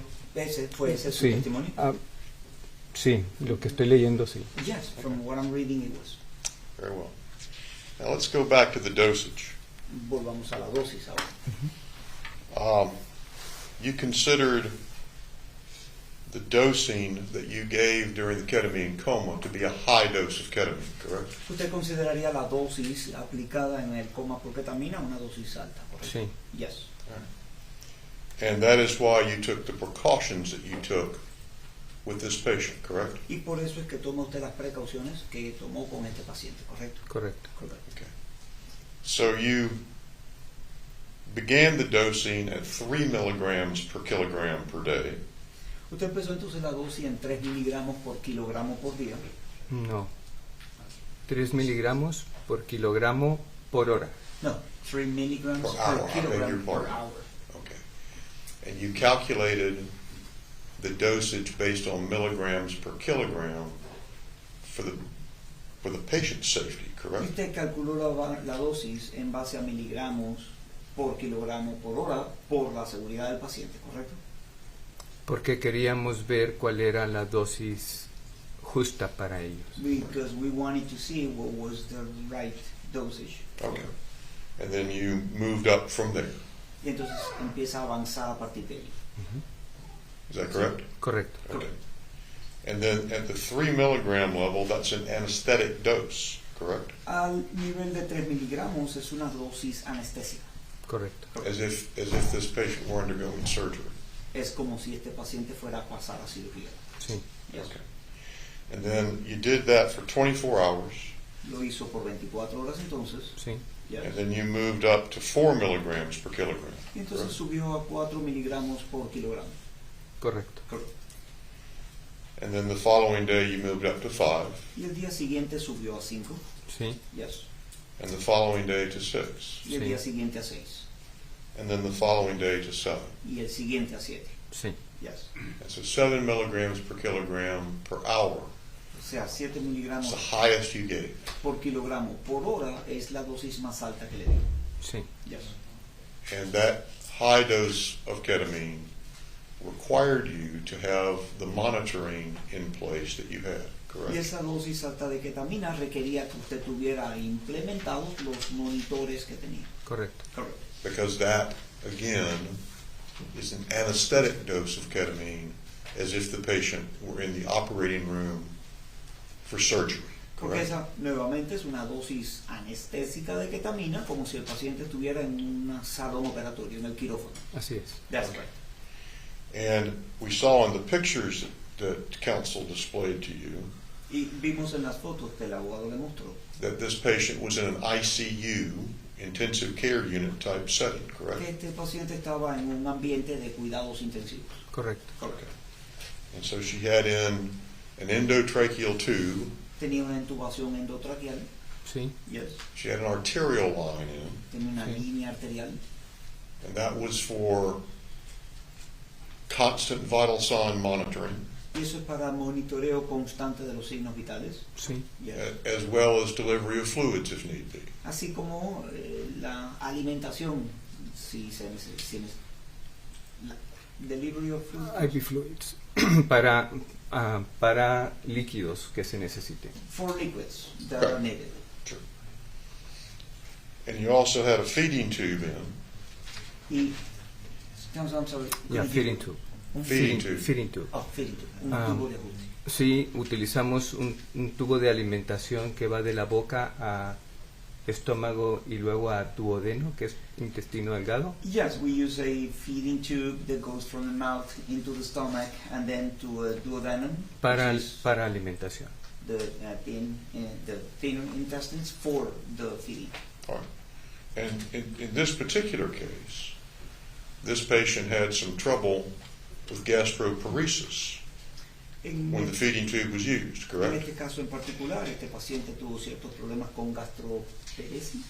Gastroparesis. Sí, por el tubo de alimentación. No por el tubo de alimentación. Not because of the feeding tube, Because of, debido a El CRPS puede tener cierta actividad sobre las vísceras. CRPS can have certain activity on guts. ketamine can have gastroparesis too, Karen. La ketamina puede crear la gastroparesis. Eso lo vemos más con opioides tipo morfina, That we see more on opioids type morphine porque actúan en receptores diferentes. because they act on different receptors. Does the manufacturer warn about ketamine having a gastroparetic effect? El fabricante advierte que la ketamina puede tener un efecto de gastroparesis. Pudiérase ver, pero no es lo frecuente. It could be seen, but it's not frequent. Now, during the time that this patient was under this general anesthetic, did she also have an episode of candida colonization? Durante el tiempo en que este paciente estuvo bajo anestesia general, tuvo también un episodio de colonización de cándida. Sí, en uno de los cultivos que tomamos del tubo endotraqueal, creció Candida albicans. Yes, in one of the cultures taken from the endotracheal tube, there was a growth of Candida albans. And that required treatment for several days with an antifungal, correct? Y eso requirió tratamiento por varios días con un antifúngico. Correcto. Correcto. And that was because of the endotracheal tube. Esto debido al tubo endotraqueal. Es probable que sí. It probably is.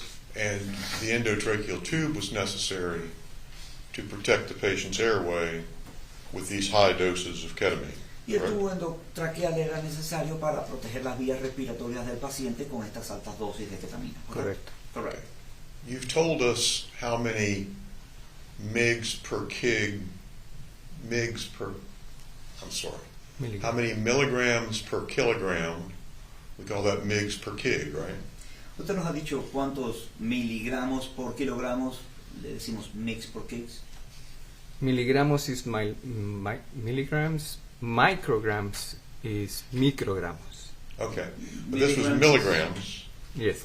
Pero son miligramos. Correct. This is milligrams per kilogram per hour. Son correct? miligramos Sí. por kilogramo por hora. And Yes. if we wanted to figure out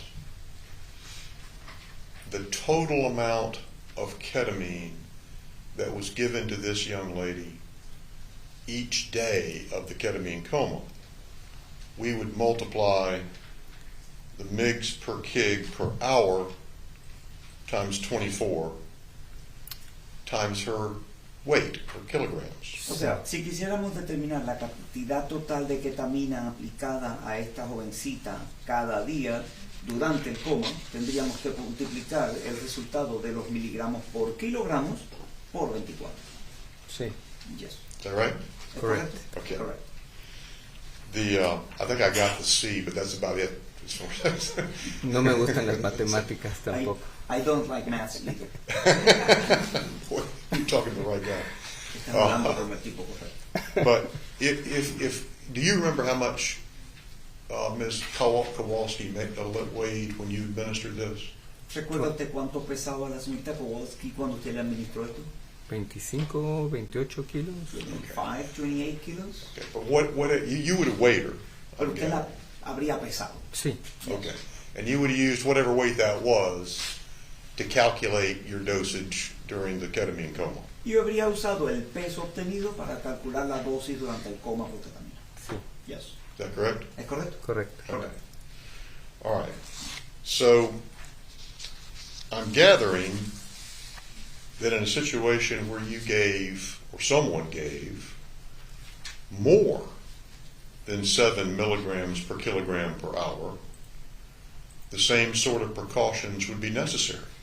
Correct? Asumo que usted o cualquiera que aplique 7 miligramos por kilogramo por hora o más, aplica las mismas medidas de precaución. Objection, Your Honor, to the question. Sorry. The problem is the question is improper hypothetical because he's comparing, he's not allowing Let's the just length of go the with issues. legal basis. It assumes facts on evidence and it misstates the method of measuring the ketamine dose. Overruled. You can answer. Puede responder la objeción es desestimada. Would you mind? Sure. You've told us that 7 milligrams per kilogram per hour was a high dose. Sí, no digo que 7 miligramos por kilogramo por hora es una dosis alta. Okay. Yeah. And in fact, the same is true of the 3 milligrams per kilogram per hour, De correct? hecho, es igual para 3 miligramos por kilogramo por hora. Sí. Yes. Okay. So, and in both, when you administered both those levels of dosing, you had this patient on a ventilator with an endotracheal tube with all kinds of monitors in, correct? Cuando se administran estas dos dosis, se tiene al paciente con un ventilador, con tubo endotraqueal y con todo tipo de monitoreo. Is that correct? ¿Es correcto? Okay. And you did that as a precaution for the patient's safety. Y correct? usted hizo esto como precaución por la seguridad del paciente. Correcto. Okay. So if you or someone else were to deliver a higher dose of ketamine, a higher dose than 7 milligrams per kilogram per hour, is it fair to conclude that the same precautions would be necessary? Si usted o alguien más fuera a aplicar una dosis mayor a 7 miligramos por kilogramo por hora de ketamina, sería correcto asumir que deberían asumirse las mismas precauciones. Si lo voy a hacer por 24 horas, sí. If I'm doing it over 24 hours, yes. Okay. If you're doing it over 4 hours, you have to do that. Si right? lo hace por 4 horas, tiene que hacerlo.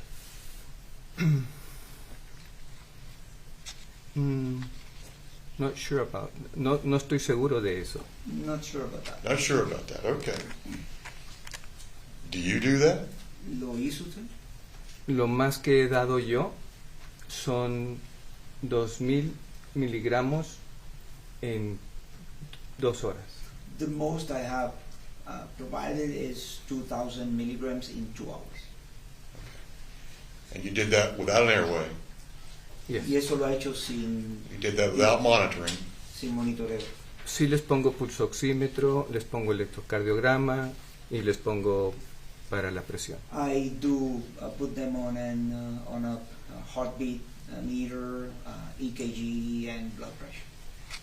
With no airway protection, Pero no hay protección a las vías respiratorias, even though they could aspirate.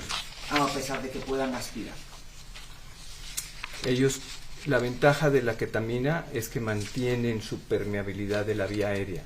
The advantage of ketamine is that they maintain the permeability in the airways. I'm sorry? Perdón. Sí. La ventaja de la ketamina es que es un medicamento que mantiene patente la vía aérea. Mantiene patente. Yeah, the advantage of the ketamine medication is that it keeps an open airway all the time.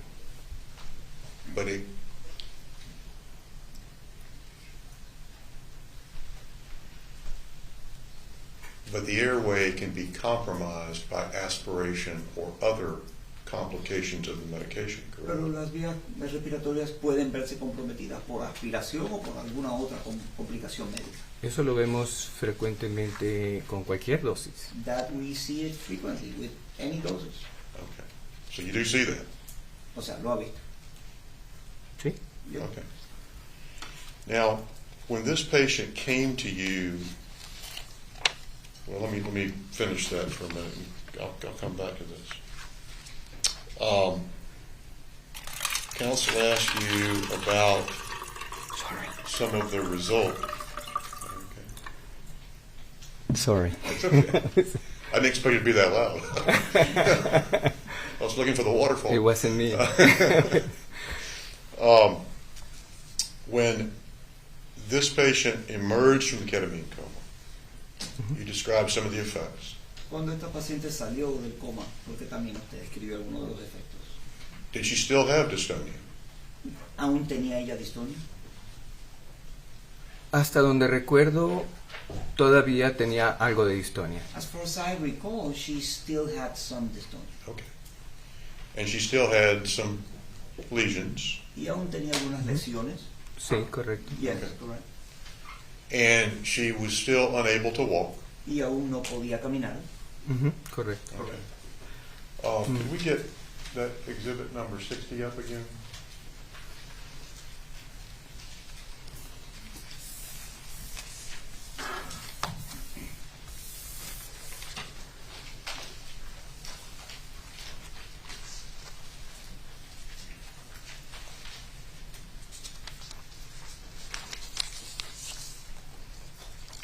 I got the wrong one. I'm sorry. I meant to ask for 69.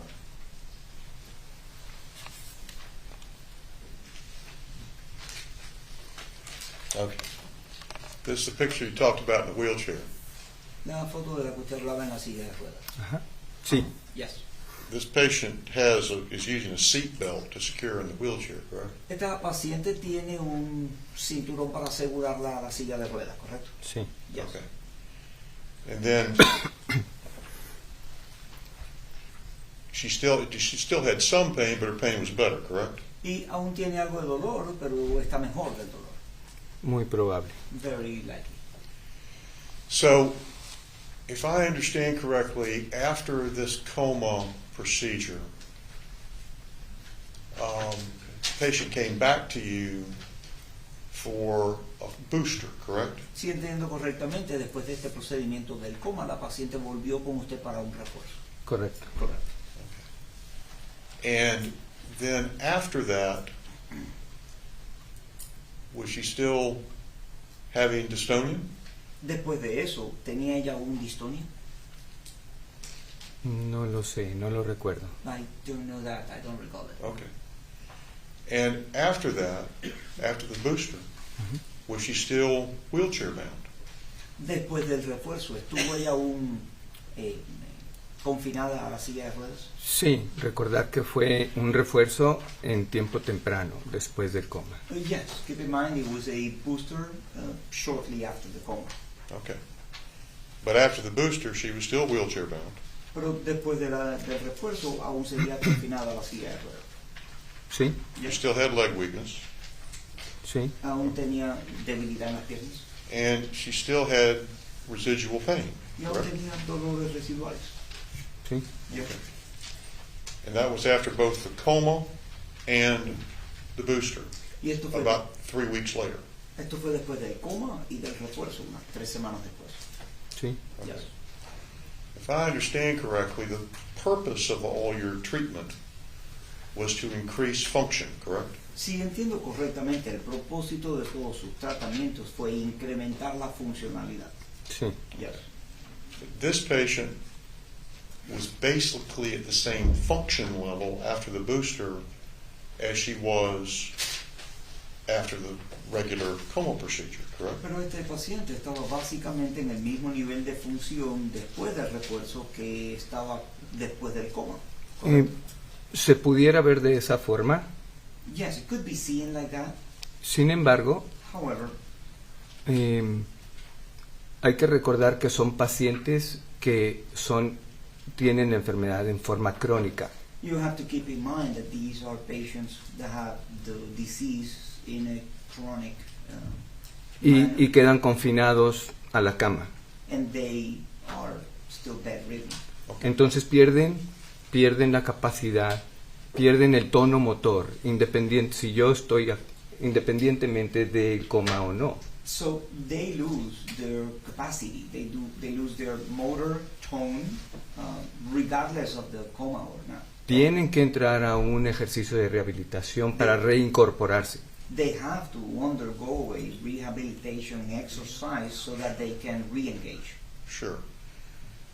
Did you know when this patient came to you how long she had been wheelchair bound from CRPS? ¿Sabía usted cuando llegó esta paciente a usted cuánto tiempo llevaba confinada a la silla de ruedas por el CRPS? No recuerdo el dato exacto. I don't recall that exactly. Okay. Well, many of your patients have been CRPS afflicted, if I can use the word, for many years. Pero muchos de sus pacientes se han visto afligidos, si puedo usar la palabra, por el CRPS por muchos años. ¿Sí? Yes. This patient had had hers start in July of 2015. Did you know that? Paciente tuvo su comienzo en julio del 2015, ¿lo sabía usted? Correcto. Correcto. Okay.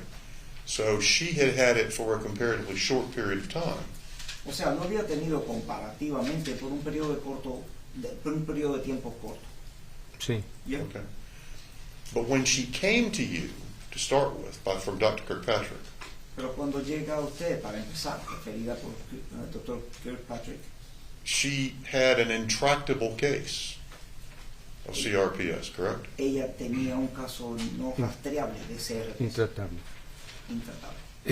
Ella era un caso refractario al tratamiento convencional, sí. She was a refractory case to conventional treatment. That's what I wanted to get to. A eso quería llegar. She was you said she was refractory to conventional treatment. Had you seen any records from All Children's Hospital? Me dice que ella era un caso refractario al tratamiento convencional. Ahora, ¿había visto usted algún expediente de Regional Children? No. This is the Interpreter Council. What was the name of the hospital? All Children's All Hospital. Children's. The All Children Hospital? No. No. And you hadn't seen any records from Lurie Children's Hospital? ¿Y no había visto ningún expediente de Lurie Children's Hospital? No. No. And you hadn't seen any records from Tampa General Hospital? ¿Ni había visto expediente del Tampa General Hospital? No. No. And so the only history of other treatment that you had was from Dr. Kirkpatrick and the mother, correct? El único historial de los otros tratamientos que usted tenía era del Dr. Kirkpatrick y de la madre, ¿correcto? Correcto. Correcto. Now, part of your protocol, part of the boxes that you want to check before you place this young lady in a coma, one of those boxes was a psychological evaluation, correct? Una de las casillas que usted debía marcar en su protocolo antes de poner a este paciente en un coma era el de la evaluación psicológica, ¿correcto? Correcto. Correcto. Did you ever see one of this case? ¿Alguna vez vio usted uno de estos casos? ¿De qué casos? What case? In this case, in Ms. Kowalski's case, did you ever see a psychological report of the type you usually get for your protocol before she was placed in ketamine coma? En este caso de la señorita Kowalski, ¿vio usted uno de estos reportes psicológicos antes de que se le pusiera en el coma completamente? No. No. You were told, I suppose perhaps Dr. Kirkpatrick told you that she had already had one? Le dijo, supongo que el doctor Kirkpatrick le dijo que ya tuviera ella uno. Muy probablemente así fue. But you never saw it. Pero no lo vio. No. Never. Going back to after the booster, Volviendo a después del refuerzo. did you get any follow-up information about this patient? ¿Obtuvo usted alguna información de seguimiento sobre este paciente? Sí, yo hablé con el doctor Kirkpatrick, que era el que les daba seguimiento a los pacientes cuando él me lo refería. Yes, I talked to Dr. Kirkpatrick, who was the one who followed up on patients that he referred. Y si bien recuerdo, vi algunos videos de Maya. Recall right, I saw some videos. I'm sorry? This is the interpreter repeating. I saw some videos. Some videos. Did you know that Dr. Kirkpatrick didn't see this patient from January until May of 2018? ¿Sabía usted que el doctor Kirkpatrick no vio a este paciente desde enero hasta mayo del 2018? No recuerdo de cuándo eran los videos. I don't recall when were the videos from. I believe the videos you saw were from January 2017. No, check that, I'm sorry, 2016, but don't hold me to that. Point is, did you get any follow-up information from Dr. Kirkpatrick regarding this patient after the video you got following the booster?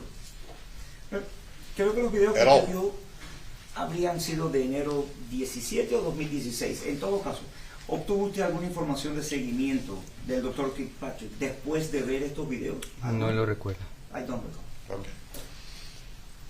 Were you ever made aware that this patient had required 55 ketamine boosters over the 10 months following your booster? ¿Se le informó en algún momento que esta paciente requirió 55 o más refuerzos de ketamina en el periodo de 10 meses después de su refuerzo? Sabía que recibía refuerzos, pero no sabía cuántos había recibido. I knew she was receiving boosters. I just didn't know how many she had received. Okay. But you did know she had received 55 over that 10 months. Pero supo que recibió, o llegó a saber que recibió 55 en ese periodo. No esa cantidad precisa, no. Not that precise amount. Okay. And did you know that she had suffered a relapse of her CRPS in October of 2016?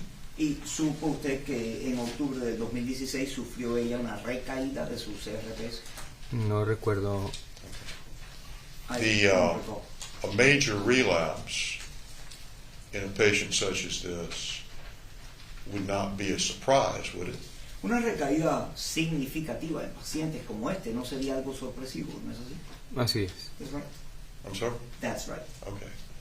Because this patient had already shown that she was refractory to CRPS therapy of the type that you folks use. Porque este paciente ya había mostrado ser refractaria a las terapias para CRPS que ustedes mismos usan. Correcto. Correcto.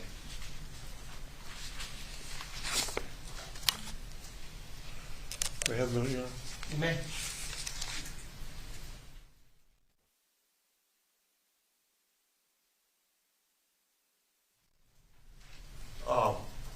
Just one last question or set of questions here. You don't have any records of the care you rendered to Maya Kowalski any longer, do you? No conmigo. Not with me. Okay. Those are maintained by the hospital down there? So, ¿los mantiene el hospital allá? Sí. Yes. Incidentally, did you ever get contacted by Dr. Wasnauer regarding this case? E incidentalmente, ¿alguna vez le contactó el Dr. Walsh con relación a este caso? Wesner. Weisner? Yes. No recuerdo haber hablado con él. I don't recall having talked to him. And you never talked to a pulmonologist or an immunologist about this patient? Y nunca habló con un neumonólogo o sobre este caso. No. No.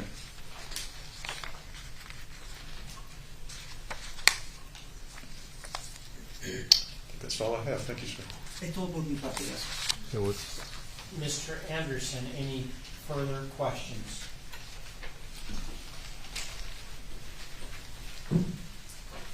If best of your knowledge, Dr. Wassenaar was not challenging the diagnosis of CRPS. Everything you saw. Objection, Your Honor, it's leading. Overruled. Hasta donde usted sabe, el doctor Weissman no pone en duda su diagnóstico de CRPS. Hasta donde yo sé, así es. To my knowledge, that is so. All right. Let's discuss how Maya did in the 6 months after your treatment and the continued ketamine treatment. First, may we have 2415, an email to you from Beata. Hablemos de cómo le fue a Maya en los 6 meses posteriores a su tratamiento con ketamina. Lo primero que le mostraré es un correo electrónico de usted a Beata. Previously admitted, Judge. Yeah, this is an evidence.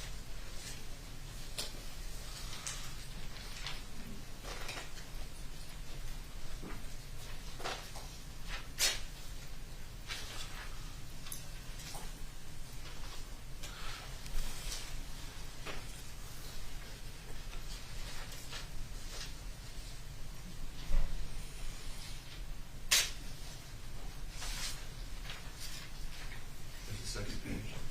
Okay. We can go if the doctor's done. Okay. Okay.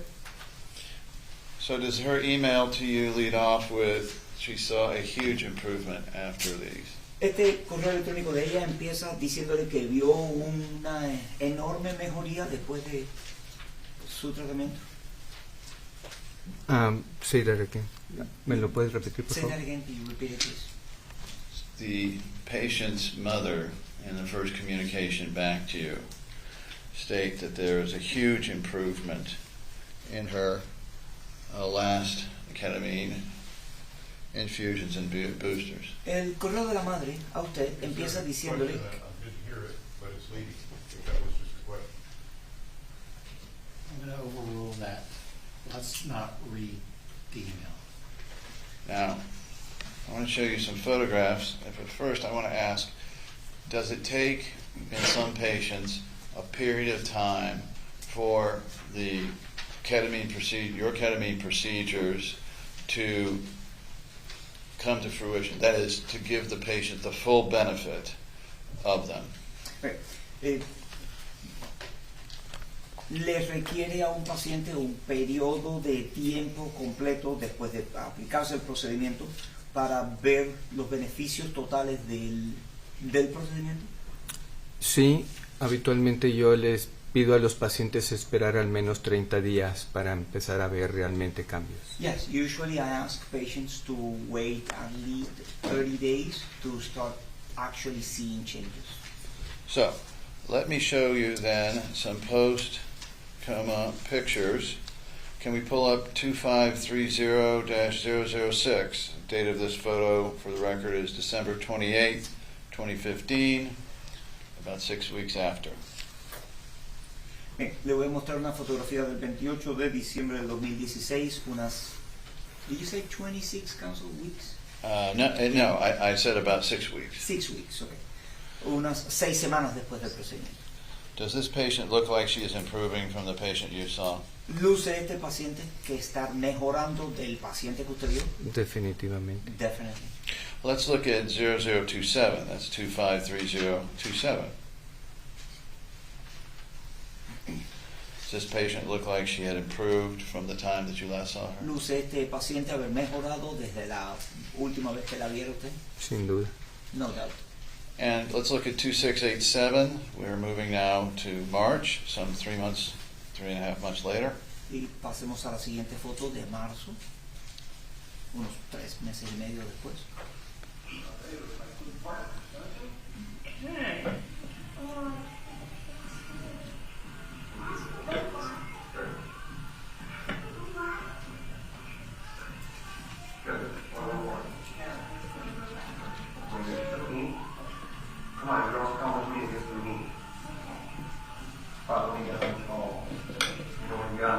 Okay, does it appear to you that the patient's dystonia is much improved? Este video muestra que la distonia del paciente ha tenido una gran mejoría. Correcto. Enough so that she can actually get on a little scooter and place her feet on it. Objection. Does it show that it is improved to the point where she can actually use her feet to balance herself on a scooter? De hecho, muestra que haya mejorado al punto de poder colocar sus pies y apoyarse en una bicicleta o... Así lo veo. So I see it. Your Honor, we have moved to admit 2691, a video of April 30th, 2016. I'd like to move to admit that. It's, I think the court has seen it. It's the scuba practice in the pool one. Have you seen this? I don't know which one you're talking about. and it doesn't Hold sound on. like it's in Hold on. evidence. Okay. We'll get it into evidence. All right. And so let's go to now about 5-6 months after your treatments. 2-6 months.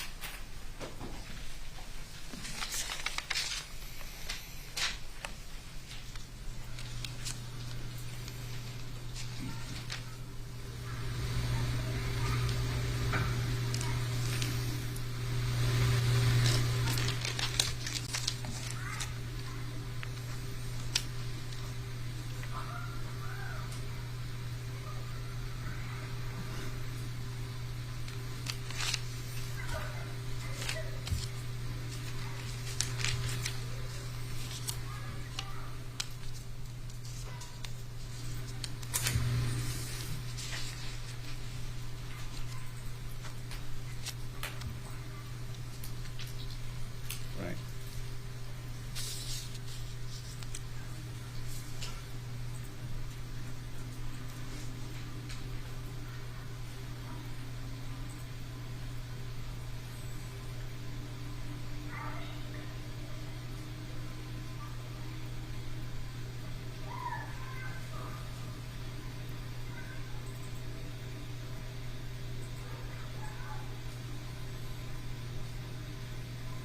I think that's all we need of this one for right now. The jury's seen the entire. Doctor, did you notice in here that Maya has sufficient upper body strength now to balance herself on a pool toy? Next lady, Your Honor. Sustained. What, if anything, did you see here about Maya's core strength improved? ¿Qué ve usted, si ve algo, sobre la mejoría en la fortaleza superior de Maya? Si yo no supiera que Maya ha pasado por todo lo que pasó, en este video en particular la veo como una niña normal. If I had not known that Maya went through everything she went through in this video, I'd see her like a normal girl. No quise decir normal. I didn't mean to say normal. Que no tuvo un padecimiento como la But CRP. not having had a disease like CRPS. And this is following the follow-up infusions with Dr. Hanna, to be correct here. The overall impression here was of a child, was striking. Was this child on her way to walking at this point, from what you've seen? Object to predicate, Your Honor. Overruled. You can answer. Por lo que puede usted ver, esta niña va camino a poder caminar. Sí. Yes. Is there a phrase for seeing is believing in Spanish? Hay una frase en español que dice I will ver draw. o creer. I will draw. Lo repito. The amount of ketamine used on the boosters was, I believe, 1,500 to 2,000 over 2 hours. Was that correct? Correcto. La cantidad de ketamina mayor que usted dice haber usado, creo que dijo fueron de 1.500 a 2.000 miligramos en un periodo de 2 horas. Correcto. Correct. And can you explain to the jury a little bit about the concept of titration ¿Puede, in terms of where you reach your dosages? Yeah, let's go with Overruled. ¿Puede explicar al jurado el concepto de titración? Sería la valoración. Cuando uno titula los medicamentos que damos en anestesia en general, sobre todo este tipo de medicamentos, When you titrate the medications that we provide in general anesthesia, especially this type of medications, uno va incrementando las dosis de acuerdo a la tolerancia del paciente. you increase the dosage according to the patient's tolerance. And so up to 2,000 milligrams, in your view, would you say that an outpatient infusion of this amount is perfectly safe? Entonces, hasta 2,000 miligramos en un procedimiento ambulatorio, diría usted para un paciente que es un procedimiento seguro. Sí, sí lo puedo decir, definitivo. Yes, I can say that, definitely. Nothing further, Your Honor. Mr. Hunter, do you have any further questions?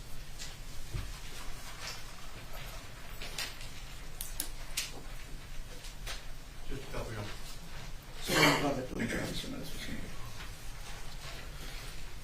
We go to trial exhibit 2415-001.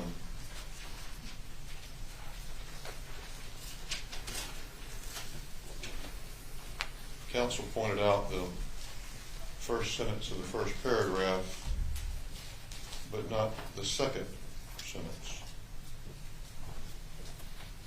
Doesn't that indicate that she's still in the wheelchair, but moving around in the wheelchair better? El abogado señalaba la primera oración de ese correo, pero no señaló la segunda. ¿Indica esta que está aún moviéndose en la silla de ruedas?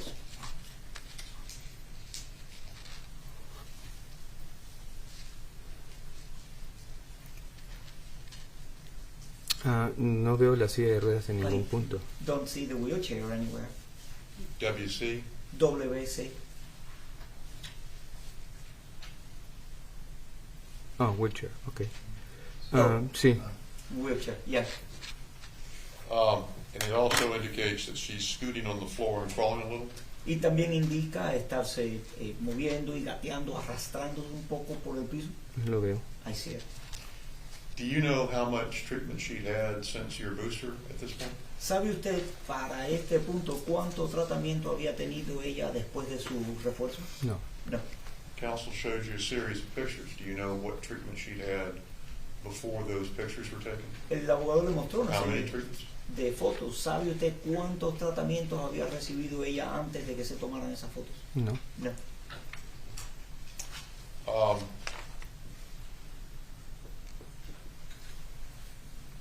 Nothing further. Thank you. Nada más. Muchas gracias. Anything further, Mr. Anderson? I'd like to put this 50%. Do your hospitals you operate in and the insurance companies require you to make the worst possible case scenario known to the patient as part of the procedure? Los hospitales. Judge form goes beyond the scope and improper hypothetical. I mean, it's not behind the scope of the cross. Okay. Los hospitales donde usted trabaja y las compañías de seguro con las que trabaja requieren de usted presentar a los pacientes antes de un procedimiento siempre el peor escenario posible. Sí, todos los pacientes tienen que firmar un consentimiento. Yes, all patients have to sign a consent form. Nothing further. No más. Anything further, Mr. Hunter? No, sorry. Thank you. Just a second, because that's the jury first. Un segundo. And they have questions.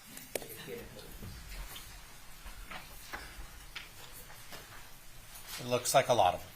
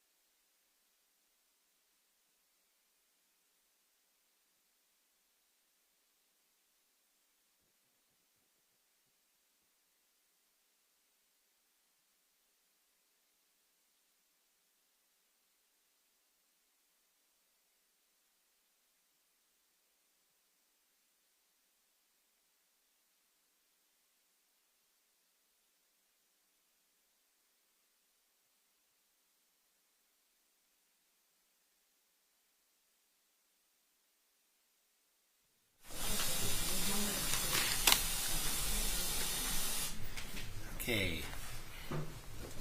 Doctor, we have some questions from the jury, Okay. Doctor, tenemos varias preguntas del jurado. and there's quite a few of them, Y hay- which is fine. We're just going to go through one at a time.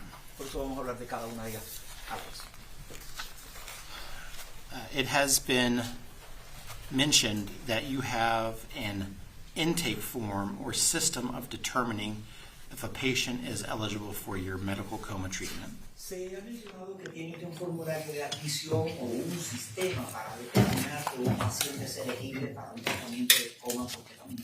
Is it a steadfast requirement that all these check boxes be met, or during your medical intake, you as a doctor can ultimately determine the eligibility of the patient for this or any procedure? Es requisito que todas las casillas queden marcadas o como médico puede usted personalmente determinar la elegibilidad de un paciente para el procedimiento.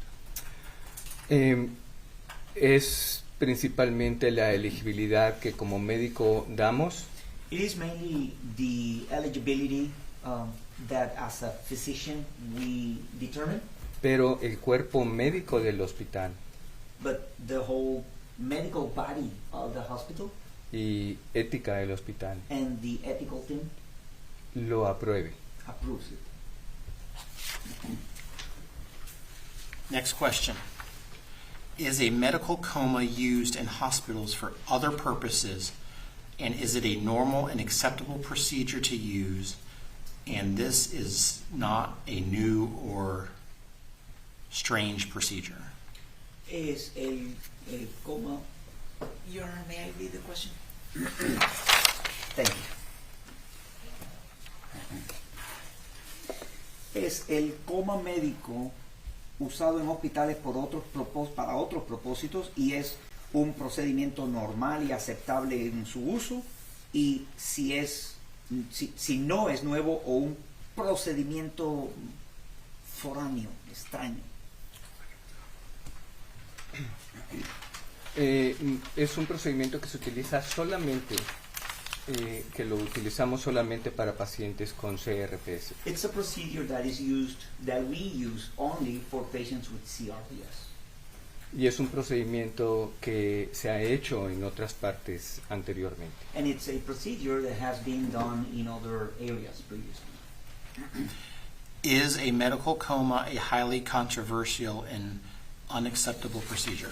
¿Es el coma médico un procedimiento altamente controversial y conflictivo, o sea, criticado? Highly controversial and Unacceptable. e inaceptable. Es controversial, probablemente sí. If it is controversial, probably it is. No aceptable en términos de qué podemos hablar. Unacceptable, in what terms can we discuss it?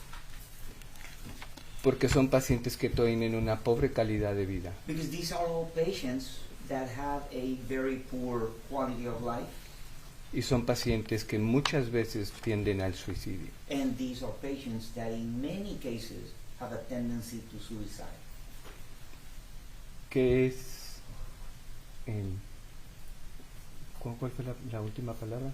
No aceptable. No, yo no pienso que sea algo no aceptable. Whether it is unacceptable, I don't think it's unacceptable. Next question. Can you confirm that you said someone with CRPS has a higher tolerance for pain? Is that correct?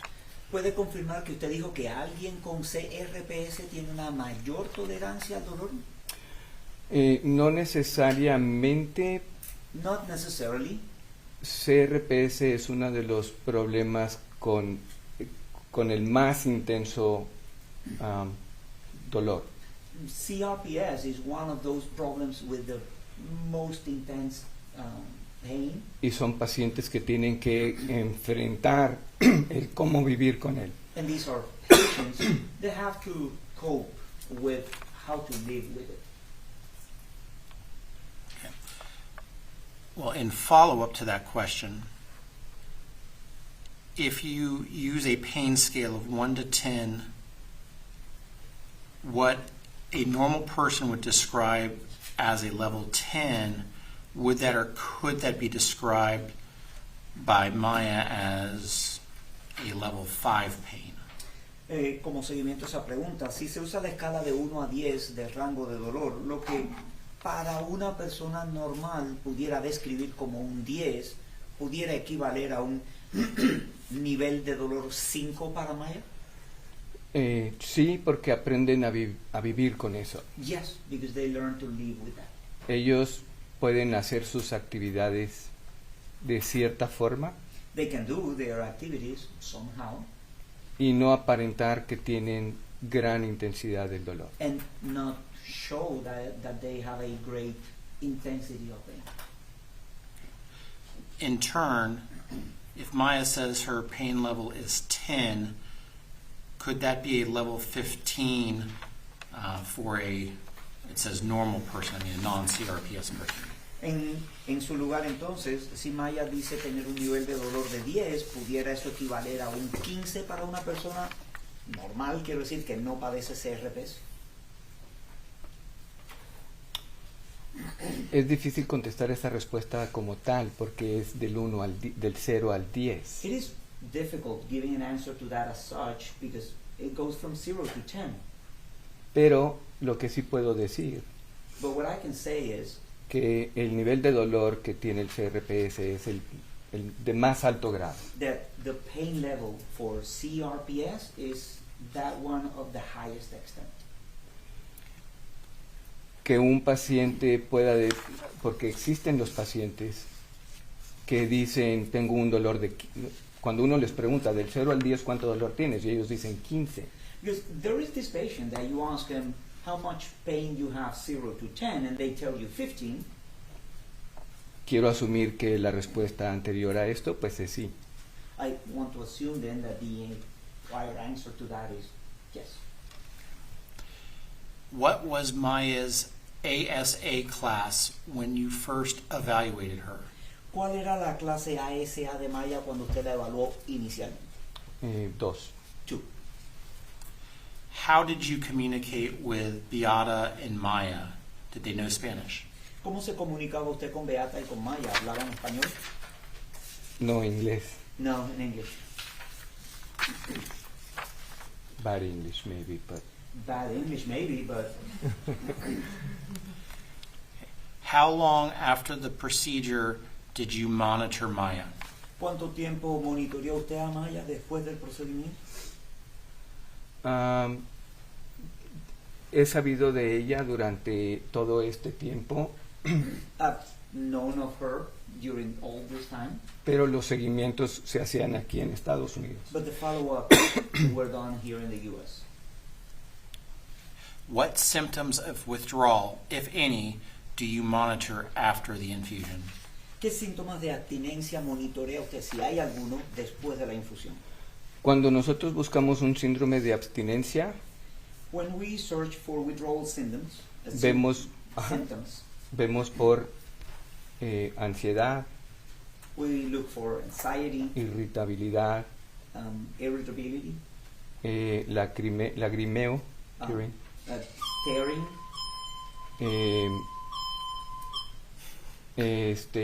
dolor abdominal, abdominal pain, diarrea, diarrhea, movimientos anormales. abnormal movements. Todos esos son los síntomas y signos frecuentes de un síndrome de abstinencia. All these are symptoms and frequent signs of a withdrawal syndrome. Did Maya experience any side effects from the ketamine coma? ¿Maya experimentó algún efecto secundario del coma por ketamina? Probablemente tuvo algo de confusión mental en las primeras 24, 36, 48 horas. She probably had some mental confusion during the first 24, 36, 48 hours. Pero lo recuperó pronto. But she recovered soon. In the photo of Maya in the wheelchair, was that a seat belt to hold Maya in the wheelchair or a gait belt used for transfers? Or was it being used for both? En la foto de Maya en la silla de rueda, la faja, el cinturón, ¿era un cinturón de seguridad para la silla o un cinturón para transportarla? O ambos. Muy seguramente era un cinturón para la silla. Most likely it was a seatbelt for the wheelchair. Uno de lo que más tememos cuando un paciente tiene un CRPS One of the things we fear the most on a patient with CRPS es que tengan que tengan una relesión o una lesión, is for them to have a re-injury or an injury. porque eso va a exacerbar otra vez su problema. Because that is going to exacerbate again their problem. Y controlar eso es difícil. And controlling that is difficult. Next question. How do you establish whether the previous diagnosis is a narrative or a legitimate diagnosis? Can you read that again for the interpreter, Your Honor? How do you establish whether the previous diagnosis is a narrative or a legitimate diagnosis? ¿Cómo establece usted si el diagnóstico previo es una narrativa o un diagnóstico legítimo? Porque para nosotros saber que el paciente tiene CRPS necesitamos ver los signos y síntomas que hayan tenido en el pasado y en el presente. For us to know that a patient has CRPS, we need to see the symptoms and signs the patient has had in the past and in the present. Y cumplir con los criterios para CRPS. And has to comply with the criteria for CRPS. CRPS is a permanent condition. After treatment with a ketamine coma, what is the longest length of time a patient has experienced before relapse? El CRPS es un padecimiento permanente. Después de un tratamiento con coma por ketamina, ¿cuánto es el mayor tiempo que un paciente ha pasado antes de una recaída? Tengo conocimiento de varios pacientes que han estado en el estudio. It is my knowledge of several patients that have been in the study Que han tenido el relapso a la fecha. Que han estado sin síntomas hasta la fecha. that have been out of symptoms to the date. What, To date. what is the shortest length of time until a relapse? ¿Cuál es el tiempo más corto en que haya ocurrido una recaída? Al grado de llegar como estaban antes del procedimiento. To the degree of being how they were before the procedure? The question asks, what is the shortest length of time since the medical or the ketamine coma until there's a relapse? La pregunta es, ¿cuál es el menor tiempo en que haya ocurrido una recaída después de un coma por ketamina? Quiero decir 3 meses. I'd like to say 3 months. With CRPS, can a lesion form from a minor abrasion? Con CRPS puede formarse una lesión de una abrasión menor. Sí, definitivo. Yes, definitely. Puedo dar un ejemplo. I can give you an example. Hace unos días, hace 10, 15 días tuve una paciente que tiene CRPS. Just a few days ago, 10, 15 days ago, I had a patient that has CRPS. Y íbamos a hacer un procedimiento And we were going to do a procedure. y una enfermera le pidió que le mostrara su mano And a nurse asked her to show her hand porque no le permitían meter un corta uñas. because she was not allowed to bring a nail clipper into the OR, the operating room. Entonces, cuando ella se descubrió su mano, So when she uncovered her hand, ella tomó a la paciente de la muñeca. she held the patient by the wrist. Para el día siguiente tenía un dolor excruciante, un dolor excruciating. By the following pain, she was in excruciating pain. y le aparecieron lesiones and she had injuries, and injuries appeared con solamente tocar. from just touching her. Can a cut or abrasion turn into a lesion? ¿Puede una cortada o una abrasión convertirse en una lesión?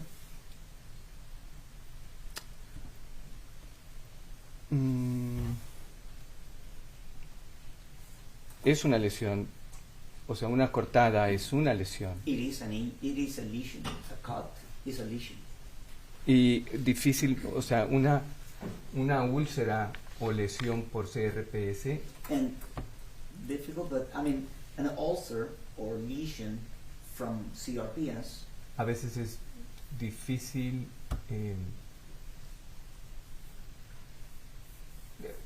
es difícil para mí decir que una lesión se va a convertir en una lesión de úlcera de CRPS. I mean, it's difficult for me to say that a lesion is going to turn into an ulcer or a lesion from CRPS. That may be.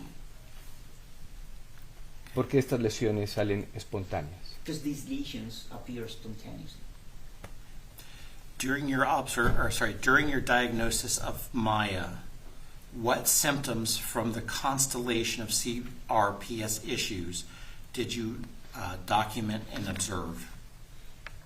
Durante su diagnóstico de Maya, ¿qué síntomas de la constelación CRPS observó usted y documentó?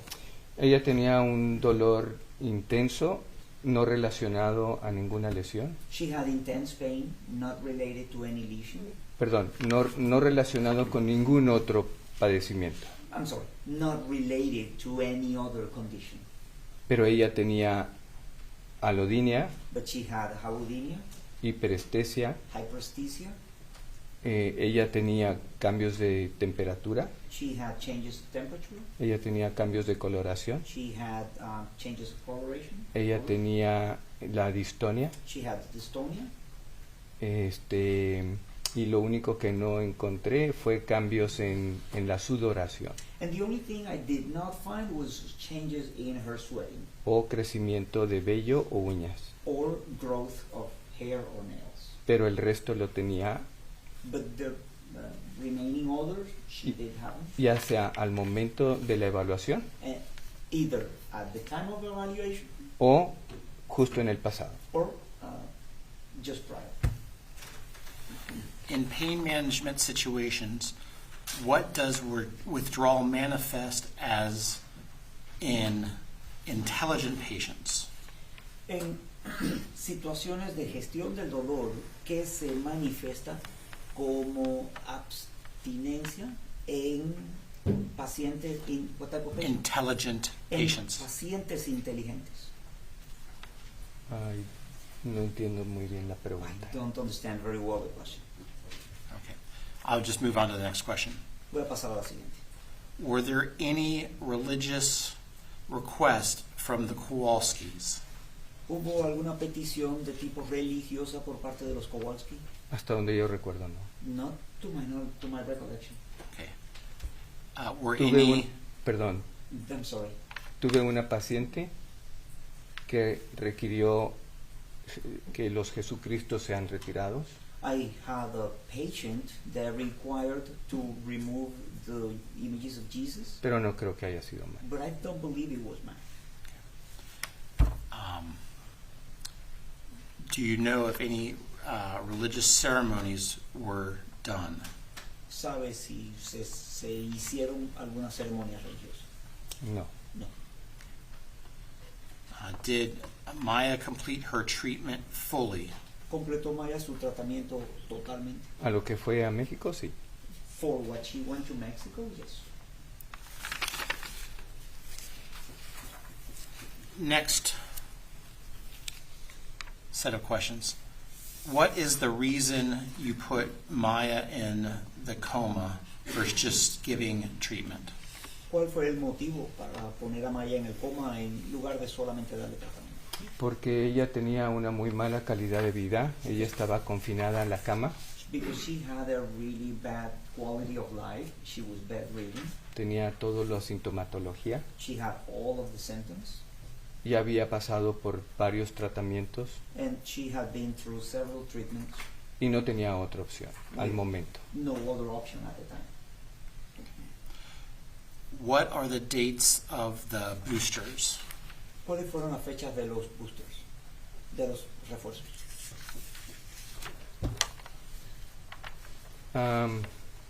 Si bien recuerdo, ella estuvo a finales de noviembre en el coma. If I recall correctly, she was around late November in her coma. Ella salió del hospital el día, quiero pensar que fue el día 14. She left the hospital on the 14th, I want to think, Y luego regresó como a la segunda o tercera semana. and then came back about 2 or 3 weeks later. No sé contarle exactamente la fecha. I can't give you a count for the dates. Next question. Was the highest dose of ketamine, 7 milliliters per kilogram, for the coma, determined by Amaya's pre-operative weight, but started with the lower dose of 3 milliliters per kilogram to check tolerance before increasing the dosage to 7 milliliters on day 5. La dosis de 7 miligramos por kilogramo como dosis máxima para el coma fue determinada por el peso preoperatorio de Maya y se comenzó en 3 miligramos para evaluar su tolerancia antes de aumentar la dosis.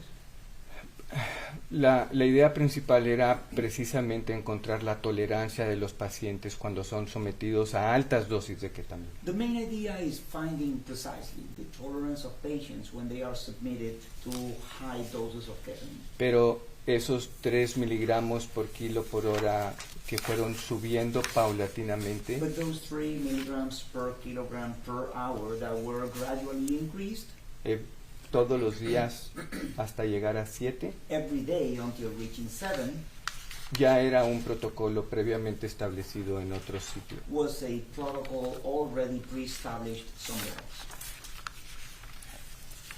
The next series of questions. What is the percentage of U.S. patients does your practice treat? ¿Cuál es el porciento de pacientes de los Estados Unidos que su clínica atiende o que en su ejercicio usted atiende? En general son pocos. In general, it's just a few. Porcentaje 1 o 2%, Percentage-wise, 1-2%, porque vivo en México. because I live in Mexico. Is your practice specifically a ketamine treatment facility? Su clínica o su centro, el lugar donde usted ejerce es específicamente un centro para tratamientos de ketamina. No, es un hospital general. No, it's a general hospital.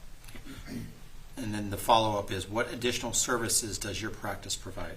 Y lo otro es qué servicios adicionales ofrece su entidad, su centro. Nosotros vemos dolor perioperatorio, We see pain, acute pain management, we see post-op acute pain. post-op acute pain management. Vemos pacientes con dolor crónico, lo más frecuente son pacientes que han tenido cirugías de columna. We see patients with chronic pain. The most frequent ones are patients who have had a spine surgery. Vemos pacientes oncológicos, We see oncological patients. vemos pacientes con neuralgias, We see patients with neuralgias. como neuralgia del trigémino, en fin, neuralgia del diabético Like trigeminal neuralgic or diabetic neuralgic. y cualquier otro tipo de dolor en general, agudo o crónico. Any other type of pain in general, acute or chronic. Has Dr. Kirkpatrick ever received a referral fee from your practice if a patient treats with you? ¿El doctor Kirkpatrick ha recibido alguna vez un honorario por referido de su entidad por un paciente remitido por él? ¿Honorario? ¿Fee? Yes, ¿Fee or fee? a referral fee. No, No, un honorario por no. referido. Oh, No. no. How many referrals has Dr. Kirkpatrick provided your office? ¿Cuántos referidos le ha enviado el doctor Kirkpatrick? 25, 30. 25, 30? You stated the ketamine infusion was a study that you and Dr. Kirkpatrick were performing. Was Maya's procedure part of the study?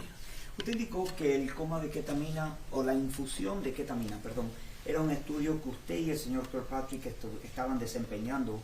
¿Fue Maya Kowalski parte del estudio? Hasta donde recuerdo, ella estaba fuera del estudio después de los 23 pacientes. To my recollection, she was outside of the study after the 23 patients. Are there warnings that long-term high-dose ketamine use could lead to psychological dependency? Hay advertencias de que altas dosis a largo plazo de ketamina y su uso pueda conducir a algún tipo de dependencia. ¿Dependencia psicológica? No hay una evidencia franca de que así lo sea. There's frankly no evidence that it is so. Porque no hay estudios suficientes para ver eso. Because there are not enough studies to check it. Does Mexico regulate ketamine use? ¿México regula el uso de la ketamina? Definitivamente sí. Definitely yes. Can the lesions on Maya be self-inflicted? ¿Pudieran las lesiones de Maya ser autoinfligidas? Después de ver tantas lesiones de CRPS, no creo que estas hayan sido provocadas por ella misma. After seeing so many lesions from CRPS, I do not believe that these were caused by herself. Members of the jury, the balance of the questions I cannot ask. Mr. Anderson, do you have any follow-up questions? Judge, as to the question regarding, well, we'd like rehearing then on 2681, the sound for that. Yes, you can play it. Do you need to play it now or? Yes, it's only 30 seconds or a minute. And the audio, Mr. Reyes, the audio is allowed. I know it's over the objection.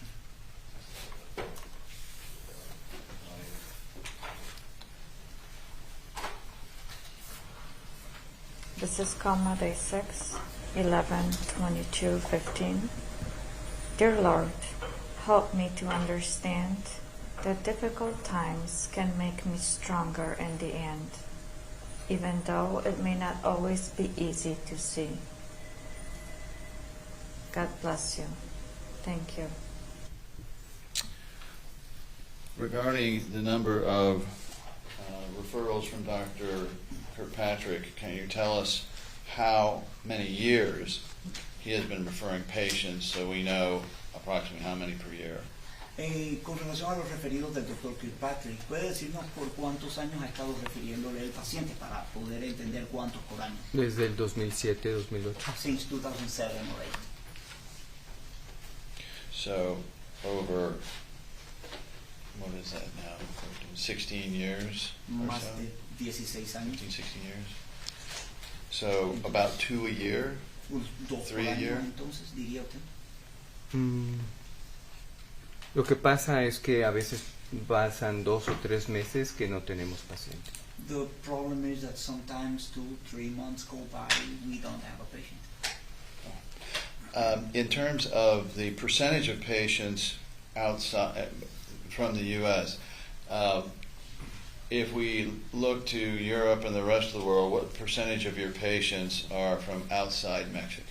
Pues, con relación al porciento de pacientes de los Estados Unidos, si evaluamos Europa y el resto del mundo, ¿qué porciento de sus pacientes son de fuera de México? Aproximadamente el 80%. Approximately 80%. 80%? el 80%, So that includes the European countries. lo cual incluye los países europeos. Hemos tenido pacientes de Nueva Zelanda, We had patients from New Zealand, de Australia, Australia, de España, Spain, de Canadá, Canada, de Inglaterra from England, y Estados Unidos. and the US. Now, what were the concerns of what would happen to Maya if she did not have this treatment after all of the other remedies had been tried? ¿Cuál era la inquietud con relación a lo que pasaría con Maya de no haberse aplicado este tratamiento después de haberse intentado los anteriores? Es difícil, particularmente en una persona, saber qué va a pasar.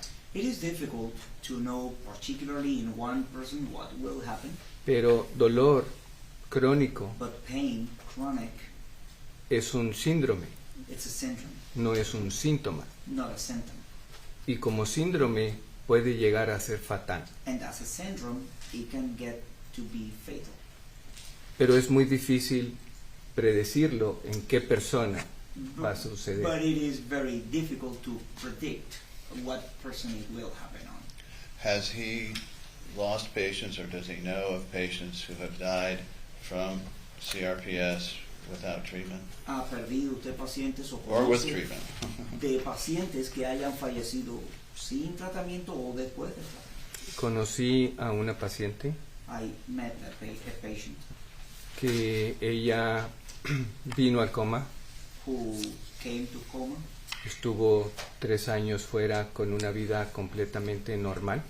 She was 3 years out with Ella- a completely normal life. Ella estudió para ser asistente de médico, She started to become a physician assistant. fue el primer lugar a nivel nacional, She was the first place, national rank. le dieron beca para seguir estudiando, She got a scholarship to continue studying, pero luego tuvo un relapso. but then had a relapse. Después de eso tuvo una caída de su cama, After that, she had a fall from her bed, se fracturó una pierna, fractured the leg. ya no hubo recursos para poder seguirla tratando de la forma como se había estado tratando anterior a su problema. There were then no resources to continue treating her the way she had been treated prior to her problem. Ella paulatinamente perdió la habilidad de alimentarse, Progressively, she lost the ability to feed herself. tuvimos que manejar analgésicos intravenosos para el dolor. We had to use with her IV analgesics for pain, Finalmente falleció. and she finally passed. The seat belt in the wheelchair, was that a hospital requirement in situations like this? And a pediatric patient with having a procedure like this. El cinturón de seguridad en la silla de ruedas es un requisito del hospital para pacientes así, quiero decir, pediátricos con este tipo de procedimientos. No es un requisito, pero lo sugerimos a todos los It pacientes. is not a requirement, but we suggest it to all patients. And is this to prevent injury, or does this indicate that after the ketamine coma and booster, she still did not have enough muscle to stay upright? Or in other words, was this preventative in nature? ¿Es esto para evitar lesiones o un indicio, una señal de que después del coma por ketamina y de los refuerzos, los pacientes aún no tuvieran la fortaleza superior suficiente para mantenerse bien? Principalmente O sea, preventivo. principalmente para prevención. Mainly preventive. So, in terms of withdrawals, again, I want to focus on just ketamine. In your career, strike it. When you were talking about ketamine and the aftermath, I think the question was about withdrawal. Usted hablaba sobre la ketamina y las secuelas. Creo que la pregunta que le habían hecho era sobre la abstinencia. were you talking about immediate effects after the procedure, or are you talking about long term? ¿Hablaba usted sobre efectos inmediatos después del procedimiento o hablaba usted a largo plazo? No, inmediato al No, procedimiento. Okay. Immediate after procedure. In terms of long term, then, have you ever seen withdrawal symptoms from ketamine? En cuanto a largo plazo, entonces, ¿ha visto algún síntoma de abstinencia por ketamina? Yo no le llamaría síndrome de abstinencia. I wouldn't call it withdrawal syndrome. Y todos los pacientes salen del hospital sin esa confusión mental. And all the patients leave the hospital without that mental confusion. Y el promedio de días que más dura And the average of days it lasts the most, son 15 días. it's 15 days. So that's the only symptom, and that's just mental confusion for 15 days? O sea, el único... Sustained. La objeción ha sido la misma. Are these of the same type that most people think of from, say, opioid or alcohol, or is this something different? ¿Son estos del mismo tipo de lo que se pensaría de opioides o alcohol o son diferentes?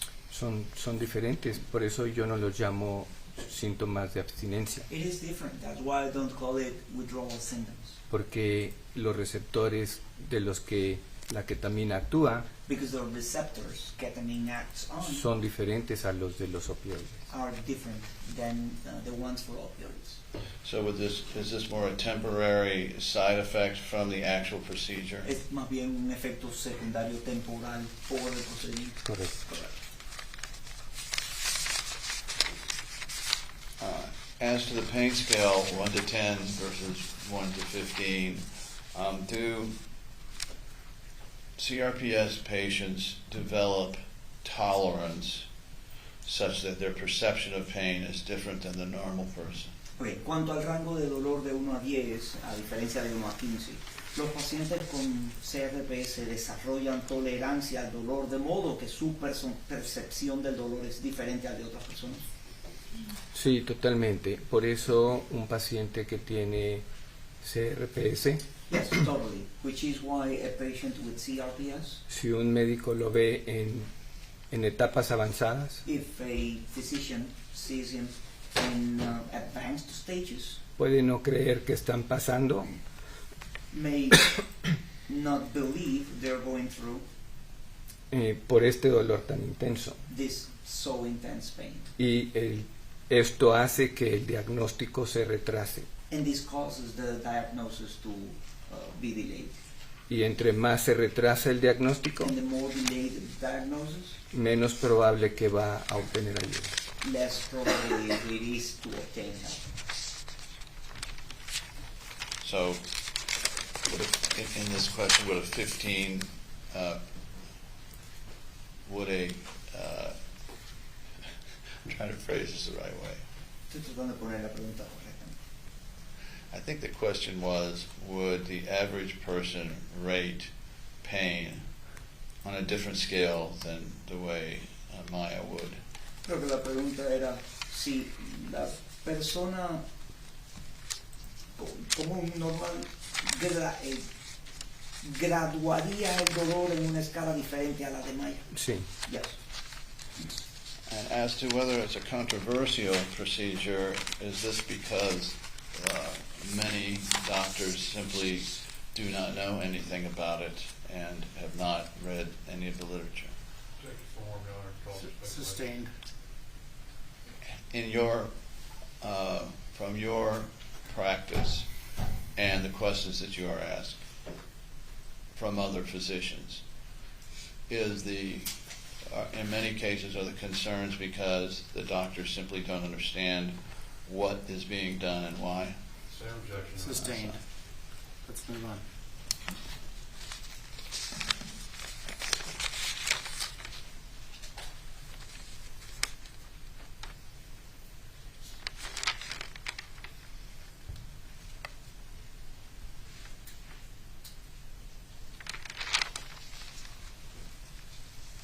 By the time that Maya had come to you, had she already been through physical therapy, psychological counseling, lower dose ketamine, opioids, and all of the usual typical treatments? Beyond scope, estimate. I'm going to sustain the yes and answer.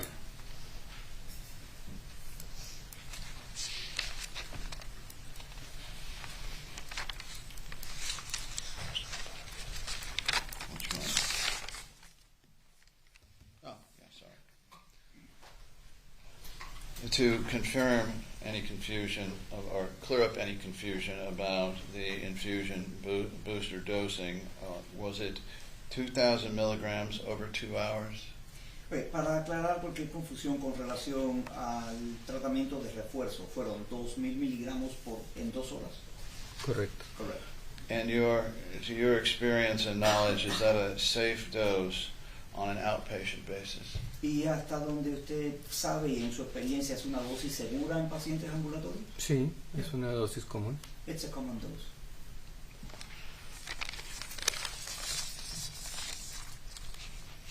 Un moment. Un momento.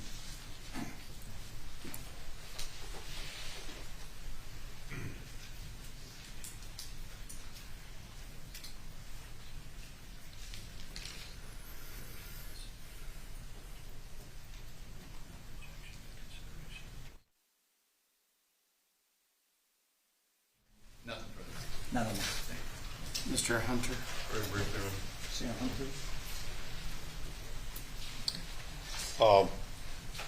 Your fees for services on this patient were paid in cash in advance? ¿Sus honorarios por los servicios a este paciente fueron pagados en efectivo por adelantado?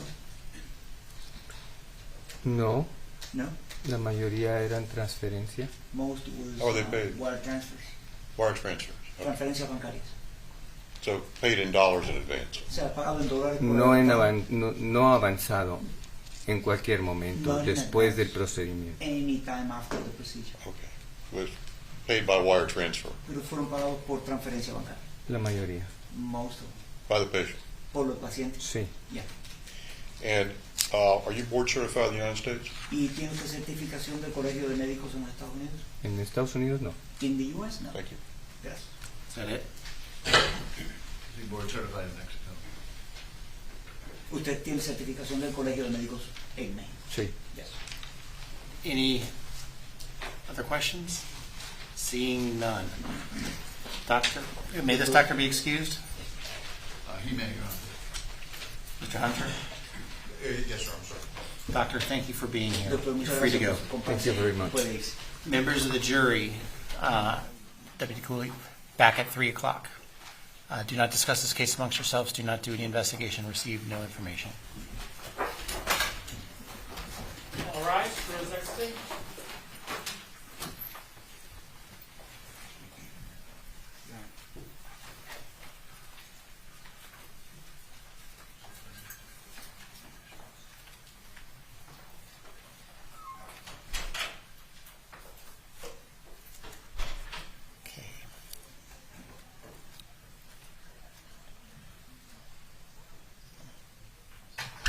The jury is out of our presence. We're going to take a break. Sorry, Madam Court Reporter, for an extra long. Let's be back at 2:55. That only gives us 5 minutes before 3 o'clock. Is that okay for everybody, or do we need to come back? I think so. 3 o'clock? 2:55. 55. 2:55 it is. See you then.